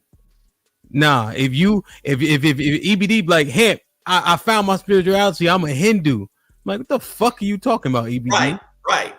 I don't know what type of shit John on. Oh, I'm glad you found something. Fuck out of here. No. No. The one that everybody looked like you. The one where everybody looked like you, EBD. That's the one I'm gonna tell you. Oh, you know this nigga had nappy hair? Oh, really? Yeah, this one over here. Right, Come on, man. Not no fat Asian guy. Come on, man. It doesn't make no sense. Okay, of course. Okay, so Mandrell. Oh, Mandrell, what's up? What's going on, fellas? Been a minute. What's up? What's good, bro? How you doing, man? Doing all right. Listen to y'all. Go ahead, John. Background today. John, go ahead. So now the point I was getting to was before I even get to a belief system, because that's the question he was asking, what belief system? And I'm trying to address the point of, if it don't matter what you pick up if you don't believe in it yourself. If you don't practice the discipline and the principle that it teaches, if you're not using those principles, discipline in your life, it doesn't make a difference when you pick up. Because you ain't gonna believe it, she ain't gonna believe that you're doing it. So, Ham, do you believe there's enough commonalities within the different spiritualities that we can make it work and get along and coexist? In a household or house to house? House to house. Right, because we all have to coexist peacefully as people, right? And each house has its own individual structure and system and spirituality and guide, right? The essence of your religion, whatever that is, do you believe that has enough substance to kind of coexist and mingle with the other spiritual aspects in order for y'all to really, really get along? So I have to say Yes. no. Oh my God. I have to say no. Look, niggas don't even believe in God. Now they call God all of a sudden. Don't call God, Mandrell. He ain't coming. Damn it. No, you're right. You got no beard on your face or nothing. Relax. You're right. It's not coming. I fucking want to call God all of a sudden. Nah, leave him alone. Every time y'all need something, y'all niggas call out God. You don't call him when he give you come on, chill out. Leave that nigga alone. Like he's on the panel. But like he's on the right. I'm not counting on him. That's y'all. Go ahead, finish your lame brain answer. I'm saying no, because y'all get cooked on it. I'm gonna be honest. I take it easy on this topic. I ain't gonna lie. I really do. But I believe. Yes, sir, Uncle Rick. Cause there's so okay. So if there was a let's say like the fruit or a nation of Islam, right, and a brother lived next door, generally we can coincide, right? But once we get down to the gristle, we're going to have an issue somewhere. I'm just saying somewhere. I know where the issues lie. But generally speaking, he's going to comport himself appropriately to where it'll align to the like the masses, so to speak. Like if people were looking outside in, they'd be like, okay, these two brothers generally have similar sentiments or standards. Right. When it comes to treating people and thou shalt not kill and most of the commandments, right? Do you think that those commandments are enough, right? Within the spiritual sector for us to kind of coexist good? I mean, just for sake of no. Nah, not really. I can't do it. Because you have to have the belief. It's hard. It's hard, right? bro. It's hard. Listen to what I'm saying, right? The problem is that there's people have trouble with too much variety. Right? Yes, I do agree. It's like going to a buffet in Vegas, right? The Bellagio, right? You get stuck eating the wrong stuff because you're trying to eat everything. Right? that's the Western world, right? They give you look at the most obvious. LBTGQIASTPEF. Right? Look at the most obvious. Right? They do these things to confound the mind, to confuse you. Right? Especially women. You can't give women too many choices. You ever seen a woman in a shoe store with right? But I'm saying it as in general, right? A woman in a shoe store with an unlimited credit card, right? That's the whole problem right there. And this is what's crazy. Even if you don't believe in God, you know the Bible. And these things were told to y'all in the very book y'all deny. A lot of people principles come from there. My thing is this. First of all, damn, man, bro, you didn't say hello. Didn't say hi. I did say hello. I said hello earlier. You raised by wolves. Anyway, first of all, to make something clear, I'm not an atheist, contrary to popular belief. I've said this time and time again. I'm not an atheist. I do believe in God. I just don't believe in your organized religion. That's too no. I will never follow that. What God and is it? I was born and raised in it. I know. What God is it? I think that. What God is it then? What do you mean? Well, because you said you don't believe in your organized religion. What organized religion? What God is it? No, I'm asking. What God is it? Here's a simple truth. Nobody actually knows. Okay. No one does. What does he do and not do? What do you mean? What does he do and not do? What does he do? No one knows. Like, what are your stand? Are you saying you believe that there is a God? Like, there's a higher power? Like, one of those things? Yes, I believe there's a God, and I think there's truth to be found in most religions, like the text, the Bible. A lot of truth in that. A lot of good moral lessons. A lot of good life lessons. A lot of good. As far as having a roadmap to being a good person, it's not a bad way to go. Same thing with Islam. Now, Buddhism. That's not really a religion. That's just that's a bunch of philosophies on life. It's not an actual religion. Buddha is not a god. He never claimed to be. Ever. Buddha was an actual person. I ain't gonna get into that. I can give a whole lecture on. There's a bunch of Buddhas. I mean, but isn't that? Here's the thing. That thing is, I've learned a huge amount from Buddhism. Hold on, let him finish. Let him finish. Yeah, I've learned a huge amount from Buddhism. Now Rick is right when it comes to too much variety. But the thing is, there's good. You can't at the same time, Rick. This is where the balance comes in. You can't withhold yourself from knowledge because there's knowledge to be found in all of them, every single one. How to parse out the good stuff from the useless. That's where the challenge comes in. And that kind of discipline has to be taught and learned and practiced. And I understand, I'm with you, Rick. Most people ain't gonna do that. Before you even go there, I'm with you on that. Most people just not gonna do it, and that's where the danger lies. Well, so I feel you, but I'm just saying, as far as having standards, my standards is don't limit yourself to what you can learn. Don't ever do that. Train yourself to be able to recognize, and compartmentalize the good stuff from the useless. Keep what's necessary. Get rid of the useless shit. That's my thing. It's you're not being realistic, Mandrell. And you said it because you said most people don't read. Well, you said most people don't read. Most people can't do it. And most people subscribe to the things that they like. So it's not about parsing out things that are useless or not. It's, I like this part, so let me grab this part and tout this to be true from this. It's broken logic. And you know it because you said most people can't do it in the first place. I said most people won't. I ain't say they can't. They can. They just won't for whatever reason. If they won't, Mandrell, how do you know they can? You can only go off what they did, right? Mm-hmm. So then that's a logical fallacy. Not really. You've observed people. That also means really applies, right? No, you've observed people doing things that they otherwise wouldn't do on the regular.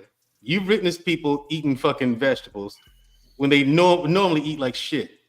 You witness people. You're a football coach and you play football. You and I both have. We've seen people do shit they normally wouldn't do. So it goes to show that they can do it. They just choose not to. No, I've seen people eat food. Yeah, but you know what? I haven't seen a cornerback do play D tackle. Like that's what you're trying to say. Come on, bro. That's not the same thing. That's not the same thing. Damn it, man! You ain't had to use that. That shit was crazy. Yeah, because that's what he's saying. That's not what I'm saying. And you know what? It's not Mandrell's fault. It's John's fault. It's John's fault for starting this madness. No, the thing is, no, it's just people. How is John's fault? No, here's my thing is, here's the thing, and what aggravates me about these conversations is that it's not the conversations itself, it's the answers I hear people give and the statements people make. It's just, it kind of makes me shit. because people don't put standards on themselves that are high enough to get to the place they know they need to be. But I guess that's where I'm going with it. And the whole thing with religion is, yeah, you can live with people and work with people all the live on day and believe in two different things. Two different religions. That should not stop you from getting along with someone or getting shit done. You're telling me that I can't sit down with any one of you gentlemen on this even though we all believe something different, and get some shit done. Religion aside. Some shit, yes. Some shit, because we don't need the religion part into it. We already have what we call a moral compass. I ain't finna. Where did we get that moral compass from, though, Mandrell? I'm with you on that. Like I said, right. There's good stuff to be found in all of it. So you can't just. I'm just saying, don't dismiss all. Don't just go around saying someone else is wrong just because they believe something different. Mandrell, you're wrong. Yeah, he's dead wrong. How do you know that I'm wrong, though? That's all I see. Mandrell he just throwing. Right, so I really don't mind, dating a woman with kids. I see no he just throwing shit. He just throwing shit out there. Let me get Saint Mac in, man. Saint Mac, what's popping? What's up, DJ Ham? I'm hurt, man. I'm hurt. Man, I ain't seen Mandrell in 2.5 months. He ran off and got married, didn't tell nobody. I've been trying to get a workout plan. He told me to kiss his ass. I'm hurt. You listen, it's easy to get that from me. I'm hurt, man. Go ahead. That's business. You have both my congratulations and my condolences. I don't see why. Marriage ain't hard. I'm with Rick on that. Mandrell, can somebody else talk? You ain't been here in 6 months. Can somebody else talk? So why can't I talk? I ain't been here 6 months, man. Why can't I get the floor? That's true. That's true. You're right. I shot myself in the foot with that. Say, Mac, what's good, though? Hey, yo, man. You know, I'm just chilling. I'll just be cool and how I be cool. And then, Mandrell, I feel what you're saying, too, though, bro. In a way, like, we just got to treat each other the way we want to be treated, is what you're saying. Bottom line. What? Because I'm a world. No, him like my thing is him. Hey, Mac, don't do this. Don't do this. My thing him. We know he just got married, but don't do this. Don't do this. Don't try to make him feel better. Don't do this. Look at it like this, though. Go ahead. Just like he's saying. say I'm a whole different religion than you, right? Mm-hmm. But you a DJ. Mm-hmm. You a great DJ. Mm-hmm. I don't care about what you got going on no other situation but how great of a DJ you are. I need you for this venue, for this show. You know, I know you're going to deliver. I know you got a professional aura about yourself. I know you know how to be client facing. Mm-hmm. You know what I mean? Mm-hmm. But I feel what Mandrell's saying about, so I feel him on that aspect. However, we all need to seek knowledge. We all need to figure out what is what, use our discernment, and figure out the ultimate goal. Yeah. Well, two things before you keep going. So the DJ thing, yeah, you're talking about people functioning in the earth, 100%. People can be cordial, right? If somebody says something that makes sense, you can go with it. Me, personally, I don't have no white friends at all. But when I'm out in the earth, I function. We get along. We do what we got to do. You know what I'm saying? Et cetera, et cetera. You know, so I 100% understand that. The issue with the discernment is people don't have it and they think they do. Even when we lean on the Bible specifically, it was specific priests that would discern the Bible for the masses. Yes. Fools hate knowledge and people lack the intelligence necessary to properly discern things.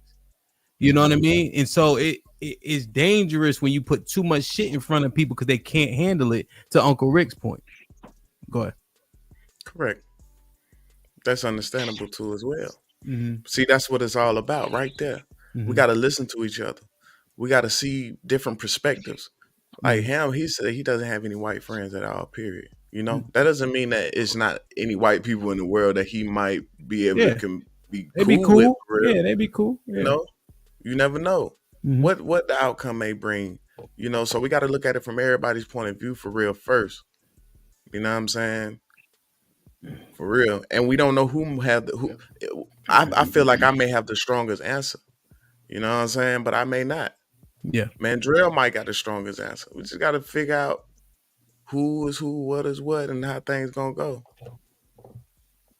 So do you think, Hamp, because of what Crimson Cure said when it came to those spiritual values and those spiritual principles, that really is the root of this tree, right? And that's where most of the issues come in from, because again, there are separations between their spiritual values. So is there enough for us to make it work, man?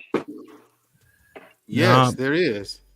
See, that there isn't, because people don't have to stand on shit when you think you can pull shit from everywhere. That is the biggest issue. Now, see, Mandrell's saying what he's saying, right?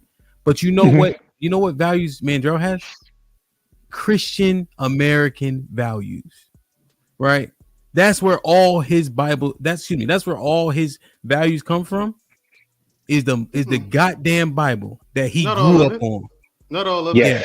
You know what I mean? The man, 99.9. 99.9. Yes, Mandrell. He is a He was a specialist in the fucking American military. You know why? Because all his fucking values come from American Christian standards. Yes. That's why if you sneak, if you wink, smile, sneeze at his sister and she don't like it, dirt trails, church bells, and slow songs. Because he grew up on American Christian military fucking values, bro. Yeah. Mandrell ain't no liar. He just like that's what it is. You know what I mean? Yeah, that's what it is. I can't argue with that. I was gonna have smoke for you, but you brought up that example. I was like, hey, I can't argue. So Hamp, then you got a point. Then in the black community, do you believe that's where the basis of the religion comes from? And if we're all drinking from that same source, how come we're not getting the outcomes that we want, fam? Hey, check this out though. And I know you asked Ham that question, but check this out. Wow. all of the Christian religions are separated themselves from each other. They're called denominations. To what degree though? They even battle each other. It's not about the degree, it's about the division. It's so many different religions. Even if you look at a Christian religion, it's still broken down groups. That's the problem. It's too many broken down groups. It's too many people that think like only 10 people. It's only them 10 people that think that way. Listen. Is it those people or is it the doctrine? It's not. It's neither or. They all come from the same original subset, right? Listen to what I'm saying. Why is it more than one movie theater in your city and they all show the same movie? It's about proximity and convenience. It's about the separation, guys. This is what people don't understand. Everything that's put in front of us was meant to separate us as a people. Why don't y'all understand this? All of this stuff is not, you can say it's real, but it's a lie. Everything we've been taught is a lie. Why would we worship a white Jesus when we're black? Why do y'all, when did a white Santa Claus deliver y'all any presents to y'all home? And why would you worship any God that says it's okay for you to be a slave? What? Yeah. Didn't slaves have a Bible? Oh my God, man. Just chill out, man. Didn't slaves have a Bible? Yeah. Slaves and were why would I hold on? If God, Mandrell. and also hold on. And if God loves me to the degree that religion teaches me he does, why would I fear him? Everyone says fear God. I'm like, wait, why? Why would I be afraid of that? He loves because me there's different relevances in fear. Hamp, there's different. I'm not going to get into this. Like, Hamp, I'd like to have a theological conversation with you and Brother Ricky, so y'all can have it off camera. Because listen, if this whole thing is the way it's described, he got the answer to me. People might say that sounds arrogant, but no, I need some fucking answers. I stand on that shit. I'm gonna have questions. He needs to have answers for this. Okay, so let me ask you this then. You told me you So, I mean, the you whole go demand religion, answers. you don't. Yeah, So you. let's say Mandrell, you at the end of your rope. You passed on, right? And then you see God. You gonna be like, hey, I need some motherfucking answers around this motherfucker. Yeah, listen. No, you okay, not. I got a question. No, Cool. you not. If I say, I'm what? telling you, Here's the thing. I'm about the to go. fear of God will what be. More, if I'm about to go, what more can he do to me? I'm dead. I'm about to go. Matter. It's over. It's just all my problems are over now. Being in his and all this, presence. but here's the thing. And this whole thing, I've had this conversation with Muslims. This whole thing, they're like, no, but God, if you can't do anything to me that God don't want me to, bullshit. Everyone I've seen die on the battlefield or not, you all die scared. Everybody is scared shitless when it's time to go. Every single one of you. So all your religion and stuff, where is it then? Where's your religion then? Where's your faith? When the chips come down and the pressure's on, every creature on this planet is concerned with one thing and one thing is thing only. It's on survival. And nothing that lives wants to die. It's sheer instinct. We're born, it's innate. That's one of the things that's innate in us. Nothing that lives wants to die. And no one can explain that. No religion can explain that. So how do you? I got questions. So how do you explain to people that delete themselves, if that's the case? Bravo! They obviously want to. I mean, that's what you wanted to do. You had the balls to do it. But you're speaking I think you're speaking in general then. Who? No, you, man. I'm speaking from personal experience. I've never seen any. I was answering the same Max, like, because he said there are people who delete themselves, and that's true. But I think with Mandrell, what you were saying, nobody that lives wants to die. I think you were saying that in general, like in general, nothing, no creature to include plant life. Plant life fights for its life. I got you. So, like I said, Ham. Look, like I said, I do have questions, and yeah, man. Listen, you're talking to a guy who's seen too much and experienced too much. All right, let's mine it out. Let's mine it out real quick. I thought the brothers were gonna say more, but they didn't really say much. Now, what was your question? My question was to Mandrell. He said, hold on, Mandrell. What was your question? Oh, go ahead. To what? No, I didn't. Let the brother go. What were you saying about the Most High? What was I saying about him? Yeah, I said this whole thing is what. Where did you get from? What do you mean? What do you mean slavery? Because slavery is one of the tools that they use to keep black people docile and okay with the circumstances. Are you saying that people misuse the Bible? Either they misused the Bible or that shit was written that way, purposefully, intentionally, to control the masses, which is what religion does. It does. Okay. It's a system. It's a way it's a tool that's used to control the masses. Now, anything that's used that way, you cannot trust it. You cannot trust that, Hamp. Not 100%. You can't. So either way you look at it, you're gonna take your faith, Hebrew Israelite or whatever it is, and you're gonna parse out the parts that's useful to you and eliminate the nonsense, the parts that are not. You're doing the very thing I'm talking about. People need to do. Now, granted. No. I do agree to you to a certain extent that So what do you say? What do you say in Revelation? Do you know where that is? It's in the end of the book. Mm-hmm. It says those that leadeth. It says those that leadeth into captivity will go into captivity. Why do you think it's saying that? Do you think it's saying you should enslave people or should not? So the penalty for leading the people into captivity is that you're going to have to face that penalty. Okay. Do you also know that it says that you should not enslave the Israelites in the Bible specifically? When you're referencing Peter, do you know who Peter is? Yeah, St. Peter. Who is he though? What did he do in the Bible? What are you getting at? Because you trying to perverse. You're trying to perverse what it says in Peter. I'm not saying that perverse anything. Well, you said that the Bible says you should enslave people, right? There's a penalty for doing it, and then it says specifically you cannot enslave the Israelites. There's a penalty for it. Then who? Wait a minute. Are you wait? You don't need the windmill. You don't need the windmill. So now, see. So here's the thing. This is what people do when they don't know shit. I'm noticing that more and more. People start to try to just talk while others are talking and they weren't interrupted. You got to chill out. Okay. It's very important that you understand what it is that they're talking about. Okay. Right. So did you know those other verses were in there? Have you ever read the book of Leviticus? Yes. Are you sure? I've read the book of Leviticus. That's where those were the laws against eating shellfish and being homosexual and stuff like that is in the book of Leviticus as well. How many laws are in the Bible? I don't know. There's 10 commandments though.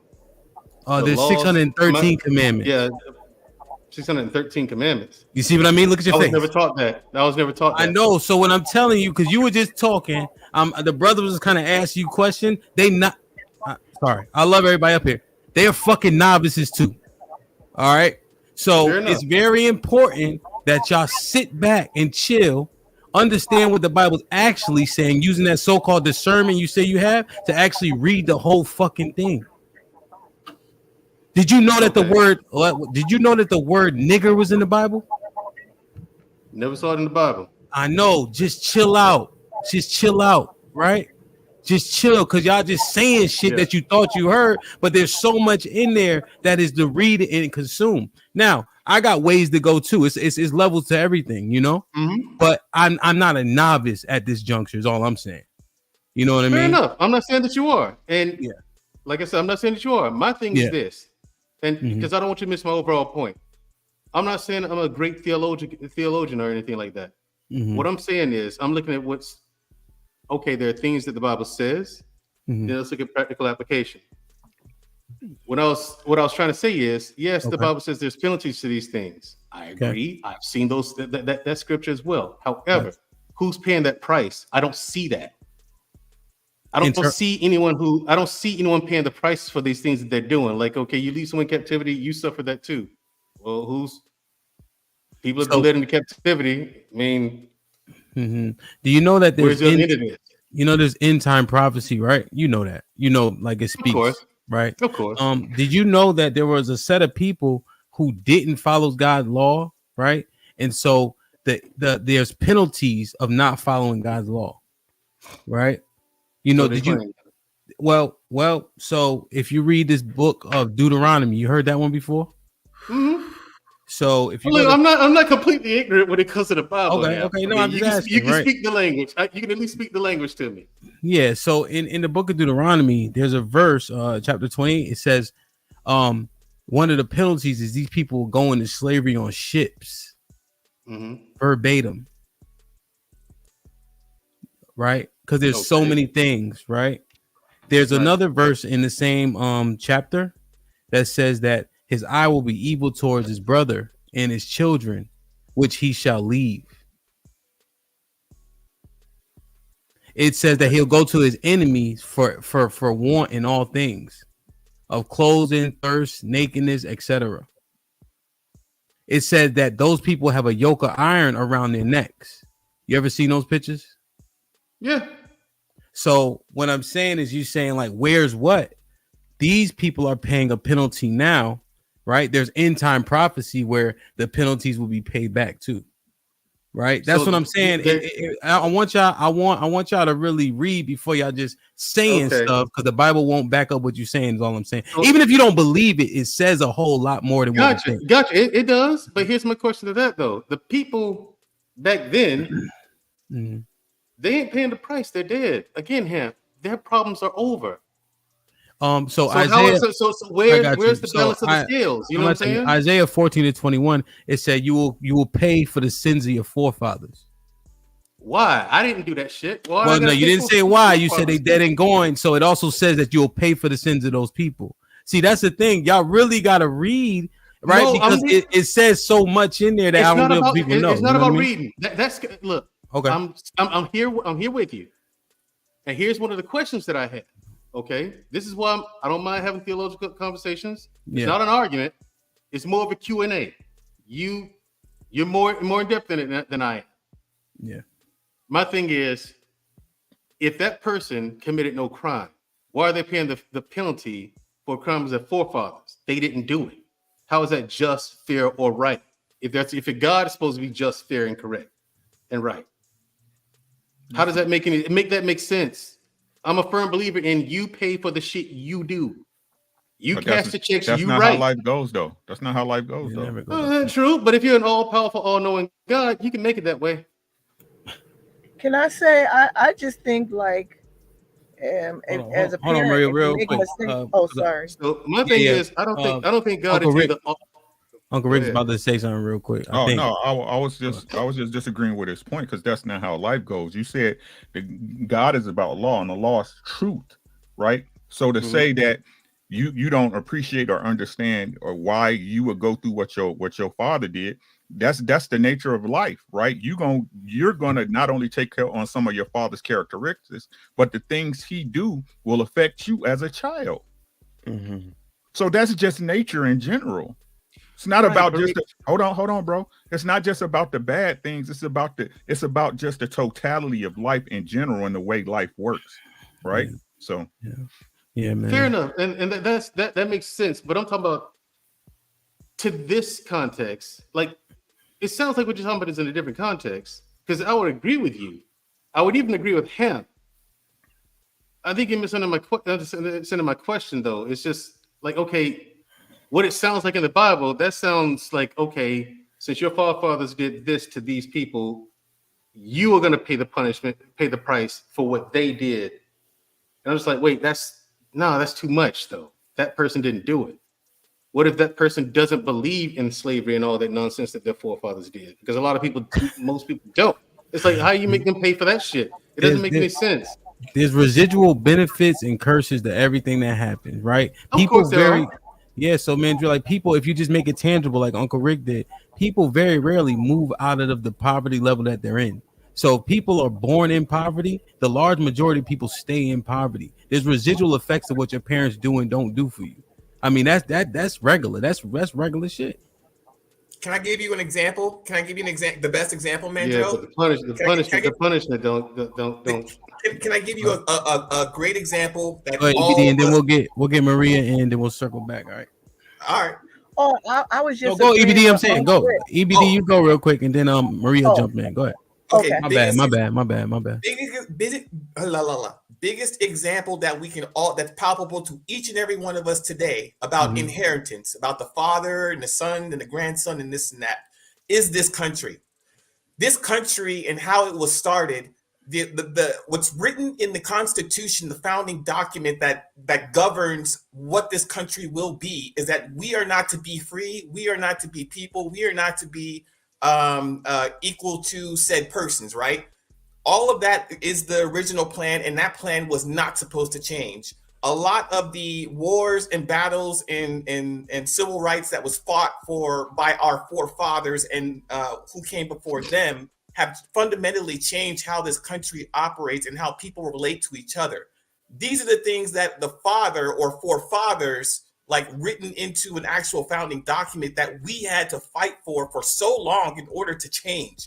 We are the result on this panel of that change. Yeah, that's great. Hey, EBD, man, I don't care what they say about you. You all right with me, Playboy? Go ahead, Maria, and then we'll get Saint Mac. Saint, I apologize. I don't even know if you got to finish your full, because I had two clarifiers for you. Nah, it's all good. But you know, man. he's an asshole, man. I ain't gonna say no name. You know what I mean? So I ain't gonna point no elbows. Yeah, don't point. Hold on, look, see, you can't even reference him. Hey, man, Joe, can Maria? Oh, we just answered him. You see what I mean? See, we just answered his question. Look, he don't make sense. He done drew me in. He done drew me in too to the argument. All right. I'm just saying, Maria. I told you. This might be. Hey, Madrid, can Maria go? Can Maria go? Yeah. All right. Because I know you got limited time. Because by the time your wife comes back, I know you got to jump off. Just give us a second. Go ahead, Maria. I gotta go in a few minutes. Okay, just real quick. I was just going to agree exactly what Uncle Rick said about the the children suffering the consequences of the parents, because what the parents do, sometimes the consequences fall upon the children, whatever it is that they do. And on top of that, he also mentioned the example. So if you follow what your parents do, you might get the same consequences that they get. That's all. Oh, so you're saying, what you and Rick are saying is, okay, if you follow the example that you got, i.e., habits and things that your father did, you get the same result. Is that what you're saying, Ricky? Or at least kind of, sort of? No, negative. I'm saying that no matter what, whether positive or negative, you get the aftermath of who your parents are. That's just how nature works, right? Again, a lot of people want to focus on the negative while taking the positive when they're they go together, right? It's yin and yang, it's black and white. You can't have good without bad. You can't have light without dark. It's simply what it is, right? Right. You can inherit your father's wealth and his diseases.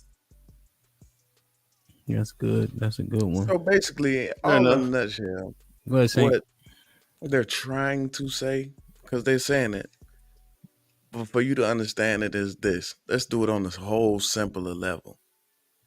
Say if your father was a drug addict, a gangbanger or something, and he robbed a bank and he ended up going to jail for majority of your childhood, like a lot of us have in our community going on, right? Now you're fatherless, right? So now you live in a way that you have to make certain choices, decisions, and you're going to go through certain situations and scenarios that's going to be a direct symptom from your father. Yeah. So that doesn't mean that you're going to be a bad person. That doesn't mean that you're going to be doing the same stuff, So you're not going to, even if you don't follow him, you still inherited what he gave you. So if I, on the flip side, created generational wealth for my children and their children, how I made it will determine how they will react to it majority of the time. Yeah, that's good. That's good. That's solid. I guess the thing is, I have questions about this because a lot of times I wonder, like, okay, a situation like this, what does that mean for my kids when they come? You know what I'm saying?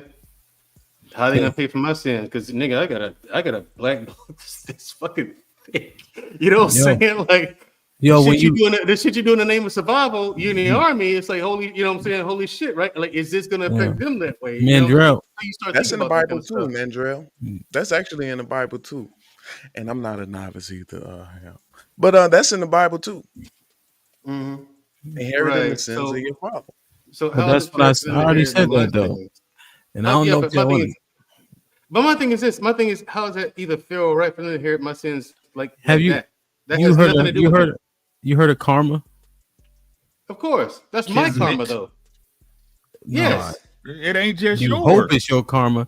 Did you watch the Griselda series on Netflix, or you ever heard about her?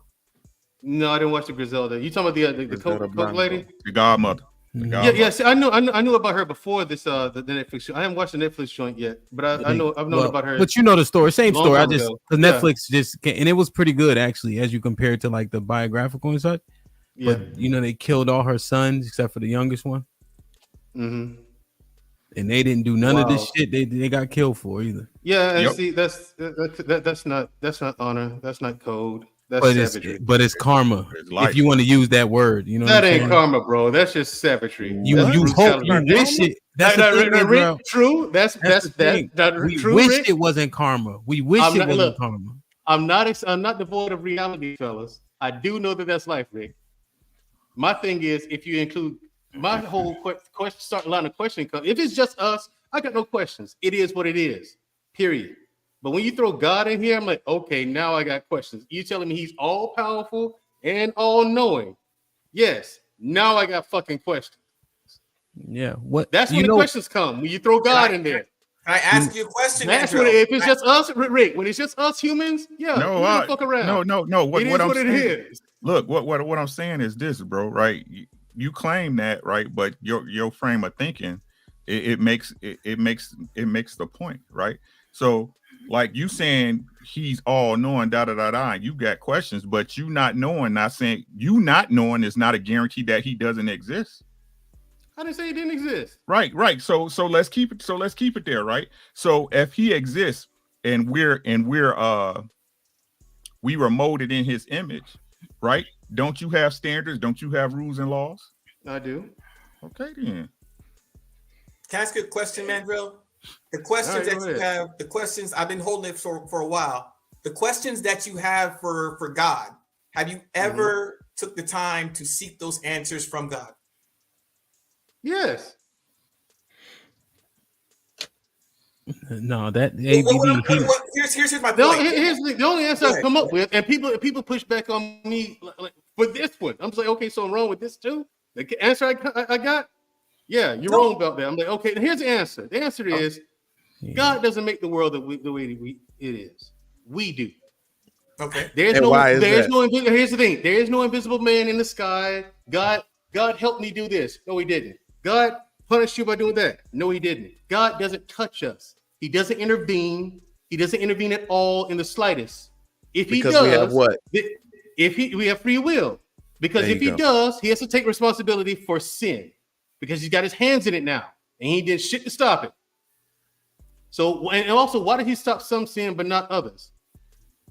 So what are you talking about, man, what are you talking about? The whole intervention is God thing. What sin did he stop and not stop? What are you talking about? All sin, period. Just sin, period. Where'd you get that from? Because you know, some people say, where did you get that from first? Where'd you get that from? Nigga, it's life. Look around. What do you mean? I'm misunderstanding what you mean by he stopped sin some but not all. No, I said, you know, some people say, well, God saved my life from a murderer or whatever. You know what I'm saying? Or something of that method. That was sin that was coming from you, and God stopped that sin from happening to you, but you don't know the reason. So I'm like, okay, why would he stop sin for some but not for all? You know what I mean? That's when weird ass questions like that come. It's like, okay, no, this ain't making sense. Okay, I can answer God, that. but at the same time, God loves everybody. I'm like, no. Stop. All right. Let me just clarify this. If you want to know more, you can know more. Right. God doesn't love everybody. One. Okay. You think you have free will. That's another thing that's hanging you up. You think that people created for the same reasons, right? But if you look in the Bible, like somebody mentioned, I was only using the Old Testament, which I don't know why, right? But Romans 21 says he created some vessels to honor, some to dishonor. People have a reason for being here under God's will and authority. Right. If you look, he elected a specific group of people. Right. He said these are holy people above all people that are on the face of the earth. You misunderstanding the God that you are referencing, which is the Bible, whether you like it, understand it, accept it, believe it or not, because you use the word sin in itself. Right. You just don't understand, like there's all this stuff in it that would clarify how you actually feel about things. I admit that I don't understand. That's why I got the questions. There's a difference. See, there's a difference in what the Bible says and what's being taught in church. 100%. This is what I've noticed in all religions. See, that's what you arguing against, Mandrell. You arguing a bit the shit that the church taught you. I would argue right along with you, but when you start reading, you're like, yo. Yeah, if you notice, I really don't have much pushback for you. I have more questions than anything. Yeah, it's questions. Yeah, it's more questions than anything. Like Rick, I don't have pushback for you. I got questions though, tons of. So it's not like it's not an argument. Seeking knowledge with me. Yeah, exactly. Because I've seen some shit that don't make sense. Some shit absolutely terrifies me. If y'all can believe that, you know what I'm saying. And no one talks about. Like the way people look when they die. That shit will get you.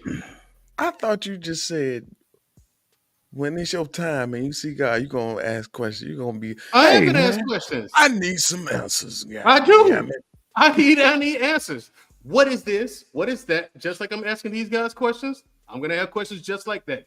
And but you can get the answers, Mandrell, tomorrow if you sought them. And when you do, but I think that all the questions that you do have, they have answers. If you seek, I personally, if you take that time to seek the answers to all of your questions, when you find the answers, you really don't have many excuses anymore. God has given you the knowledge and the wisdom in order to move forward.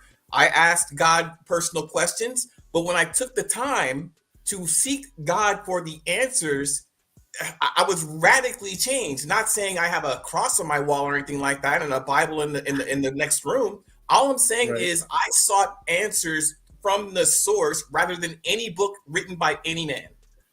Cool. And this is one reason why, to you guys and him, why in the beginning I said, and this is what started the conversation. I said, this is I don't believe your organized religion. Because what's being taught in church is different. Did you hear the shit that EBD just said, Mandrell? What the fuck is he talking about? Corey, what's up, man? Let me hit.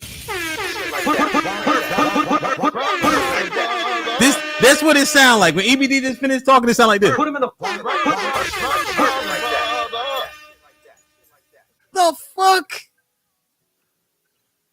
Kasim, no, I'm mad at Kasim now. Kasim, you just sitting there letting them just do this bullshit. I'm trying to hear him out, man. I'm trying to understand different perspectives and where it comes from, and I'm just collecting information, man.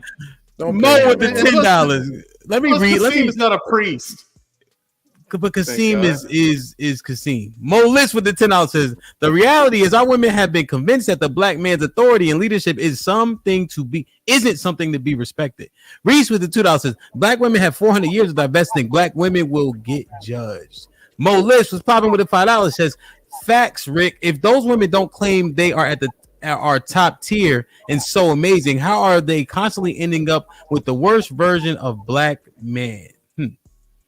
He knows. What up, my brother with the $10 says your woman does not look at you as an authority figure, but an equal. This is not a healthy. I consistently teach my woman new things. Until she meet a man she believes is an authority figure. Talented 10 for the $10 says women also have their own opinions. There's no amount of work men could do collectively that will change any woman if she doesn't want to. Being dominant isn't the end all. She has to want to comply. 187 with the $5 says 5 Canadian says Hamp. Some people are Jamaican imposters. Don't fall for it. Stop lying, Mr. Anderson. Martin Luther King with the $5 says Sugar Bum drives a 2003 Altima that needs an oil change. Have a good day, everyone. Caesar Spouse with the $5 says Rick, you can't control all men, I think you want to say. And if women keep getting with unsatisfactory men, we cannot blame the majority of men for that. Talented 10 for the $5 says the fat Asian guy is Buddhism, to be fair. Hinduism is mostly blue people with lots of arms and elephants and shit. Just saying. Nah, facts. When I said fat Asian guy, I meant to switch it to Buddhism, but I just didn't say it. But no, that shit sounds great. And Buddha wasn't fat either. There's a bunch of Buddhas, I think. Lauren Mack there's only one. You sure? Nah. Yes, there's only bunch. one. A bunch of what? There's a bunch of different. If you're talking about representations of him, yeah, there's different like depictions of him and stuff like that. But in actuality, he was really skinny. Like he almost starved himself to death, literally. Like by the end, when he found clarity and understanding, he had to like nurse himself back to health. He was so malnourished, so he had to drink soup first for a long time before he could ingest solid food again. Lauren Mack, he's not fat. Lauren Mack with the $2 says. Go ahead, I got some words for you, bro. You know hey, Cuzzo Mac. What up, Lauren Mac? What up, Lauren Mac? Canary in the coal mine with the 7 Canadian says, hey, when you going to cut them with the precepts? Romans 7:14, the law is spiritual. If you don't follow the laws from Moses, you can't be spiritual. Yeah, man, I'll be slow rolling it. But when I'm doing an actual show on this, we'll dive deeper, you know. Zagu with the $2 says, this nigga said he gonna punk God. Yeah, he wildin'. I never said I was gonna punk God. I said I got fucking questions. All right, man, Drell, these are super chats. Let them ride, please. Unpopular truth with the $5 says, so what's the point of any of this? Is y'all are saying we can't come together with a core principle because of religion? No. Not because of religion, bro. Yeah. Not because of religion. I got 2 more. 3 more, 4 more. Canary in the coal mine with the 7 Canadian says the Bible is the so-called Black, Hispanic, and indigenous history of the 12 tribes of Israel. Edomites stole everything, and their kids will pay for it. Salute to Harrison for becoming. I thought Harrison was already a member. Salute. What up, buzzing, bird, flip a dozen. Holla at your boy, you thought your cousin wasn't. Harrison with the $5 says, we popping open the Bible tonight. Well. Salute.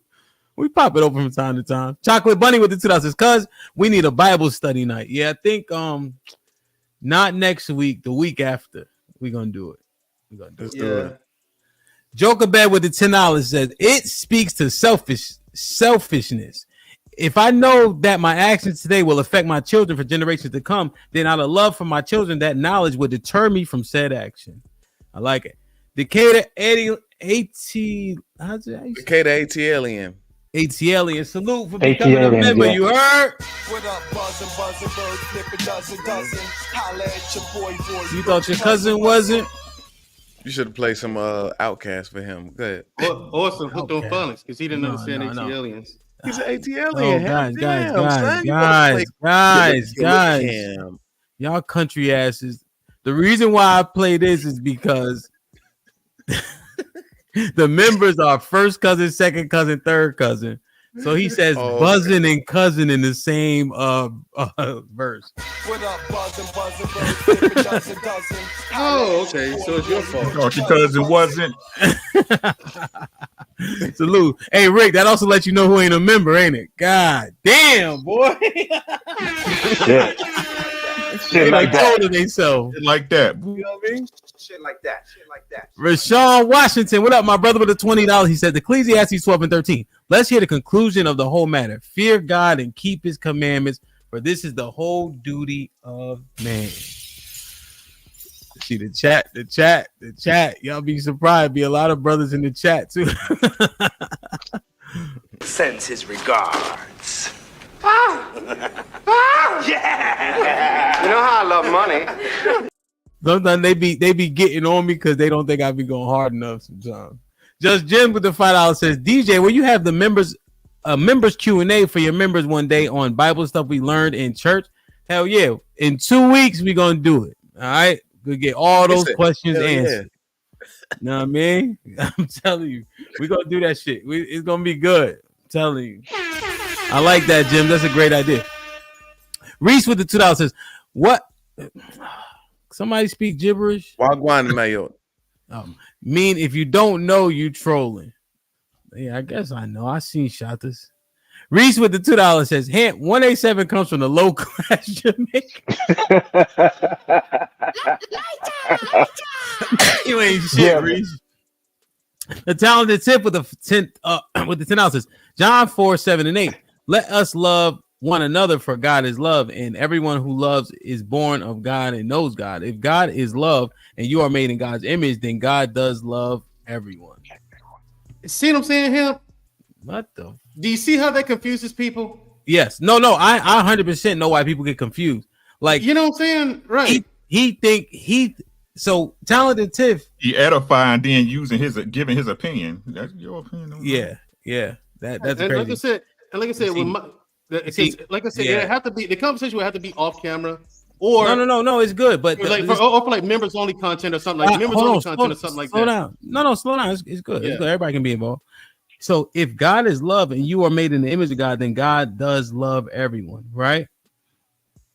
Now he added. So when you read it, right, Mandrell, you got to be careful with this, right? This is him talking after the quotations, right? The key here, God is love. Is God all love? Do all things come from God? Does hate come from God? Right? Because if you look at Ecclesiastes 3 and you read it down, if you listen to DMX read it, it's the best read I've ever heard. But it says a time for love and a time for hate. Right? If you go to Isaiah 45 and 7, evil comes from God. If you go to Job 1 and jump to verse 8, when you start reading about what Satan was trying to do, Satan had to get permission to fuck Job over. God. Yeah. Right. So that's what I mean. They just jump out there, right? But that's why the Bible also says, Leviticus 28 and 10, here a little, there a little. It's very important to understand all of it so you can bring it full circle. You know what I'm saying? Right? Yeah. So, it's a lot though. It's not an easy thing. You know what I'm saying? No, it's not. Definitely. The thing is, like I said, I was a true believer until bro, honestly, the army. That's what did it. Can I say something? You see what you see when you get out of this bubble called Disneyland, which is America. I fully believe that y'all believe what y'all believe because you're not in any real danger. Go see some real shit, and then you'll have questions too. It don't make sense. I'm sorry, man. Yeah. Go ahead. Go ahead, Marie. No, I agree with Ham saying you got to read the Bible with context, and I also feel how you feel, Mandrell, when you see some things you don't understand how God could allow certain things to be, and there's still a God, or there's a God of love. But I wanted to say I hate when people keep saying black women don't respect black men. That's not all of us. Many of us love our black men. A lot of the girls that be talking that stuff, they be on social media sites disrespecting black men. But there are many black women who do not disrespect their black men. Yeah, I mean, we believe you. Nobody's. I don't think anyone's saying this word. I don't think anyone's It was in the chat. It was in the chat. You read it. You read it. Yeah, but I would say it's for those women who disrespect black men. I don't think that's really, good or godlike behavior or whatever you want to call it. I mean, that's not really behooves of a good relationship with it, whether it be. And here's the kicker is when they talk about black men or when black women talk about black men and want to use disrespectful rhetoric to, dusties or whatever. I'm like, the first question I want to ask that I always ask that'll kind of, make them think just a little bit before talking that shit. And I'm like, oh, so you must be talking about your dad, your brother, your cousin, your nephew, right? That's what you're talking about, right? When you talking about ain't shit niggas, you talking about your dad, right? Talking about your husband, right? Talking about your brother, right? Talking about your son, right? Right? Exactly. Then it's like, oh, well, I ain't talking about them right now. I'm talking about you and everybody that ain't them. Yes. That's how you know they it's full of shit. Now they can talk all that mess all they want to about being a strong black woman and I don't need a man, but that's not how they live their life every day. Of course they want a man to get with them and to take care of them. But it's a front. It's a front and it's bullshit. Even if it's not your man, you supposed to respect because you see a black man, you don't respect. Like what? That's crazy. Another thing I don't like is that. Wait. This has been talking about to go back to Mandrell's point. I'll catch you later, Rick. To go back to Mandrell's point, when we talk about inheritance, about what's passed down from generation to generation, disrespect of men for the past 60 years have been passed down. And this is what we have to contend with every day we wake up in the morning. Right. That basically, in a nutshell, what Crimson Q was saying basically is that, what I think is that black women, men are valueless. We just this empty vessel without any value to us. And the only way that we get value is that they have to assign value to us based upon what we can do for them and what we can provide and all these other things. So when they look at us, we're just an empty vessel with no value, and they have to assign value to us. Let me ask y'all a question about the respect thing. Let me start with Saint. Do you think the respect we've been giving it but not getting it? When you say we men have been? Yeah, you think we've been giving it respect to women but not getting it? Yes. I believe. I believe this one thing, man, because it's not general at all. You got so many different cases of nobody doing the right thing at certain times.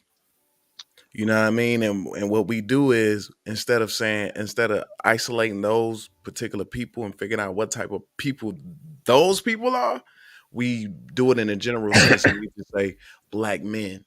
So if a young lady was in a terrible toxic relationship with a black man because he's black, he's of melanated, he's of our ancestry, and he f's up in that situation, then they will, instead of isolating this one person, they'll give it to all the men that look remotely like him. Yeah.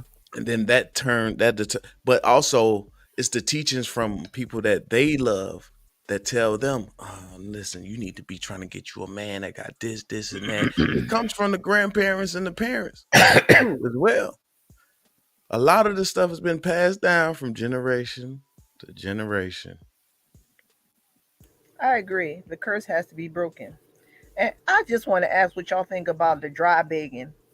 Women saying they don't need men and they got money, but then they go to a restaurant and look around for a man to pay for their meal. Well, Blue pill and the simps run the world. Well, it's They out there. interesting, but it's interesting though, Maria. My show tonight is chivalry versus simpery. I'm interested to see where the lines are blurred, what is what, or has one been usurped because of the other. I got So I understand the question. Another thing is this. Yeah, that's a good question because chivalry. No. That's tonight, man, Joe. That's tonight. That's tonight. I'm not gonna be there tonight. Save it for tonight. No, I'm gonna drop you down. I don't want to hear. I want to go in with a fresh mind. No, but I was just listening to what Maria said. But she called it dry begging. She's right. I agree with Maria.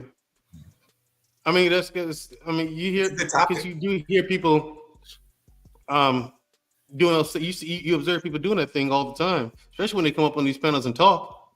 You hear women say that, I don't need a man, I don't need a man. You won't open the door for me, and you won't cook for me. You won't pay for my bill, pay my bills, pay for this. Guess what? But It's you the just said you don't need a guy because you got your own money, though. Guess what? It's the teachings. It's the teachings of the mother and the grandmothers and all that. Example, yeah. Right? And my daughter's 16, right? So I'm talking to her about, she's starting to like guys right now. This is just being real at her age.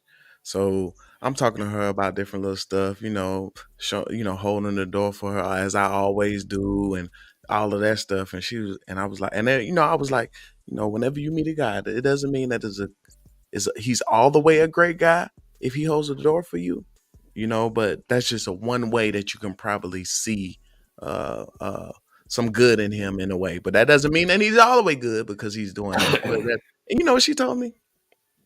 I don't need it. I don't need a man to do nothing for me. And I'm like, I don't need nobody to do nothing for me. And I'm like, then you don't need to ask me for money then. Ooh. Then if you don't need nothing from nobody, then that means you don't need nothing from me. I'm part of anybody. Right? Yep. What'd she say? Oh, we got into it, man. I had to talk to her. She was in tears at the end of that. But the thing is like more so of this right here. It's still the teachings of her mother. It's the mother's. It was just broken down. Her mother taught her mother that same thing. Not to get personal about it, but her mother taught her. She was with a football player, athlete. And then she talked to her daughter about what she want. And then she see not like her mother's changing the narrative herself now as she's an older woman. So it's just the teachings being broken down. Like, listen to the right teachings. Don't listen to the stuff that's gonna have you lonely. Yeah, that's something. That's also something Crimson had alluded to early in the conversation in terms of the boneyard being something that we're born into. Mm-hmm. Like that logic, get what you use, what you got to get what you want, from Players Club and things of that nature. So, no, that shit is it's not easy. I just wonder about the respect itself. Was it definitely was it reciprocated, or were we just not getting it back in return? And when you look at music, like Maria was talking about earlier, the music today doesn't sound worse than the music we grew up on. I mean, these rappers say they take a lot more drugs. Generally, our rappers sold drugs, but our rappers was definitely doing drugs. I mean, Hey, what Ronald Isley say? Hemp. Oh yeah. I got coke, I got weed, I got dick. I'm a pusher man. That's the same thing. So go ahead, my friend. Nah, you're right. Mary Jane. I still like that right? song. Yeah, no, 100%. I just don't think there's anything new under the sun. You know what I mean? Yeah. Because when Pac was rapping and DMX was rapping and when 50 first came out, boy, you want to, man, come on. Everybody was Get Rich or Die Trying. Everybody had on a do-rag and a hat. I remember. Yeah. I remember you niggas. I just wish that we can have a yak bag, a hand recorder, or something that says in any relationship or marriage, if you really think you don't need a man for anything, and if you want to talk that rhetoric, I do think that it should be admissible in court, and that attitude should be enforced in the law. You said you don't need a man. Up in here in court talking about where's your child support or alimony. He got you on tape saying you don't need a man. Then that means you don't need any of his money either. Hey, EBD, guess what? How about this? When you if a woman is alone, right? She lives alone, she's independent and all of that stuff, right? Then somebody breaks into their house. Woo. Who do they call? They don't call Ghostbusters. They call Well, the there are police. female Ghostbusters though. They hope it's a huge man with a gun. Right. A couple of huge men with guns that come to save her. Come we deal with carve the world. We carve the world. And that's actually happened. That's what was hilarious is that actually happened to us. Like there was a big ass noise. Turns out one of the cats just knocked some shit over, and it woke us both up out of our sleep. I saw it moving real slow. She's like, hey. I said, huh? Be careful. And she said right there. Didn't move. Be careful. Yeah, exactly. Hey, what's that noise? Oh, you better go check. She ain't get up to help you out. Now see, no. This where I gotta push back a little bit. My swords. No, him. She basically what he's saying is his lady just sent him my lady because he's the man. Oh yeah, no. I 100%. But here's the thing: when you something go bump in the night, regular people, both of y'all niggas freeze up. And you know what? Both of y'all motherfuckers calling the police. Nigga, 90% of cats ain't prepared for beef, for smoke. Who out here training? Listen, 70% of us are overweight. Not anecdotally, not anecdotally, right? But just in general, 70% of us is overweight. Mandrell trains himself, and his jacket backs it up. If somebody break, and I'm pretty capable, but if it's a gunfight and somebody breaking my house, I'm sending Mandrell downstairs too. Like, come on, like, yo. And I've been outside, but that was his life. Like, you know what I'm saying? Right. Now, if I yell downstairs and they don't got no guns, I'm like, all right, come on, Mandrell. But if I only got one gun, I'm giving the gun to fucking Mandrell, bro. Like that just like it don't make like right, man. That makes sense, right? Like, because whether you a Green Beret, him, I don't give a damn if it's hardcore Henry. And I ain't giving him shit. I got the gun. I'm just saying, we got one gun. Mandrell was a Green Beret. Calculation, here, Mandrell. All right, I'll take the bat. I'm better with this than the strap, because that's what he does. Like Mandrell run out there. Mandrell run out there, and you don't hear no more Mandrell. You gonna be like, fuck, I should have kept the gun. Yeah, I'm like, that's what you. What's this nigga? Old ass nigga. Now you talking shit about him. Old ass nigga. Right, Mandrell can fight. Let him fight. He good. He good with no gun. He got his hands. Let you keep the gun. Let Mandrell do all the Chuck Norris and shit. And Well, the John Claude Van. 2024, practically speaking, in the modern era, you're breaking into somebody's house for what reason? I mean, unless you have a safety deposit box with gold and jewels of the Queen of England, what is in your house that you can't get for like $299 from Best Buy? Or what can you get in somebody's house that is such a high value that it's worth risking your ass? Because it's you just gotta be today transparent. Listen, I know, there's but a lot of people still in the mud today. no, I got you. But I mean, practically 2024 today, like in the hood, what is missing in the hood that we got here in the suburbs that they can't acquire through legal means? They don't got access to certain things. They stuck in their environment. That's why they call it the trap. They stuck there. You know, it's a revolving door. They just stuck there. Me, I have on a $30,000 ring. You think they won't blink to go to try to figure out how to get that? I got you.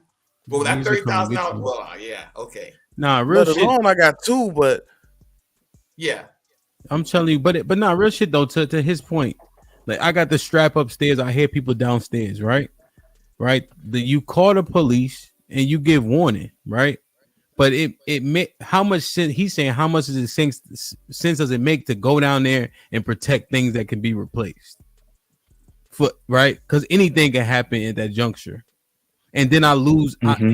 So like all my bedrooms are upstairs, right? So I lose advantage by going down the steps too. Yep. Thank you. Tactics. Right. There you go, Ham. Yeah. I So ain't trying to protect Yeah. any kind of like material possessions. Yeah. That ain't I ain't trying to protect that shit. I can blow But it all yo, the get out the house. The cops is on the way, and I have an advantage, a tactical advantage, being up the stairs. And then all my children are up the stairs, right? So I'm gonna put myself between them and the threat, but not so far that I lose the advantage. So that goes back full circle, Ham. That means that the woman will have to rely on the man. Yeah, no, 100%. No, 100%. No, 100%. And when I'm there, right? But then here's also the other thing. Tactical. See, I don't know how many people thinking about this, right? So if somebody breaks in and I'm not here, right? What do I make sure my wife has in her possession? A shotgun. See, I'm not gonna give her a handgun. It's already hard enough to hit somebody with a handgun, right? From 6 feet, let alone 10, and it's in the middle of the night and you got slob on your cheek. Yeah, and it's dark. But the shotgun, your area, target area is this big. So that's the thing. People just be like, if you got a weapon for home defense and you don't have a shotgun, you got that weapon because you heard it was a Glock and you heard it on every rap video. That makes no sense, right? Like to Mandrell's point, are people really thinking? You know what I'm saying? So yeah, you know. Wait, Hassan, you leaving, Hassan? It means a lot for a woman. It means a lot for a woman, for her man to go and check out and see what's going on as a man. It means a lot to us. Yeah. But that's a part of the protection that we have for them, right? And just to your point, Ham, I told my girl, I was like, listen, if you upstairs, you hear anything in this room here, do not come down here. Do not come down here, right? Because again, most of your safety is upstairs. There's another way you can get out the apartment, but don't come down these stairs and come in this room. If you hear some noise down here, because it's not gonna be good for you. Peep this. And I don't need you in the way. I need to be able to do what I need to do without having to worry about you. Okay. Yeah. Or You know what's funny? I just watched a movie yesterday. It was about this guy winning the lottery inside of a store and he gets robbed. It's on Netflix. I forgot the name of it. Oh, Your Lucky Day. And so basically the woman that was pregnant ended up kind of like doing majority of the saving everybody, all of these huge men. You know what I mean? So they try to create the narrative like, and I'm not saying that women are not able to protect us. I'm not saying that. But at the end of the day, if Mike Tyson was to go fight somebody in a boxing match, which he's fighting Logan Paul, make sure y'all stay tuned for that because I want to watch Mike Tyson beat the crap out of him. But you will want a person that's equivalent to, you ever pick on somebody your own size? You know what I'm saying? Like, the advantage is there. Like if a big strong man comes in and try to rob your house, send the big strong man to protect the house, right? But sure, it can be a little woman too coming and robbing my house. The man's still gonna go too. So it's just like we gotta stop playing that. We gotta stop playing like we don't like the women of our culture that we care about feel like they don't need us as men, when that's just crazy talk. Because we need them to be mothers. Yeah, but I don't like the fact that the only time you're a man that's worthy of respect and submission is when you hear that noise at 3 a.m, while the rest of the 364 days and nights and minutes and months, you ain't shit. And I don't need you, and I can leave you and do better than you in a day. That's the problem we face.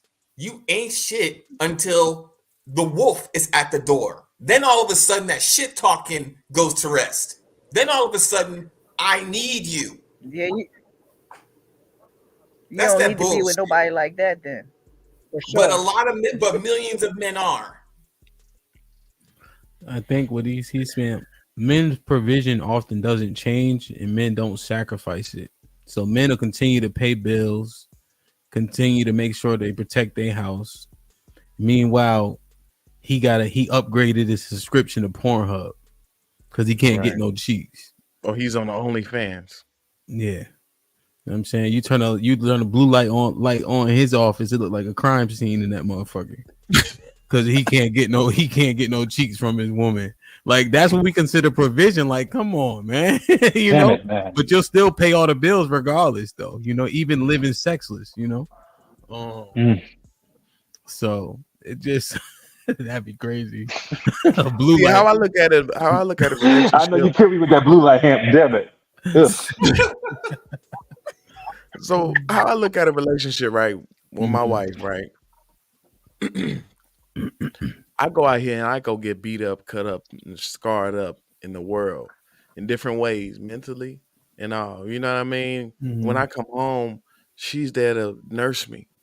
She's there to lick my wounds in a way, and not literally, you know. In a way to lick my wounds, in a way to, you know, she's the nurse. She got to nurse me back to health again, so I can go back out there and fight another day. You know what I mean? She's the support system.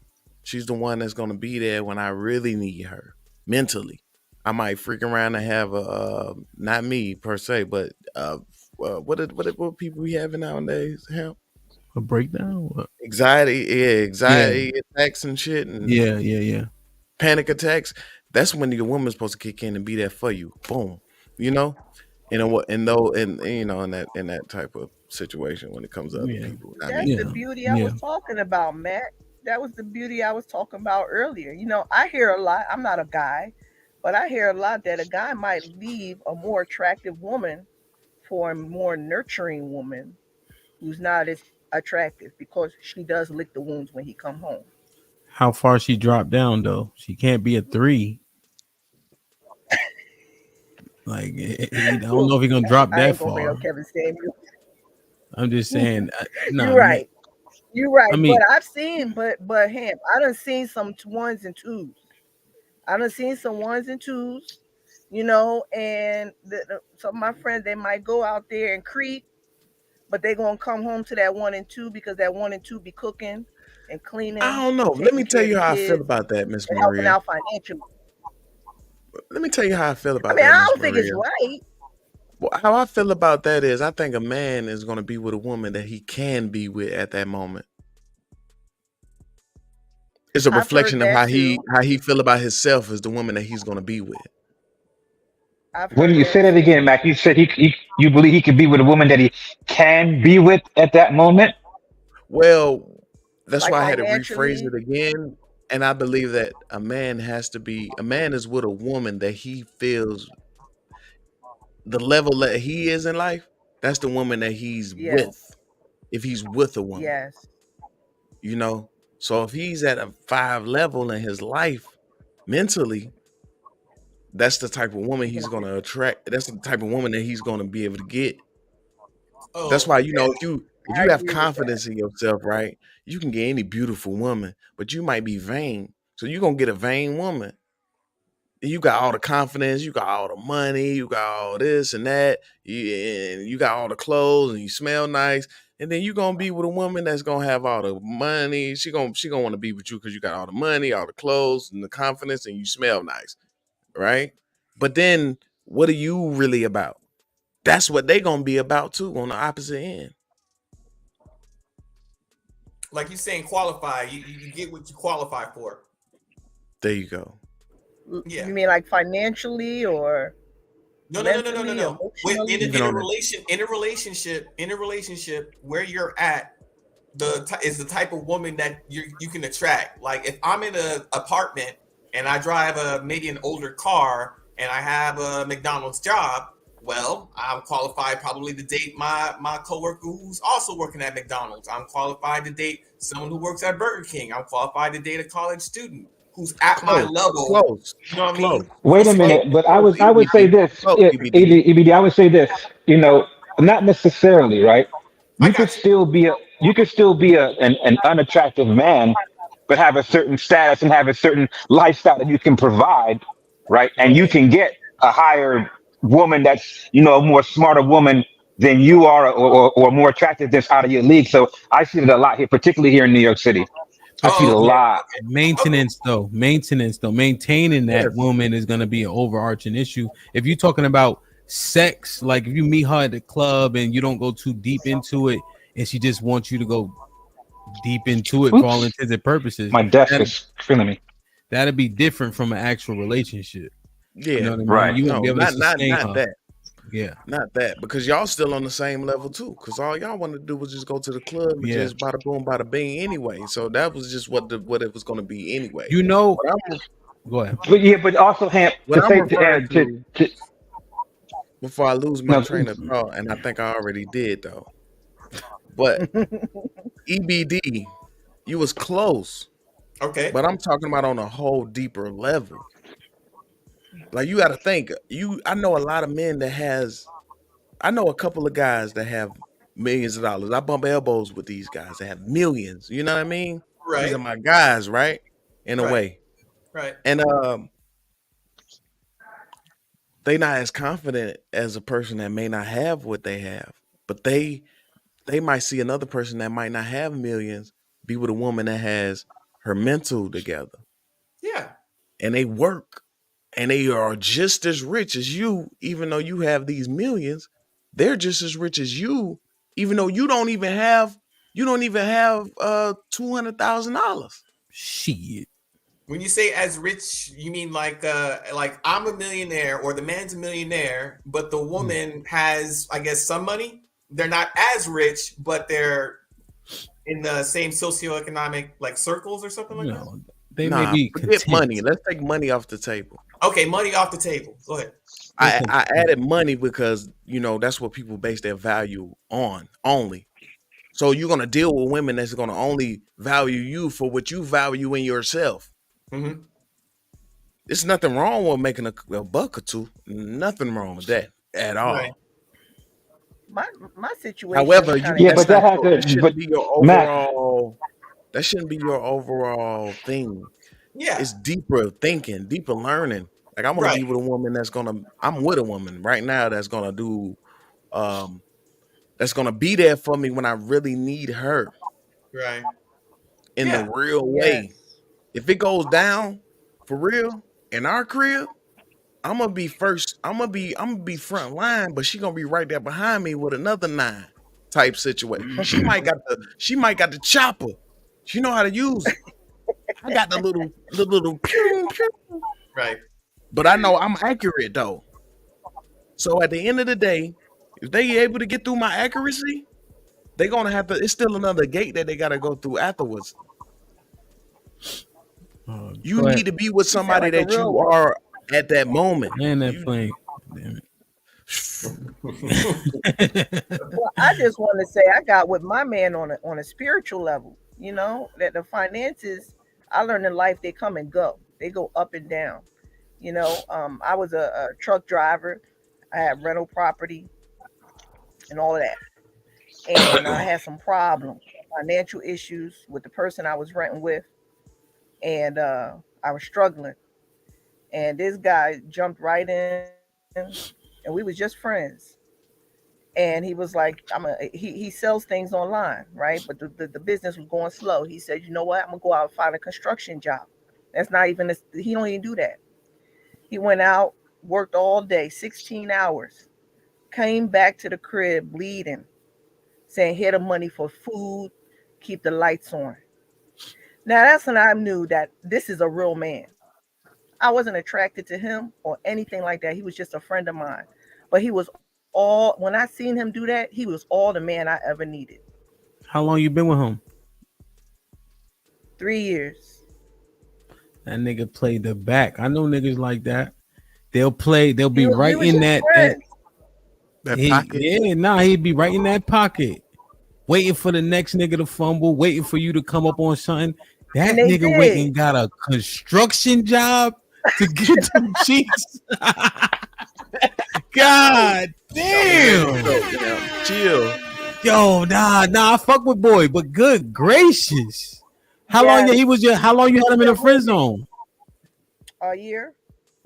Damn, he played a year. Okay, that wasn't terrible. Okay. Look, I was a party person, right? Like I ain't the type of girl to have men in and out of my bed. You used to tell him about the niggas that you used to mess with. You used to tell him about the niggas you used to party with. Of course. He was like, yo, that nigga had a script. Okay, don't do that.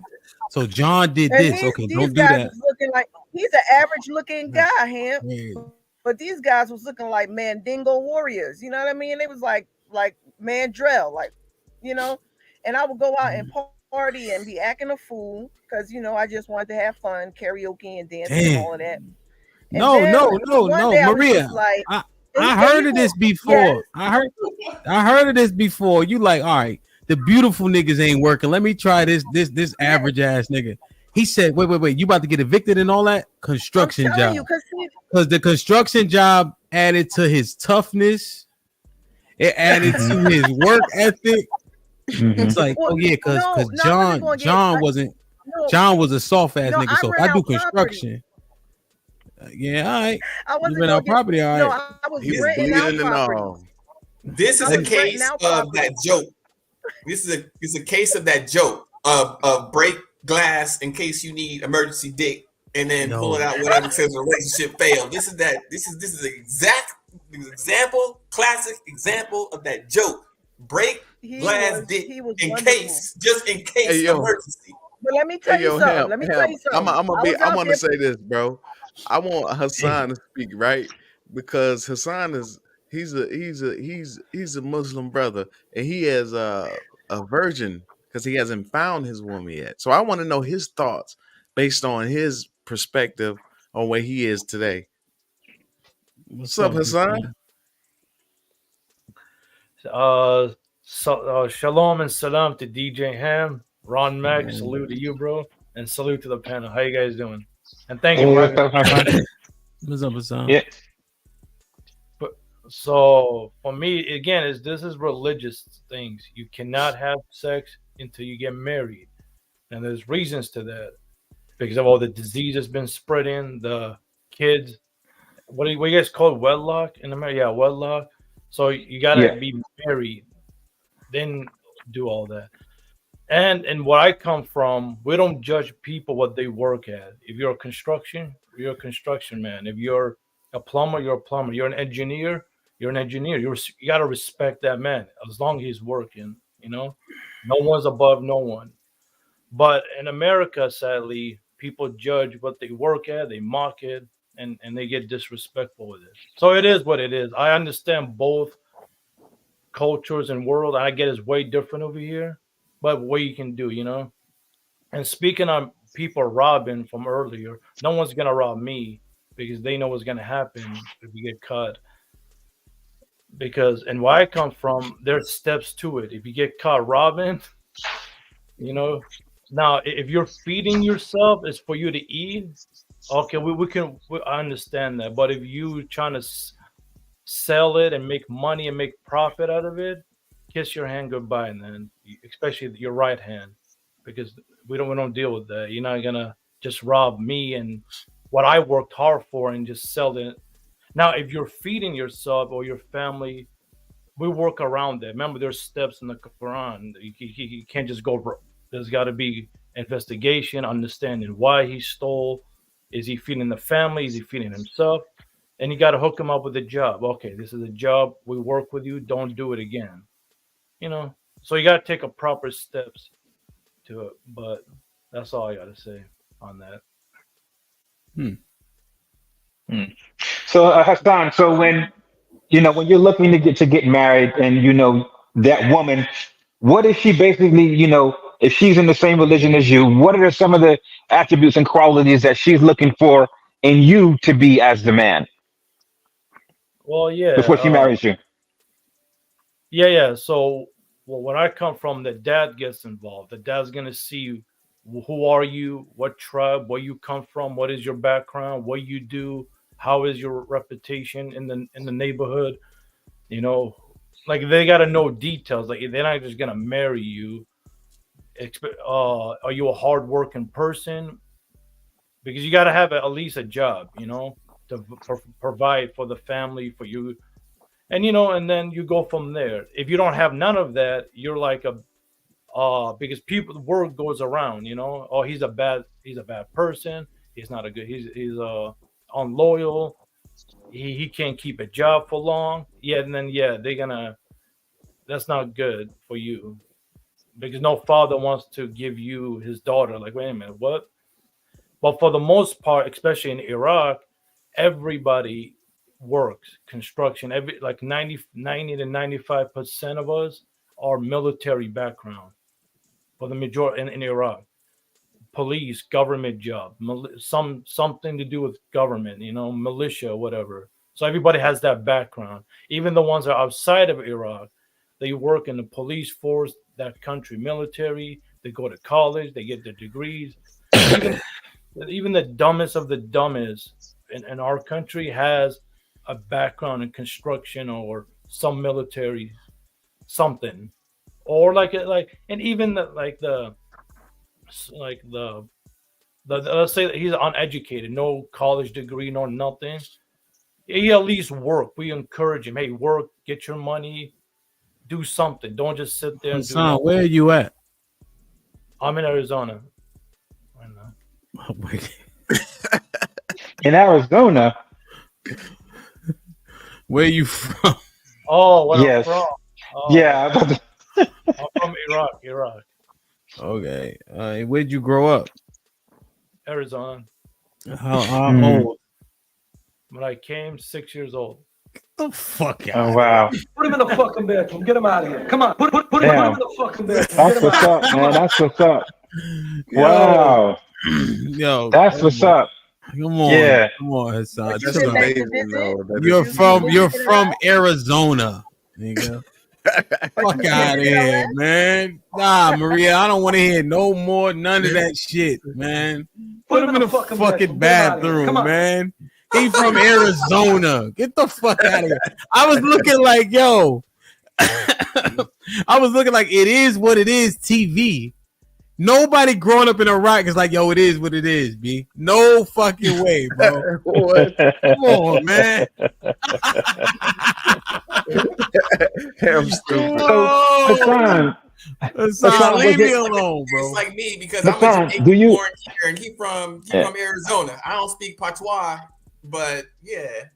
Hassan, do you live in the do you live in the community where it's a bunch of individuals from your homeland in order to keep those values and stuff intact? Y'all keep each other accountable for that? Yeah, but in Arizona, it's not like Chicago or like when like we have like 20 people live in the same blocks. Like we kind of spread out, but we meet at the mall, at the park. You know, keeping the tradition going. We talk about literally everything: the economy, business in America and Iraq was different, was changing. But yeah, we stay one close to another. You know, help each other So- out. Yeah, that was going to be my next question. So, do you think because you guys are such close knit, especially when it comes to family, that can give you guys a little bit more security, just in case something happens with the provision and somebody loses their job, or someone needs to babysit? There's other individuals in that family that can kind of take that load. Do you think that that's a crucial part of having that relationship last longer? Yeah. Like for example, back in the day, I remember this guy lost his job. He lost everything. They kept him at the mosque. Like he stayed there for 3 months. They just told him to clean it up, make tea or whatever. But in a few months, he got his shit together. He got a job. He became a bus driver. Then they helped him, got a studio, and then he moved on from his life. So there's always people to lean back on when you fall down. It's like you never left alone. If you need help, hey, ask for help. There's no shame in that. If you're down, you're down. People will help you. Like my dad, his car broke down. His friend let him borrow his car. It's not like a Lamborghini, but hey, something to get to work, handle his business. So we will help you. But the most important thing is you got to be respectful, and we welcome anybody. It's not just Muslims. You can be whatever. Just be respectful. If you start disrespectful, then that's where your problems starts to begin. Don't take my kindness for weakness. But yeah, that's all. All right. So one more question and I'm done. So when you see, us, black people here on the panels or you hear on the web and you see the discord that we have between our black men and our black women, what type of advice could you give us in order to help us to stay together longer? Well, like I said this on Freezy channel, when you guys stick together, actually don't just talk about it. Actually do the work. Like there's a lot of been talk, and a lot of people are tired of the talk. Oh, do this. Some people you can give advice, and some people take your advice and do it, but not everybody can function like that. Some people you gotta literally hold their hands, and most people don't want to do that. You gotta show them how it's done. Like be involved. Hassan, slow down a little bit. So wait, I got a question, man. Because in the Quran it says you shouldn't be friends with Jews and Christians. Surah 5. No, be Jesus Christ. God's created you from nations and tribes. Doesn't mean we be divided. We gotta. No. I'm listening. I'm kind of letting it ride. But it is hard for me sometimes. You know what I mean? Cause I study that book too, cause just so I can wake some brothers up when they use it. So what did you think about Surah 5 and 51? Well, again, what I've been taught is speak to your best knowledge. Like for me, like what you just saying, I can't speak to that because I don't want to mess up the word or misinterpret it. Gotcha. So for you, like I send Mandrell that website, and he has panels, and you will be great if you have that talk with him. But just speak to your best knowledge. If you don't know, you don't know. Don't speak beyond. Yeah. No, it's just interesting in the Quran, like the women, if they have premarital sex or adultery, they got to stay in their homes until they pass. The men, they get chastised, but they are forgiven because Allah is holy, so it says. So I'm just trying to understand, what's what. Yeah. Is sex consummation, like, because I know you guys can have up to 4 wives, but then I get confused about all the virgins circling around you guys when once you get to the promised land, so to speak. Yeah, I see. But like I said, I don't know how to. Maybe I do know, but I don't know how to explain that to you in a proper way. So It's I'm okay. not gonna. It's just a little jab. I just had to, you know what I mean? Couple jab here and there. That's all. It's all good. I appreciate you, man. Listen, I'm gonna no, I ain't playing the back pedal. He all right. Yeah. Listen, I got this show tonight. It's gonna be dope. Chivalry versus simpery. I think it'll be interesting. Then trying to mine that out because I got a feeling. I'm saying feel on purpose. Are we crossing these things? Like, are they blurred? Who killed it? All the regular shit. Just it's a good topic of discussion. Yeah, in the modern era. Yeah, 100%. Because things are being blurred, and I'm wondering, is it just being more problematic than helpful? So it should be interesting. Kasim, I just want to ask a quick question. It's going to take 30 seconds because I asked a lot of people this, right? I want to know how men feel about this, right? You meet a baddie. Mm-hmm. You bring her to the house. She got to go to the bathroom. She break your toilet. Do you dismiss her or do you help her out?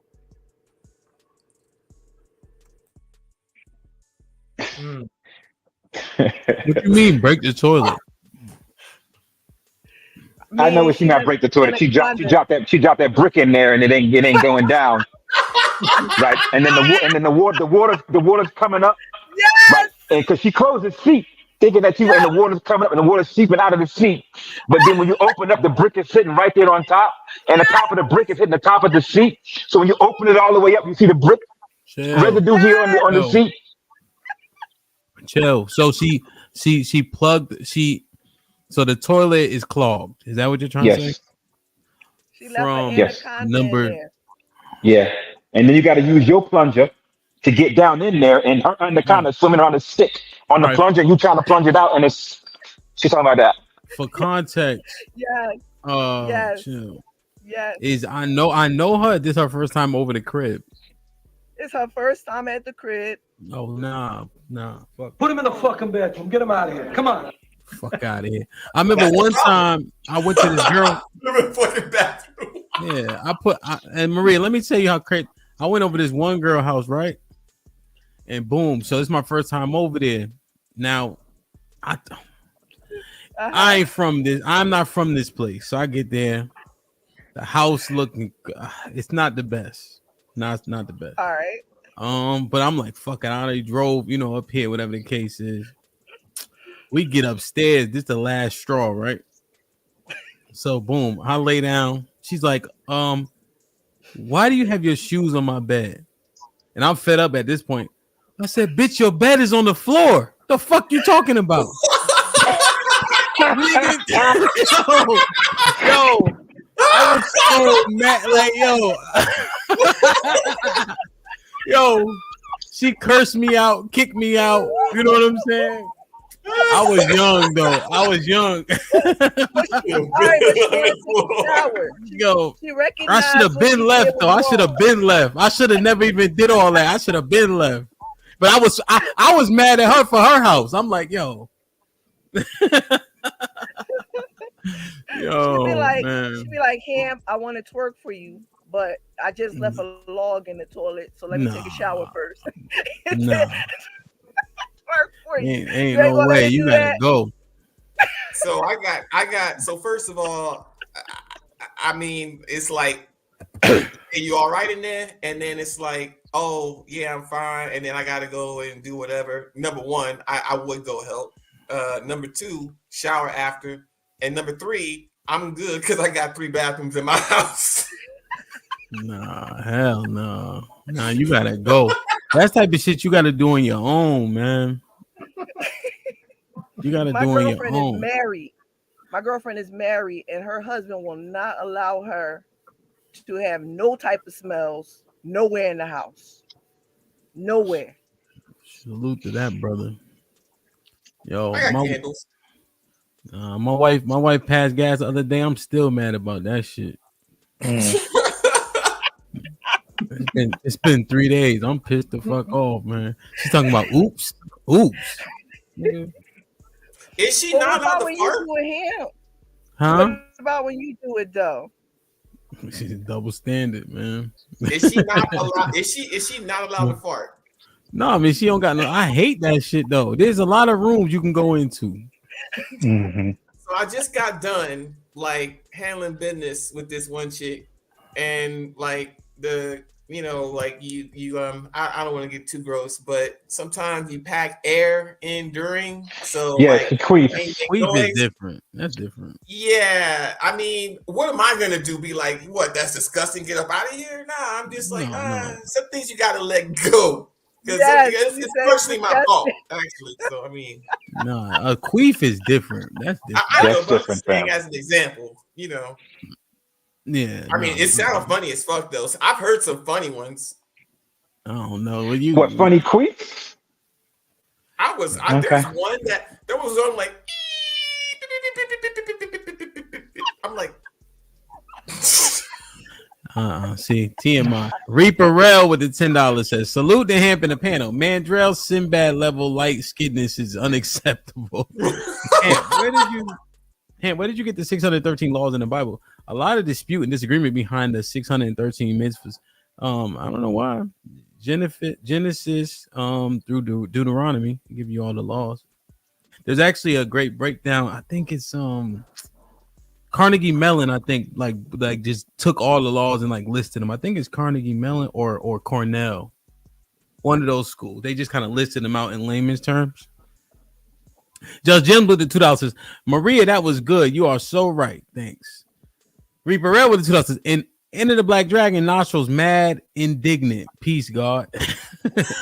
As Abe with the $2 says, Maria, which side you on? Come back tonight. Oh yeah, we go live at 9 p.m. later in the night, Maria. Ramello with the $2. What's up, Ramello? He says, why does Saint Mac sound like Pimp called Slickback?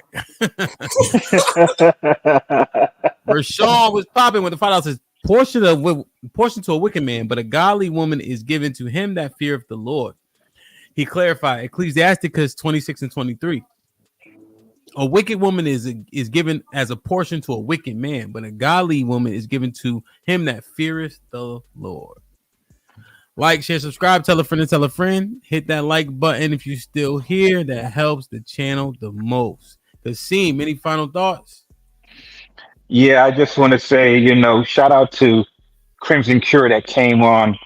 I think Crimson Cure probably articulated really pretty much what most of us has experienced when it comes to the dynamics of relationships with men. She shined a really good light on the actions of how some women have become who they are.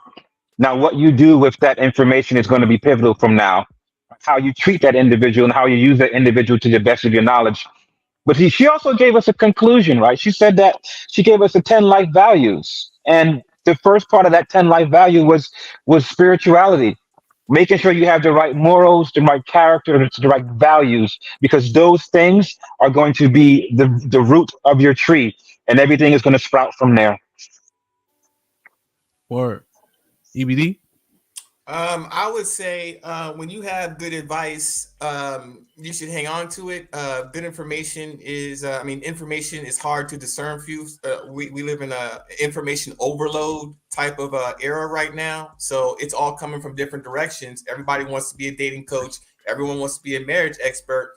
The difference is you live your life in one certain way. So all of the values that you've accrued over time, those still have to hold true, and you have to find someone compatible that will get on your program so that you can go on this journey together. And that takes not months of vetting, but years. They need to know you, and you need to know them. And when you exchange values and core beliefs, you stick with those kind of till you die. I mean, that often doesn't change unless you want to hop religions. And even when you do that, your core values go with you. You get with that religion because you align with what they align with. So I think relationships are the same way.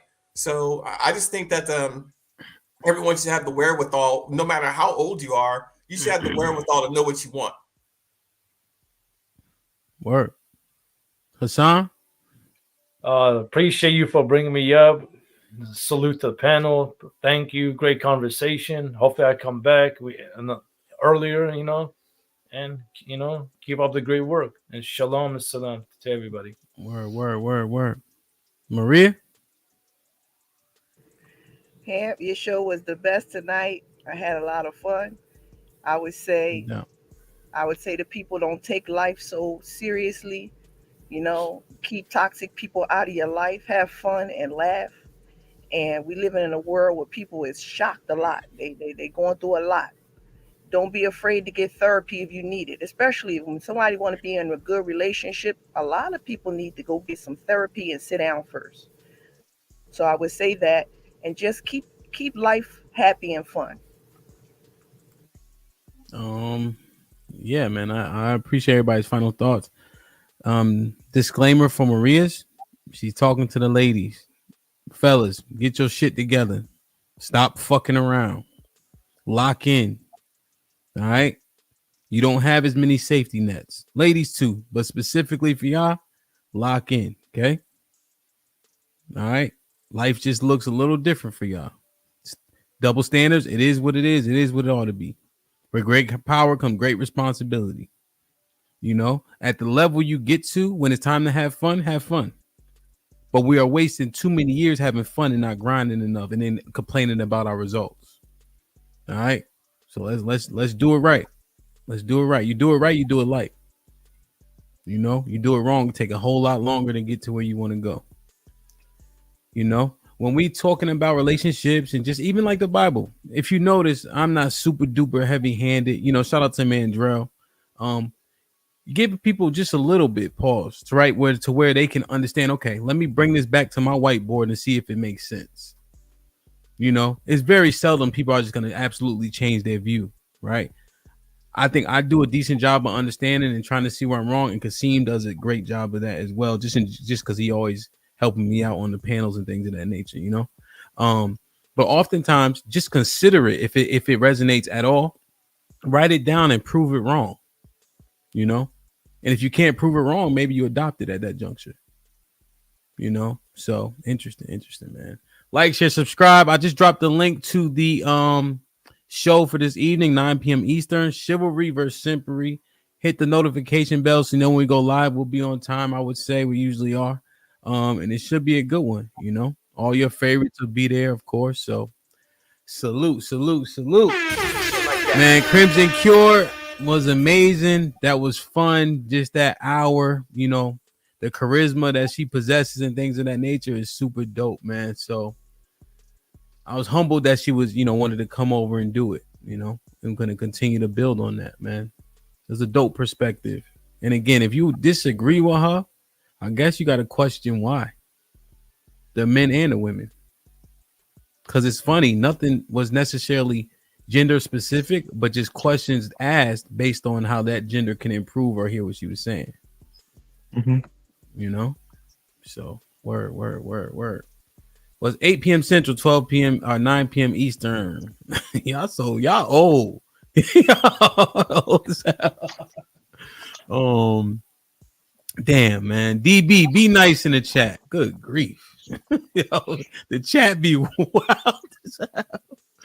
Damn, man. I love y'all. I appreciate y'all. See y'all in a few hours, man. Like, share, subscribe. Tell a friend and tell a friend. And we out. All right, you guys.